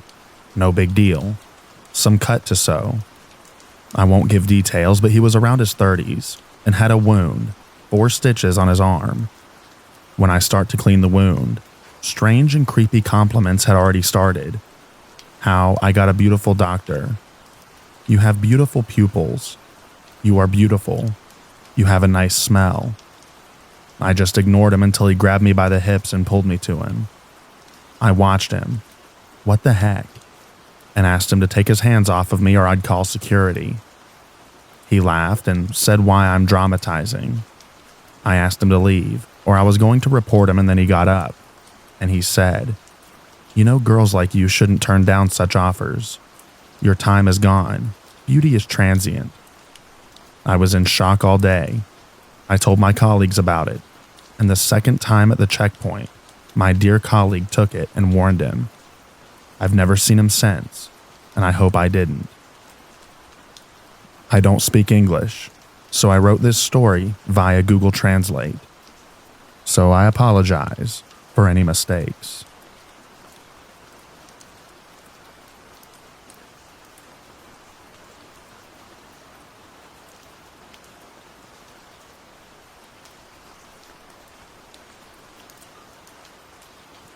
I'm a doctor and a 32-year-old single man who spends most of his time in the hospital, and the rest is spent pumping iron. That had been pretty much my life till last year. But the pandemic has been kind of an equator-shifting event for us medical professionals. I've seen many of my close associates perish. My mentor, my best friend, that motherly canteen woman whose name I didn't know till her death, but who never failed to give my tired face her day-brightening smile. All these wonderful people just died too soon. After 2 months of corona duty, stress of seeing so many deaths and losing people I knew and worked with weighed me down. It began to get to my head. I began making mistakes in the sanitation protocols, which, even though small, could endanger me and my patient's safety. I told my senior and requested to be shifted to normal patients ward till I gained my complete composure. She said that the best she could do was shift me to ER, but I'll have to manage routine rounds as well. And I was fine with it. I knew that we were short on doctors. It was a Friday after completing my shift. I was just back to my apartment. I was tired and hungry, but then I was called again. Apparently there was some high-profile accident case. She was a girl of 24, only daughter of the local mayor. She had a fractured arm, a bad wound on the elbow which required 5 stitches. Shards of glass had pierced her shoulder deeply, barely missing the jugular vein. It took me hours to patch her up and head home. A week went by. I kept checking her progress, and she was coping well. She was very friendly, but nothing about it made me uncomfortable. I understood since COVID protocols didn't allow visitors to stay. She yearned for someone to talk to, but with each passing day, she grew bolder. Friendliness turned to flirting, which I tried to handle with my best professional smiling face and silence. Soon, her infatuation became a hot topic of canteen discussions and leg pulling, and I began avoiding canteen. It was a normal summer day and I was doing my rounds. I reached her room and, keeping my best stoic face, I began checking for vitals. She said that she was feeling pain in her shoulder. I knew the glass wounds were deep, but so far they had been healing just fine. After telling her that I was going to pull her gown down to have a look, I barely managed to touch it, and she pulled it all the way down to her belly in one tug. I froze. I kept my eyes on the wound. It appeared to be healing normally. I averted my eyes and told her so, but she insisted that I have a closer look. She touched me inappropriately, and I decided it was best to walk out. By the time I reached the door, she said something so vulgar and inappropriate that it made me cringe with disgust. I marched out without turning back. I thought it was best that I told someone before I was accused of something that I did not do. So I told about her advances to my fellow doctor who was of my age, and his words were appalling. In the coarsest way possible, he insinuated that if he was me, he would jump at the chance, and laughed it off that I was scared of a female. I decided that it was best to go back to COVID duty and stay clear of trouble, and I easily got that. I did not see her and heard she was discharged. I almost forgot about her in the rush of corona patients. A week later, she was admitted with mild COVID symptoms, and her father literally arm-twisted hospital management by holding supplies to provide her with private ward and special care. All of a sudden, she became the most important patient. People were dying in that hospital daily, people whose organs were failing them, whose oxygen saturation was making them struggle for each breath, and we were short to just 4 doctors. The rest were either infected or quarantined by now. And here, hospital's management was busy providing VIP treatment to an insolent brat. After 2 days, I had to go check on her. She had a fever. Personal protection equipment kit made it difficult for her to identify me. But as soon as I introduced myself, she had this bizarre smile on her face. She looked unstable with her messy hair, sweaty and sick look. As I reached her, she caught my PPE suit in her hand. Her nails were digging into the polymer, nearly tearing it apart. Shocked, I tried to pull it back, but she began rambling stuff amidst her crazy, uncensored yelling. I checked what I had to and pulled out of her hold and exited the room. Later that day, I talked to the management. They took it casually because they had bigger issues at hand like the pandemic, and what harm can a sick woman do to a buffed-up 6'3" guy? Hearing this, I decided that it was time that I left this place, at least for my own mental peace. I resigned and joined another hospital in a different state. More than half a year has passed by, and I still feel like a quitter. I feel frustrated. In all this fiasco, I was asked why I wouldn't want to be with this woman, asked if I was gay, if I don't want to be intimate with some woman because I don't like her or because of my professional ethics. It doesn't make me gay. Harassment affects men mentally too. It may not be on the scale that women face, but we're not steel. Men have feelings too.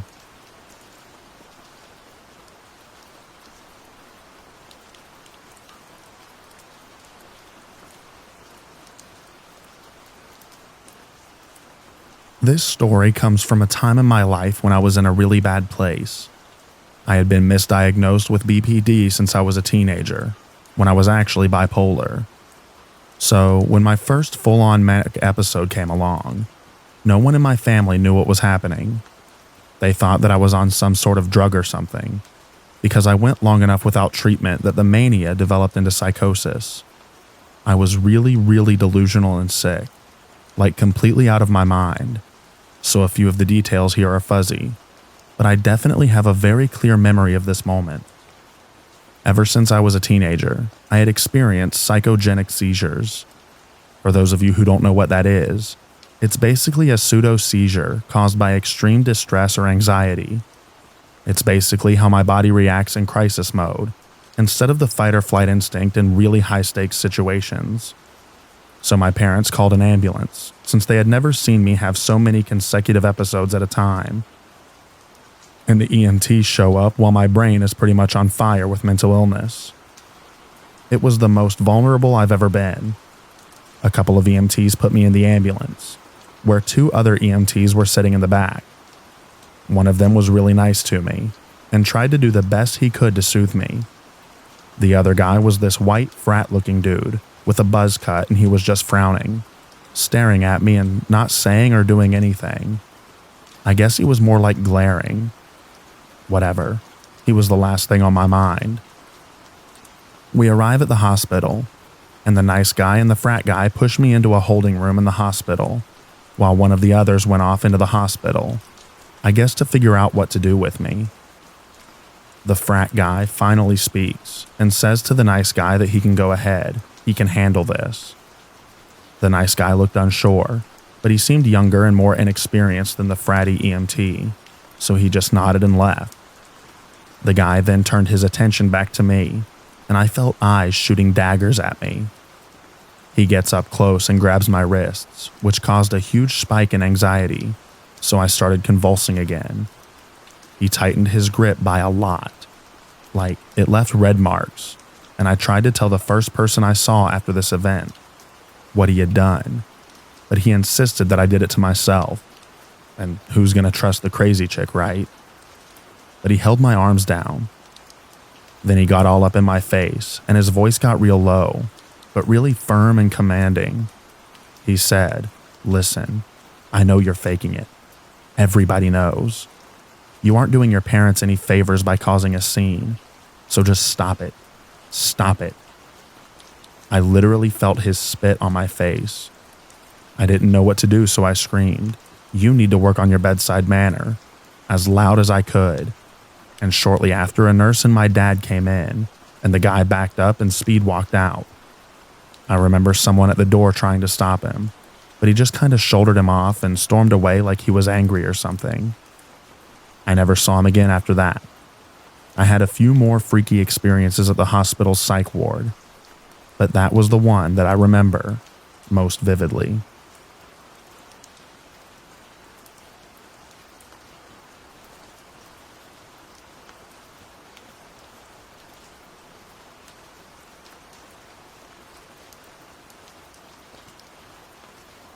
About a month ago, I started working in a nursing home near where I live.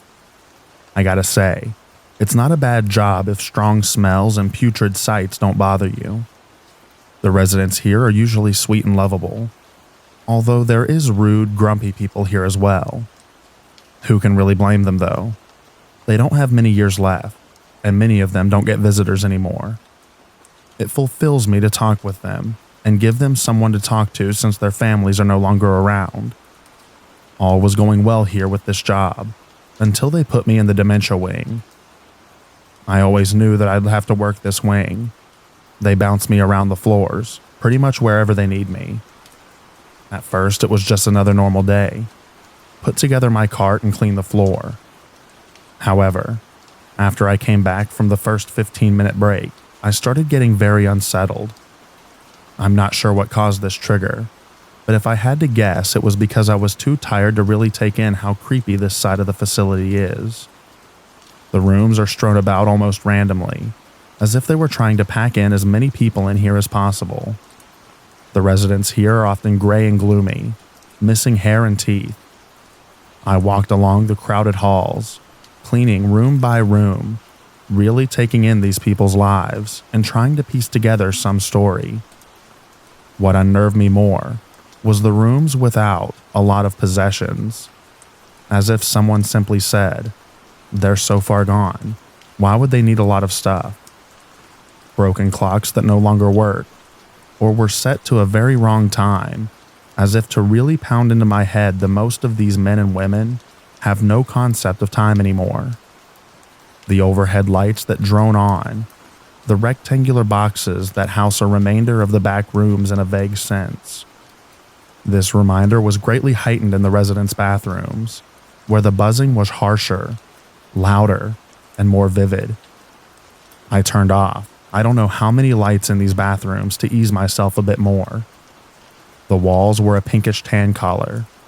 This was the biggest reminder yet. For some reason, the color seemed to fit perfectly with the unsettling atmosphere. The staff was even creepy in a sense. The way they weren't put off by it, even seemed joyful, made me feel more out of place here. I wanted to go home this day. I'm not a weak-minded person by any means, but something about the atmosphere was making me incredibly uncomfortable, like I was a ghost walking through these halls. Now there's only about 10 to 15 rooms left. I pulled my cart into a big open alcove in the hallway where most of the residents were sitting in wheelchairs, as none of them had the strength to walk anymore, staring mindlessly at a TV playing cute videos of animals, assumingly to put the residents at ease. However, this one thing that made me feel comfort quickly turned to dread. It was off-putting. This was the one good aspect of the wing of the nursing home, as if it didn't belong on the television. Their eyes. They looked at me with such sorrow, as if to say help me without saying anything at all. I'm not really sure how many of them can actually speak. Some of them look at me and ask, "Where am I?" And I'm at a loss as what to do, because I don't know how to answer in a way that they'll understand. Then, the screaming, the cries for help, the yelling for anyone to come comfort them, yelling out blood-curdling screams when the nurses remotely touch them in any way. I just have to watch as I'm just a janitor who cleans their rooms. No, their homes. And I'm not allowed to touch the patients. No way to give comfort other than words, when they can barely hear, let alone process what I'm saying. This wing is so incredibly unnerving and sad. Listening and watching all of this does remind me of a piece of art known as Everywhere at the End of Time, and I feel as if this experience is only more unnerving, having prior knowledge to this sad piece of art. The worst part of it all is this could easily be any one of us when we get old, not knowing what is real and what isn't, and crying out for loved ones who aren't there and will never come.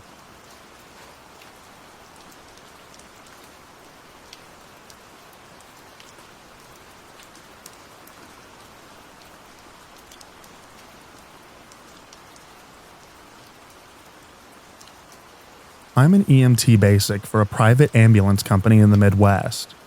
For this call, it was my turn to do paperwork and sit in the back with the patient. We were called to take this elderly woman from the hospital ER back to her nursing home after she had a medical issue earlier in the day. The time was around 7:40-ish, and we arrived to the ER room she was in, and she just lays there, facing straight up, not moving, eyes wide open, staring at the ceiling. We asked the RN if this is her typical mental status/behavior, and they say yes. and go on to explain that she suffers from advanced dementia and generalized muscle weakness. They say that she is unaware of anything happening around her, and that isn't directly physically affecting her, and she sometimes just mumbles to herself, never acknowledging anyone or anything in the room. One of the hospital techs had to go in and change/clean our patient up before transport, and she got a little agitated from it, but as the RN disclosed, she never acknowledged anyone's existence and just babbled on a bit more rapidly, which continued for the rest of the night in our care. We got her over to our stretcher, buckled her in, and once we were in the ambulance, we started transporting. Inside the ambulance, I kept it dark, since she was staring blankly up at the ambulance dome lights, not wanting to hurt her eyes. The only light that I had was the laptop with our EPCR, patient care report, and from the little EMT light next to the captain's chair for doing paperwork or small tasks. With these small lights on, I could see her face pretty well, as she just babbled on and on, talking about nonsensical things to people that did not exist, non-stop staring at the ceiling. Once I had finished with my final set of vitals en route and put it in the laptop, I shut the screen down and placed it on the shelf next to myself. I'm sitting in the captain's chair at the head of the stretcher, facing backwards towards the doors. And before I turn the EMT light off, I notice my patient staring directly into my eyes, not muttering a word. I moved my head to the right and left a little bit to see if she was just fixated in this direction, maybe from the noise of the laptop closing. But she followed my head's movements, never breaking eye contact. Intrigued, but not really fazed by this, I turned off the EMT light. I can just barely see her eyes and face in the dark, and they are still entirely focused on my face. She then spoke directly to me. Just one sentence. "The angels are calling for you," as she points at me with one hand, with no expression on her face other than a blank stare. She stares on for a couple of seconds more, before looking back up at the ceiling once more, and just mumbling random stuff again to things that aren't there. The rest of the transport and drop-off procedures went on with no other incidents. I know it was probably just another visual disturbance to her, but man, was it super creepy, and it will forever stick with me.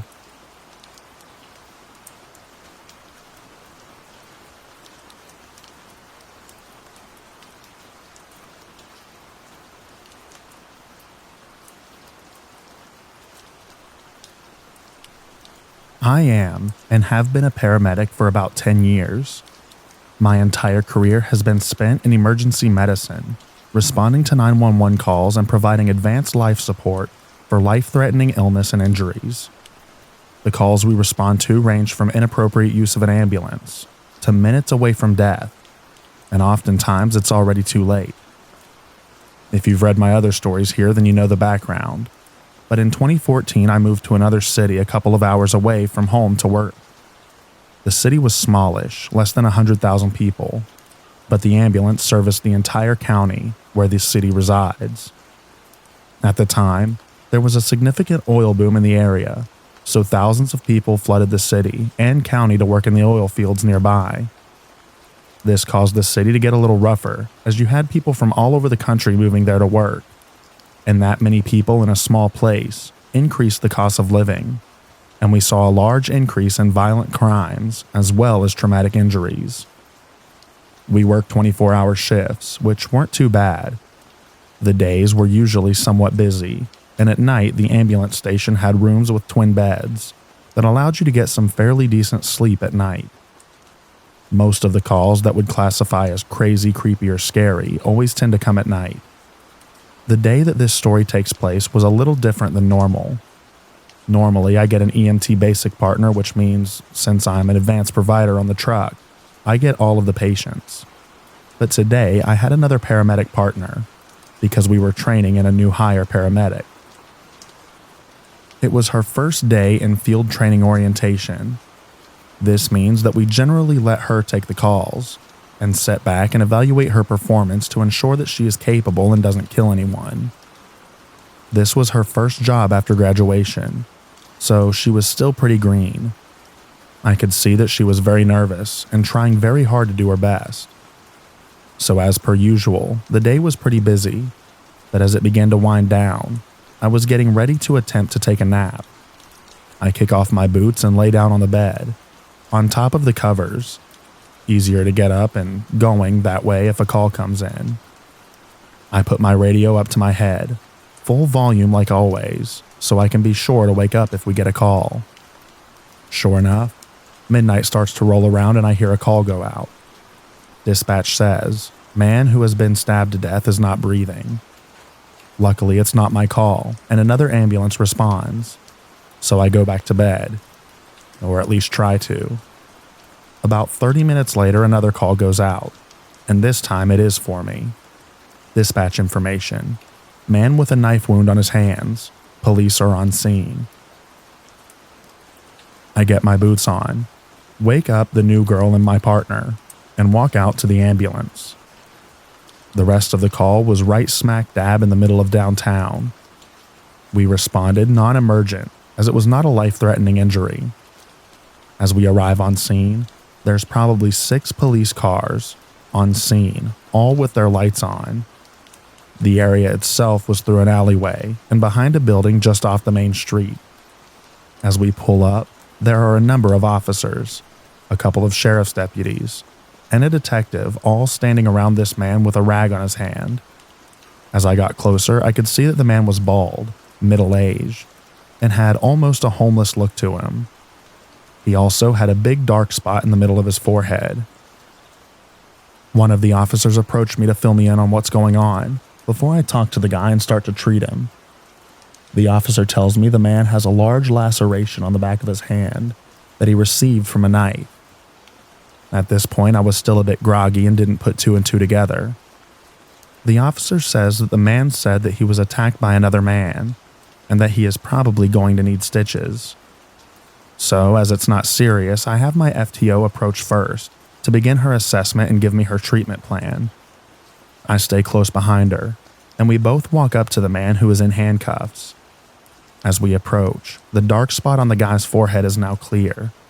On the center of his forehead, stretching from his eyebrows, and what would have been his hairline, is the biggest swastika tattoo I've ever seen. My FTO begins to talk to the man as I stand back and observe. Something about the man's general composure and response chilled me. When we first walk up to the man, was muttering something under his breath. I couldn't tell what he was saying, but he was repeating it over and over.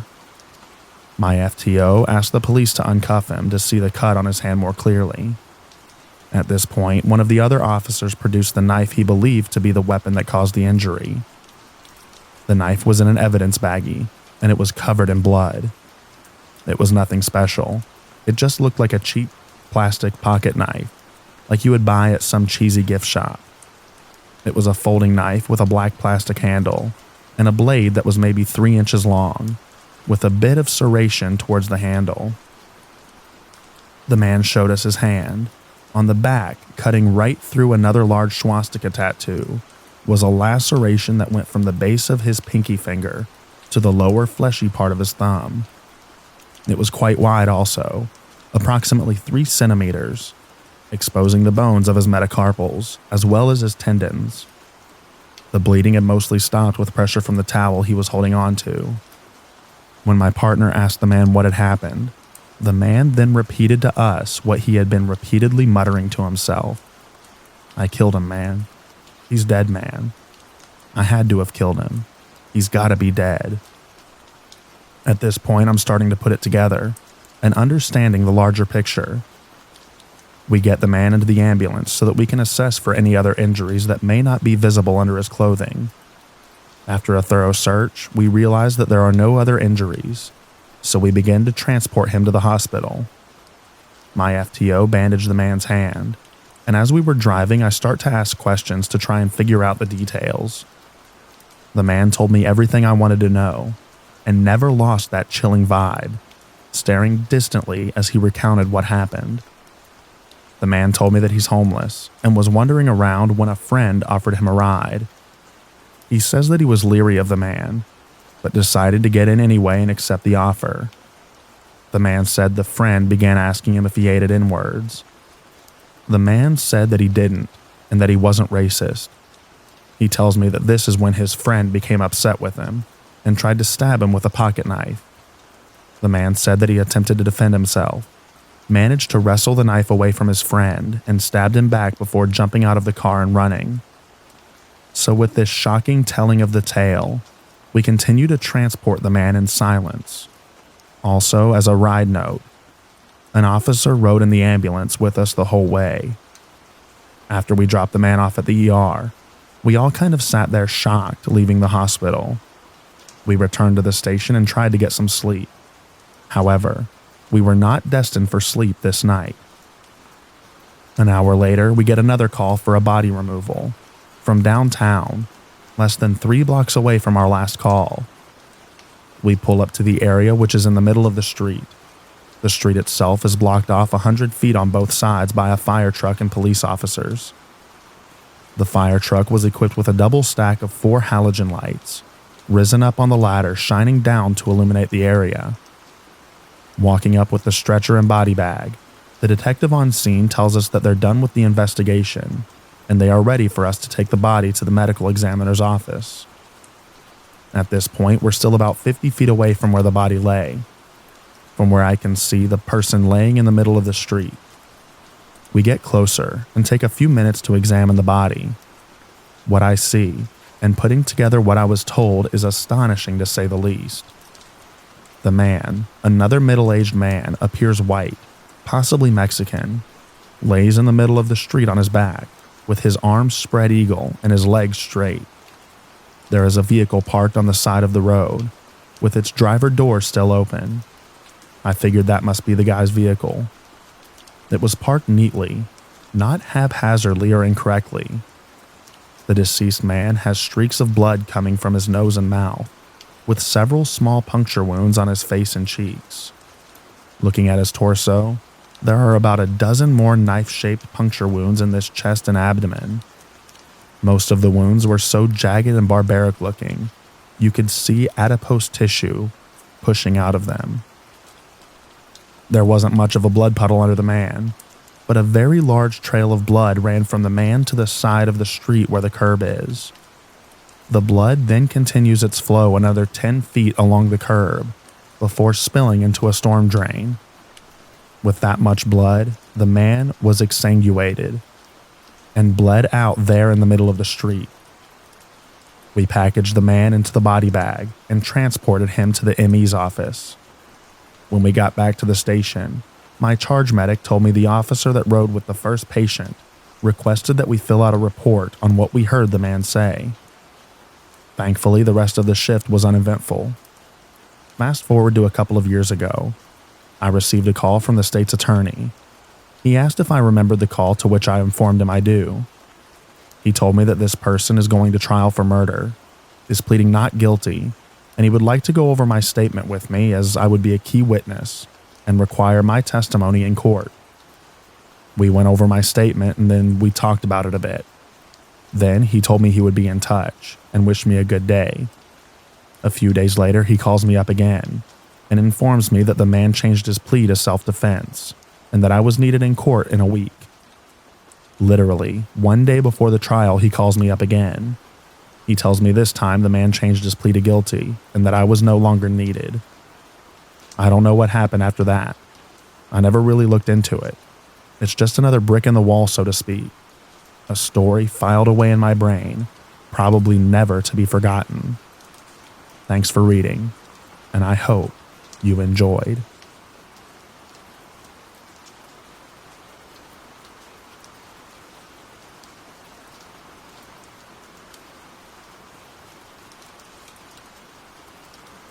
This happened a few years ago. I did some work experience at a funeral home, and on one of the mornings, myself and another member of our team had to go to a mental health facility. The building was very old looking when we arrived through its gates, and when we went inside, it seemed massive. It sounded like our voices were an echo. We were there to pick up an item from someone recently deceased and were taken to a room to wait for the person in charge. It was pretty silent for a while, but then a woman appeared at the office door, opened it, came inside quickly, and then smashed the door closed again as quickly as possible. She suddenly turned to us and explained that a patient had become violent and was running around outside in the corridors. This alone was scary enough for me, but then within seconds the patient came to the door and looked through the window. She banged on the door, screaming something that I couldn't understand. A male nurse then appeared and took her away to her room as quickly as she had appeared. We then sorted out what we came for with the woman in charge, and then proceeded to get up to leave. We started to walk down the corridor towards the exit, but I started to hear a noise in one of the open rooms. I looked inside, and it was dark apart from a man watching TV on his own. The light from the TV was the only way that I was able to make out the outline of the man. He started mumbling something really quietly, but then suddenly out of nowhere became really loud and started shouting. He was shouting something along the lines of, "Help me now," just over and over again. I was terrified and could not get to the exit quickly enough. I never had to go back there again, and I'm glad that I didn't.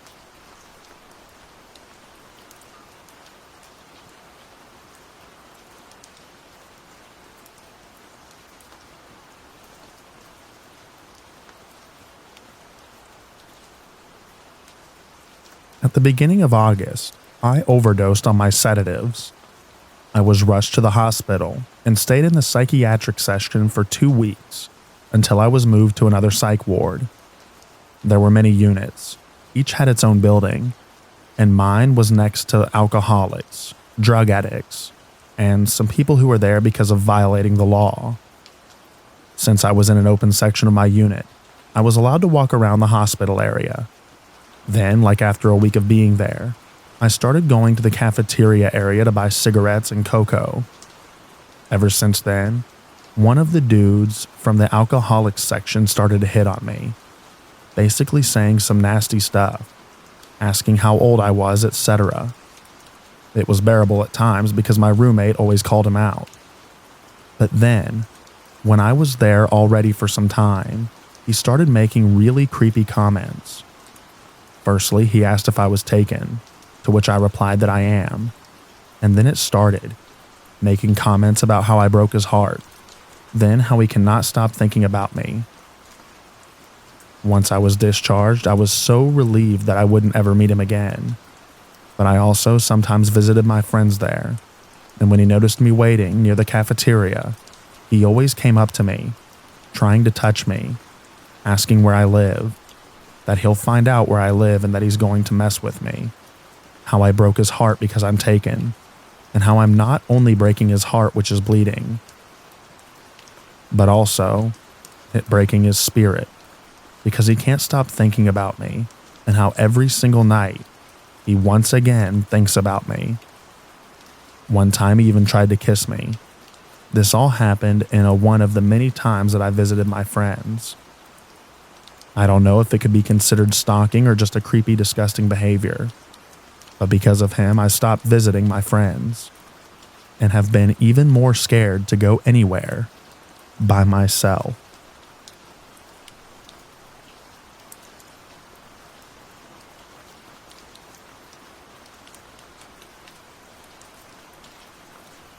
Thank you so much for listening to all of the stories in this video. I hope you enjoyed them. I also hope that you enjoy the extra rain at the end. Get a good night's sleep, everyone, and I'll read to you in the next video. Bye-bye now.